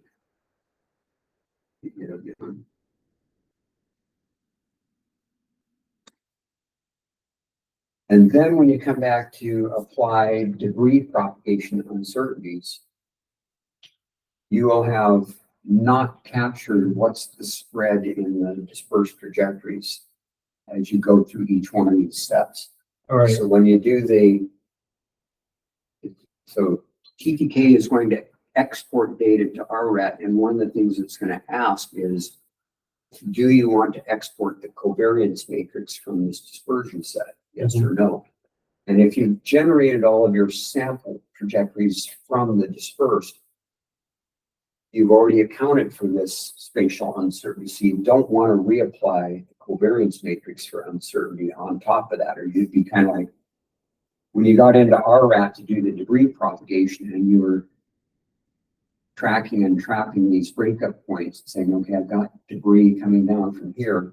In RRAT, it wants to know, do you have state vector uncertainty that you want to add to the dispersion?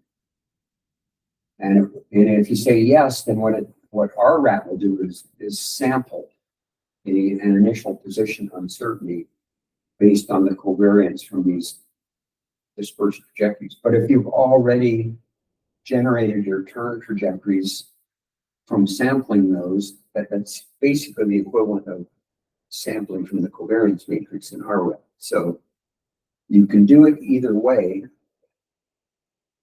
but you have to keep track as an analyst to answer that yes or no. I want to export the covariance state vector covariance matrix into RRAT. So backing up a little bit here. So with the you have the nominal trajectory, then you have the dispersed trajectories.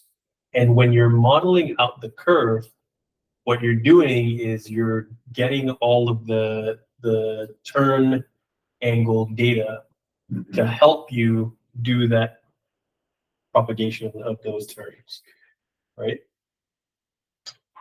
Yeah, so we were talking about stick turn, and stick turn is not using the turn. And in stick turn, you don't use Yeah. that at all. But Okay.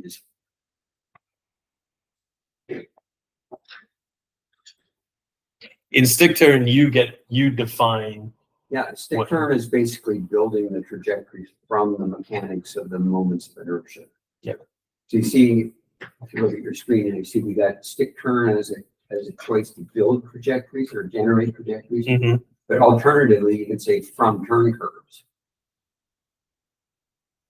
Okay, and so in this case, I would again want to go back to my past remission. Where was I? 2019.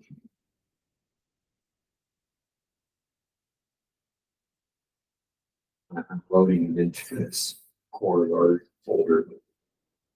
But I think, Normally I would just create a folder that, yeah, I don't, yeah, stick turn. I don't think we need to. I mean, I guess it's useful just to be aware that that exists, but it's. The percentage or probability of using it is Yeah. actually pretty low.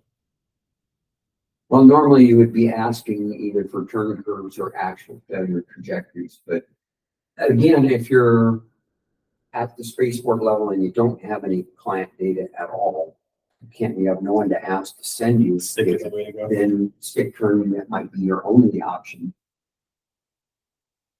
And you would kind of have to, You got fresh coffee?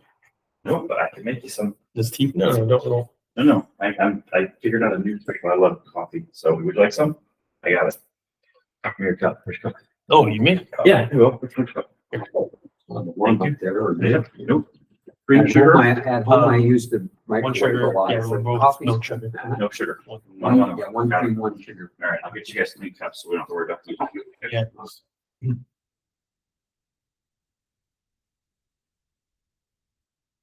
Okay, so we got active turn files here. I'm gonna go ahead and try to. Where are my actual files at? Oh, okay, All files. Here we go. yeah.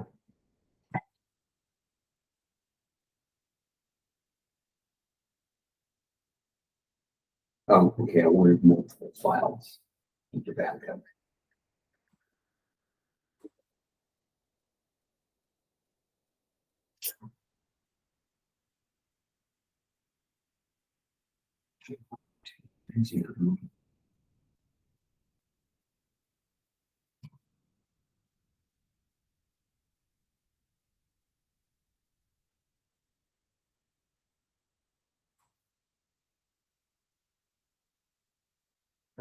Okay, multiple files.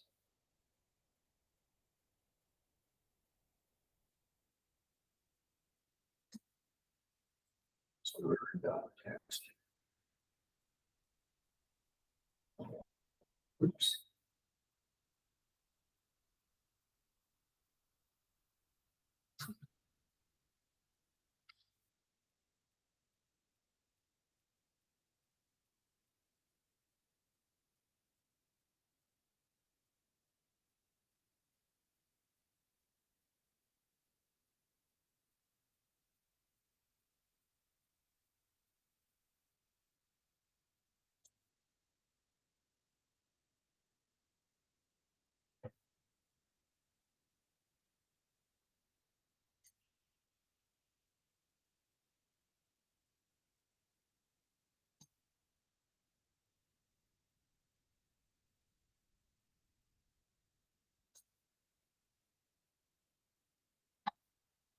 All right, so these are my trajectory sets. So I found the folder and loaded all the files. So sometimes you get data where the manufacturers just concatenated all the files together into a single file, and so in which case you designate a single file. And I think then it prompts you for like some kind of designator for, is there like a white space separator? Yeah, separation values. In this case, we got all these individual files with the .text extension, so it's found those. And now it wants us to put some kind of distribution on the deflection angle of the nozzle. And you have an option to input from a file, or if it's specified in the turn file, which I think it is. Well, no, it's the probability distribution. So the probability is set to 0 in the file. So we have what's called a bathtub distribution that we tended to use for the deflection angle. So you got a probability of occurrence, and then an angle. And we tend to use a distribution that's kind of like this. And we call that the bathtub distribution. Mhm. And basically what that says is you're more likely to have the nozzle go to a near null condition near a zero offset. Or you're more likely to have it go over to hard over. Which is, so if you've got an actuator that's pushing the nozzle, a mechanical actuator, piston, an anchor point, so when they want to turn the nozzle, that actuator will either electrically or hydraulically push the nozzle. And there are usually like some, literally like rubber bumpers that it'll only go so far. That could be hydraulically controlled as well. So let's say you have a sensor failure and it thinks the nozzle, it's not correctly measuring the nozzle deflection or the position of the piston, or however they're detecting for the control system, you know, how much they're pushing the nozzle. So if that component fails, it may fail in a way that it wants to push the nozzle all the way over. And so just looking at historical accidents of these types of failures, there are a higher probability for those kind of what we call hard over events, or cases where, let's say you have a hydraulic actuator and it's working against like a tension load on the nozzle just from the gases outflowing, but you got a hydraulic leak. You lose all of your hydraulics out of that actuator to push it. The nozzle's going to want to tend to straighten out. And so and that'll go to like a near null where the nozzle really doesn't offset very much.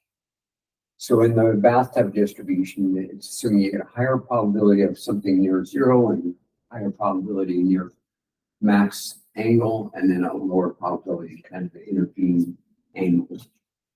So there's some built-in distributions that in TTK that do that. Sometimes on these turn files, the vendor will specify a probability. He's actually the best one to know based on the design of the vehicle. Like, well, how probable is it to be 3 degrees offset versus 1 degree versus 0 or 5 or whatever? And they may say, well, it's all uniform or whatever. So you can change that, but default that we've used logs is bathtub distribution. So we have to specify a probability distribution in order to weight the sampling of these trajectories. So this goes into part of the probability of failure simulation. Mhm. Okay. And so we just typically also run this out for to a low altitude. And we're going to run a certain number of Monte Carlo samples, in this case, 100. So let me just reduce that a little bit here to Yeah, speed up for just time. speed it up. Yeah. Okay. And then the Monte Carlo is basically just running it at random Yeah, and distributing it. Okay. yeah. So it's going to cycle through all of these text files. It's going to, when you tell it what failure times you want to initiate, so it's got a generate feature here. So we're going to start at 1 second. Now it hasn't. Okay, so it knows that the nominal trajectory goes from 0 to 557 seconds, and turns are going to be generated. We're generating off of the nominal up at the top here, very top of this screen, which means we're going to use the covariance data when we get into RRAD. So let me just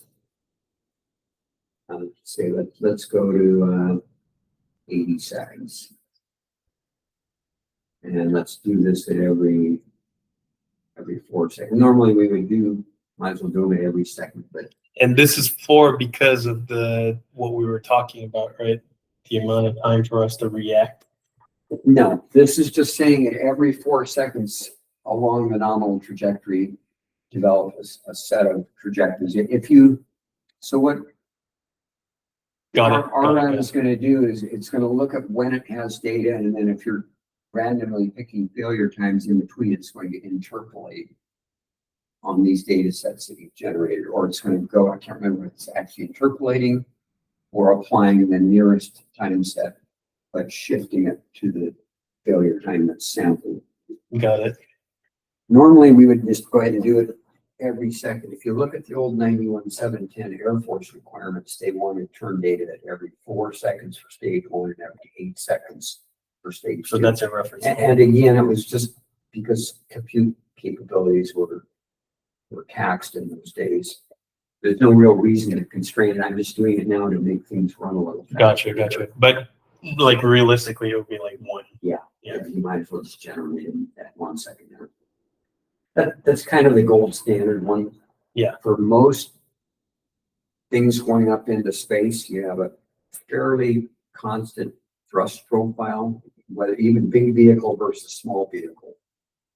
You've got about 90% of the weight is propellant, about 10% is payload and structure. And so when you have those fixed percentages, that means your ascent velocity profile will be pretty similar across a lot of different vehicles. And just at the rate that the IIP is moving, 1 second intervals gives you pretty smooth overlap with your debris patterns. Got it. What you don't want is islands of debris and then nothing calculated and just pop centers there, and then a next set of debris patterns with gaps in between. Got it. Then it's called the island effect. So you need to make sure you're calculating outputs at short enough time intervals to make sure your debris patterns have smooth overlap. Yeah. And so 1 second is usually pretty good for achieving that for almost all the launch vehicles. Where that might not work is where you have a super high acceleration sounding rocket or weapon system. We're not modeling surface to air missile. That's a whole different profile Yeah. altogether. Yeah. So they burn all of their propellant in like 4 or 5 seconds. Yeah, they want speed. rapidly Yeah. accelerating. So if you were doing an RRAD or a flight safety analysis for like a weapon system, you'd be analyzing it, say, every 10th of a second, Mhm. something like that. Say, okay, here. Okay, so this just builds a set of sample times for me. Mhm. And now down at the bottom, it says failure mode number. So here we're allocating an index number. So each failure mode gets a unique number. So we're generating malfunction turns from the turn data. Mhm. So our malfunction turn mode, this guy, Mhm. this is the trajectory set we're building. Well, as we're tracking that, and we're going to call that failure mode number 1. Mhm. Mhm.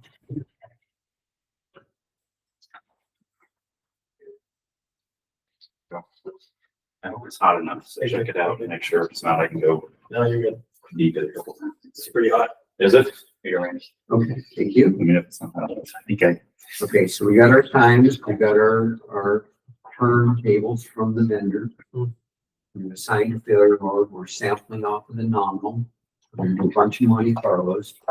And again, so number of simulations is the number of Monte Carlo samples that you're gonna draw, where you're setting a random plane within which this tumble is occurring.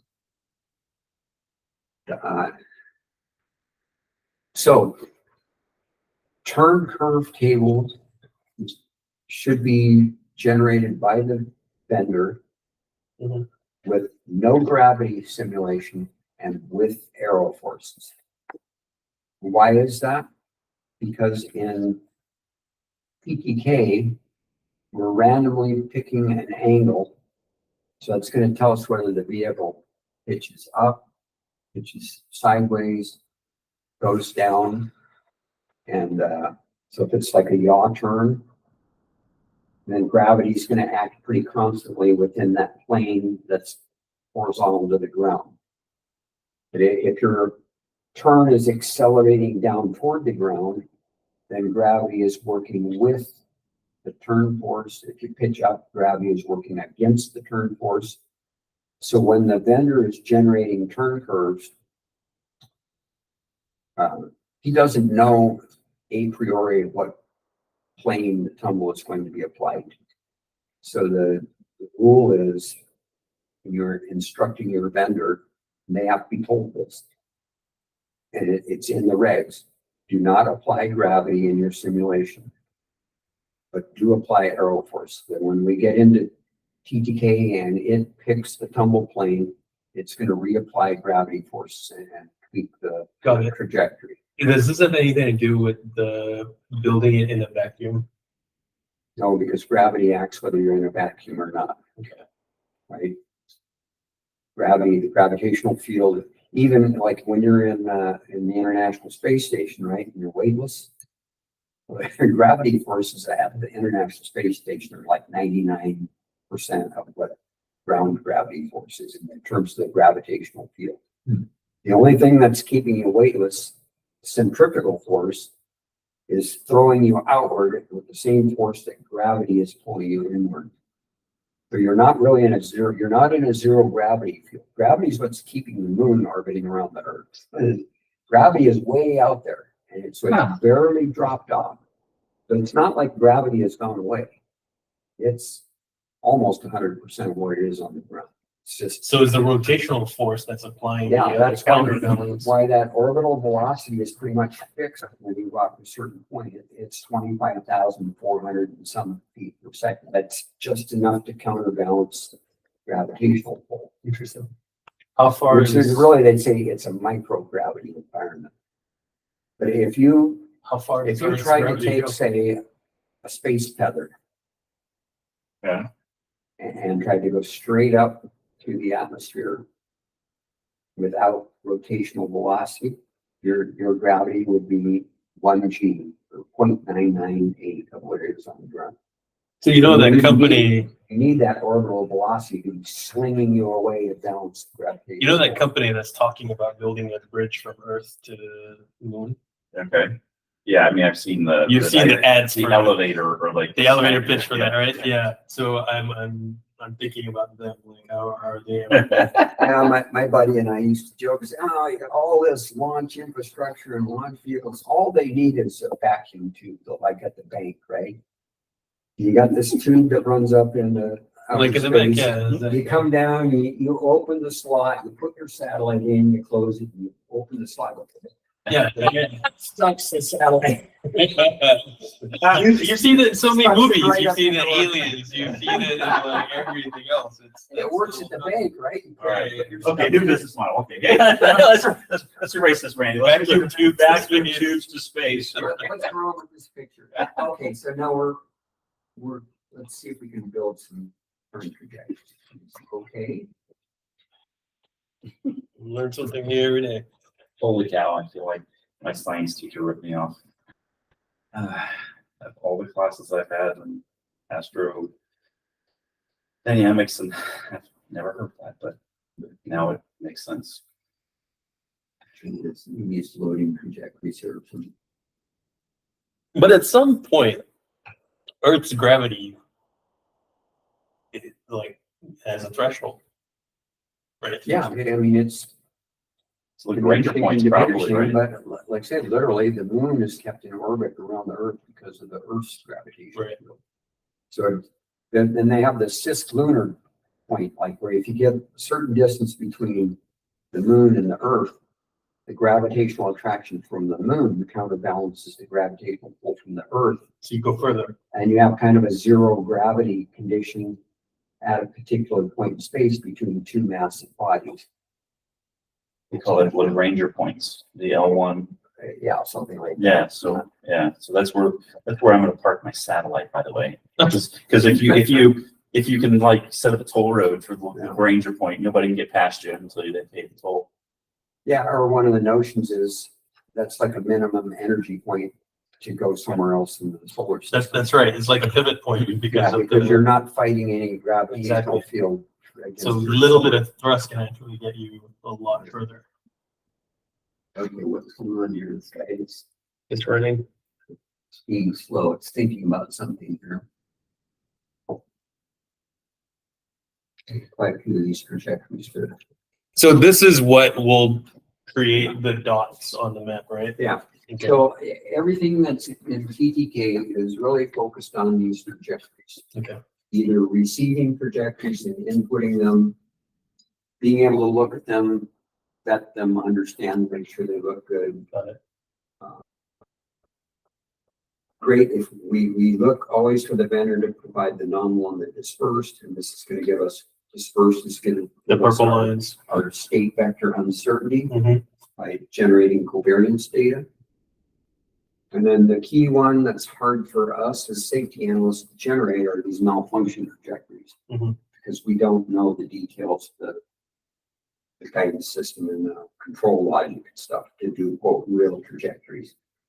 But we have tools in something like TPK where we say, well, if you give us mass and thrust and moments of inertia, then we can generate kind of primitive 3-dot trajectories.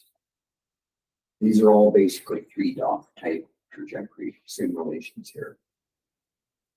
We are getting attitude angle attack on physics. That's not the truth.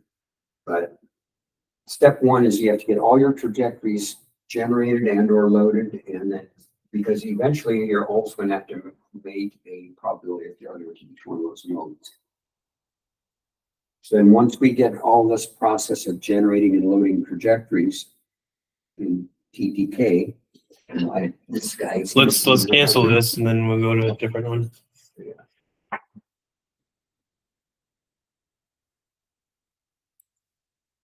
Have something else open here. If you do Control Alt Delete, will it explode your computer?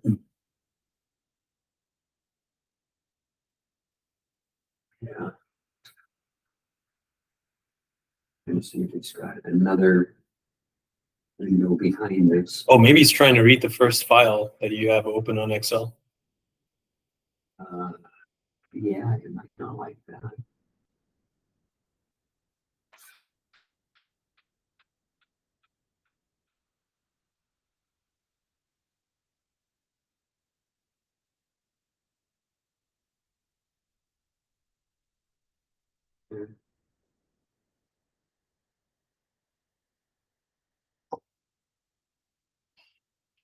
What are your plans, Burton?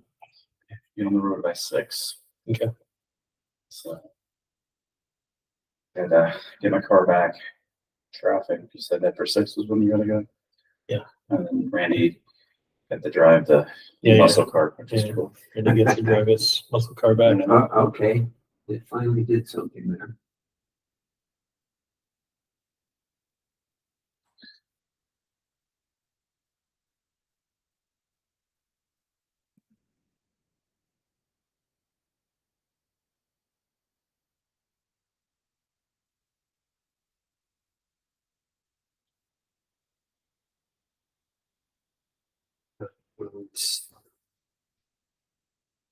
Okay, so I'm not sure what happened with it, whether it actually built those or what. But the other common trajectory is our loss of thrust. And so that name is fairly self-explanatory. The vehicle's flying along the nominal trajectory. Mhm. Or again, you could sample from the dispersed. In which case it's gonna Monte Carlo selecting various dispersed trajectories and simulate a loss of thrust at any given each time second or each time interval and build a certain number of Monte Carlo simulations. So we could do, let's just do 20 simulations. And let's go ahead and sample from the nominal. Generate some times here. Start at 1 second, end at 80 second with a 4-second interval. Yeah. Okay. Okay, so it's giving me a little warning here. It defaulted to failure mode number 1, and in the kind of purple text down it says you've already assigned a type of trajectory with failure mode 1, so put in something different. I'm going to call the loss of thrust failure mode 2 class of trajectories.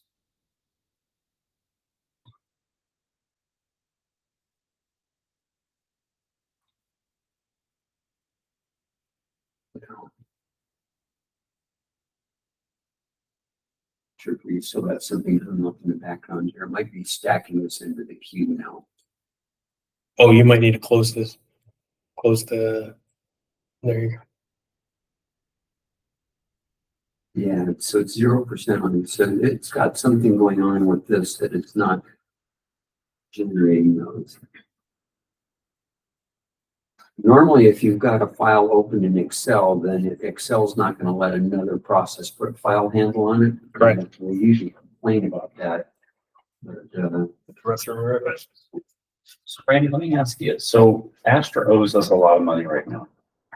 And I know when Vector kind of went away, they kind of said, hey, you could use the trajectory. Is there, if I went back to Astra, not that I'm gonna give them a pass on the money they owe us, but I have been pretty forgiving. But is there any value of me saying, hey, I would like all of your, previous trajectories, would you share them with us? Is that something that would be? I found that very useful with Vector, Mhm. because it allowed me to do things like for Yuma. Yeah. Okay, spaceport process here, ideally you need some kind of trajectories to sell it to the FAA or to do a high enough fidelity analysis to say, is this feasible? Okay. And so, yeah, I mean, ideally you'd rather get paid, but I'm still not gonna say, no, not paid, but so do they generate the malfunction terms as well? they generated the turntables. And this guy, I'm looking at an FY19 Astra data set here, and they, I think, have generated these turn curve tables. So they have turn curve tables and they also have nominal trajectories, or is that right? They would have nominal trajectories, dispersed trajectories, and turn curve data sets or turn tables. Let me write that down because as I said, I've been really good at making them feel bad for not paying us. And you're not going to pay me. At least you can give me something that I want right now. Yeah, So tell me the three things I could ask them for. And you think they would get them? Well, I'll get them, but just tell me what they are. nominal trajectory, dispersed nominal, or dispersed, Trajectory. yeah, dispersed trajectories, and turn curve tables for malfunction turn. Turn curve tables for malfunction turn. Yep. And And in their nominal trajectory, you would want to make sure they include CG, center of gravity, moment arm between the nozzle and the nozzle gimbal and CG, mhm. and then the moments of inertia, pitch, yaw, and roll. Okay. Mass moments of inertia, pitch, yaw, and roll. Mass moments of inertia. Okay. Mass, and if I get that, then you don't have to worry about taking something from ArcDos. We can look at that and say, okay, how can we run this analysis in different places, right? Yep. Okay. So I just mentioned to them that because Astra owes us so much money, I'm going to ask them for some files and right now and say, hey, look, please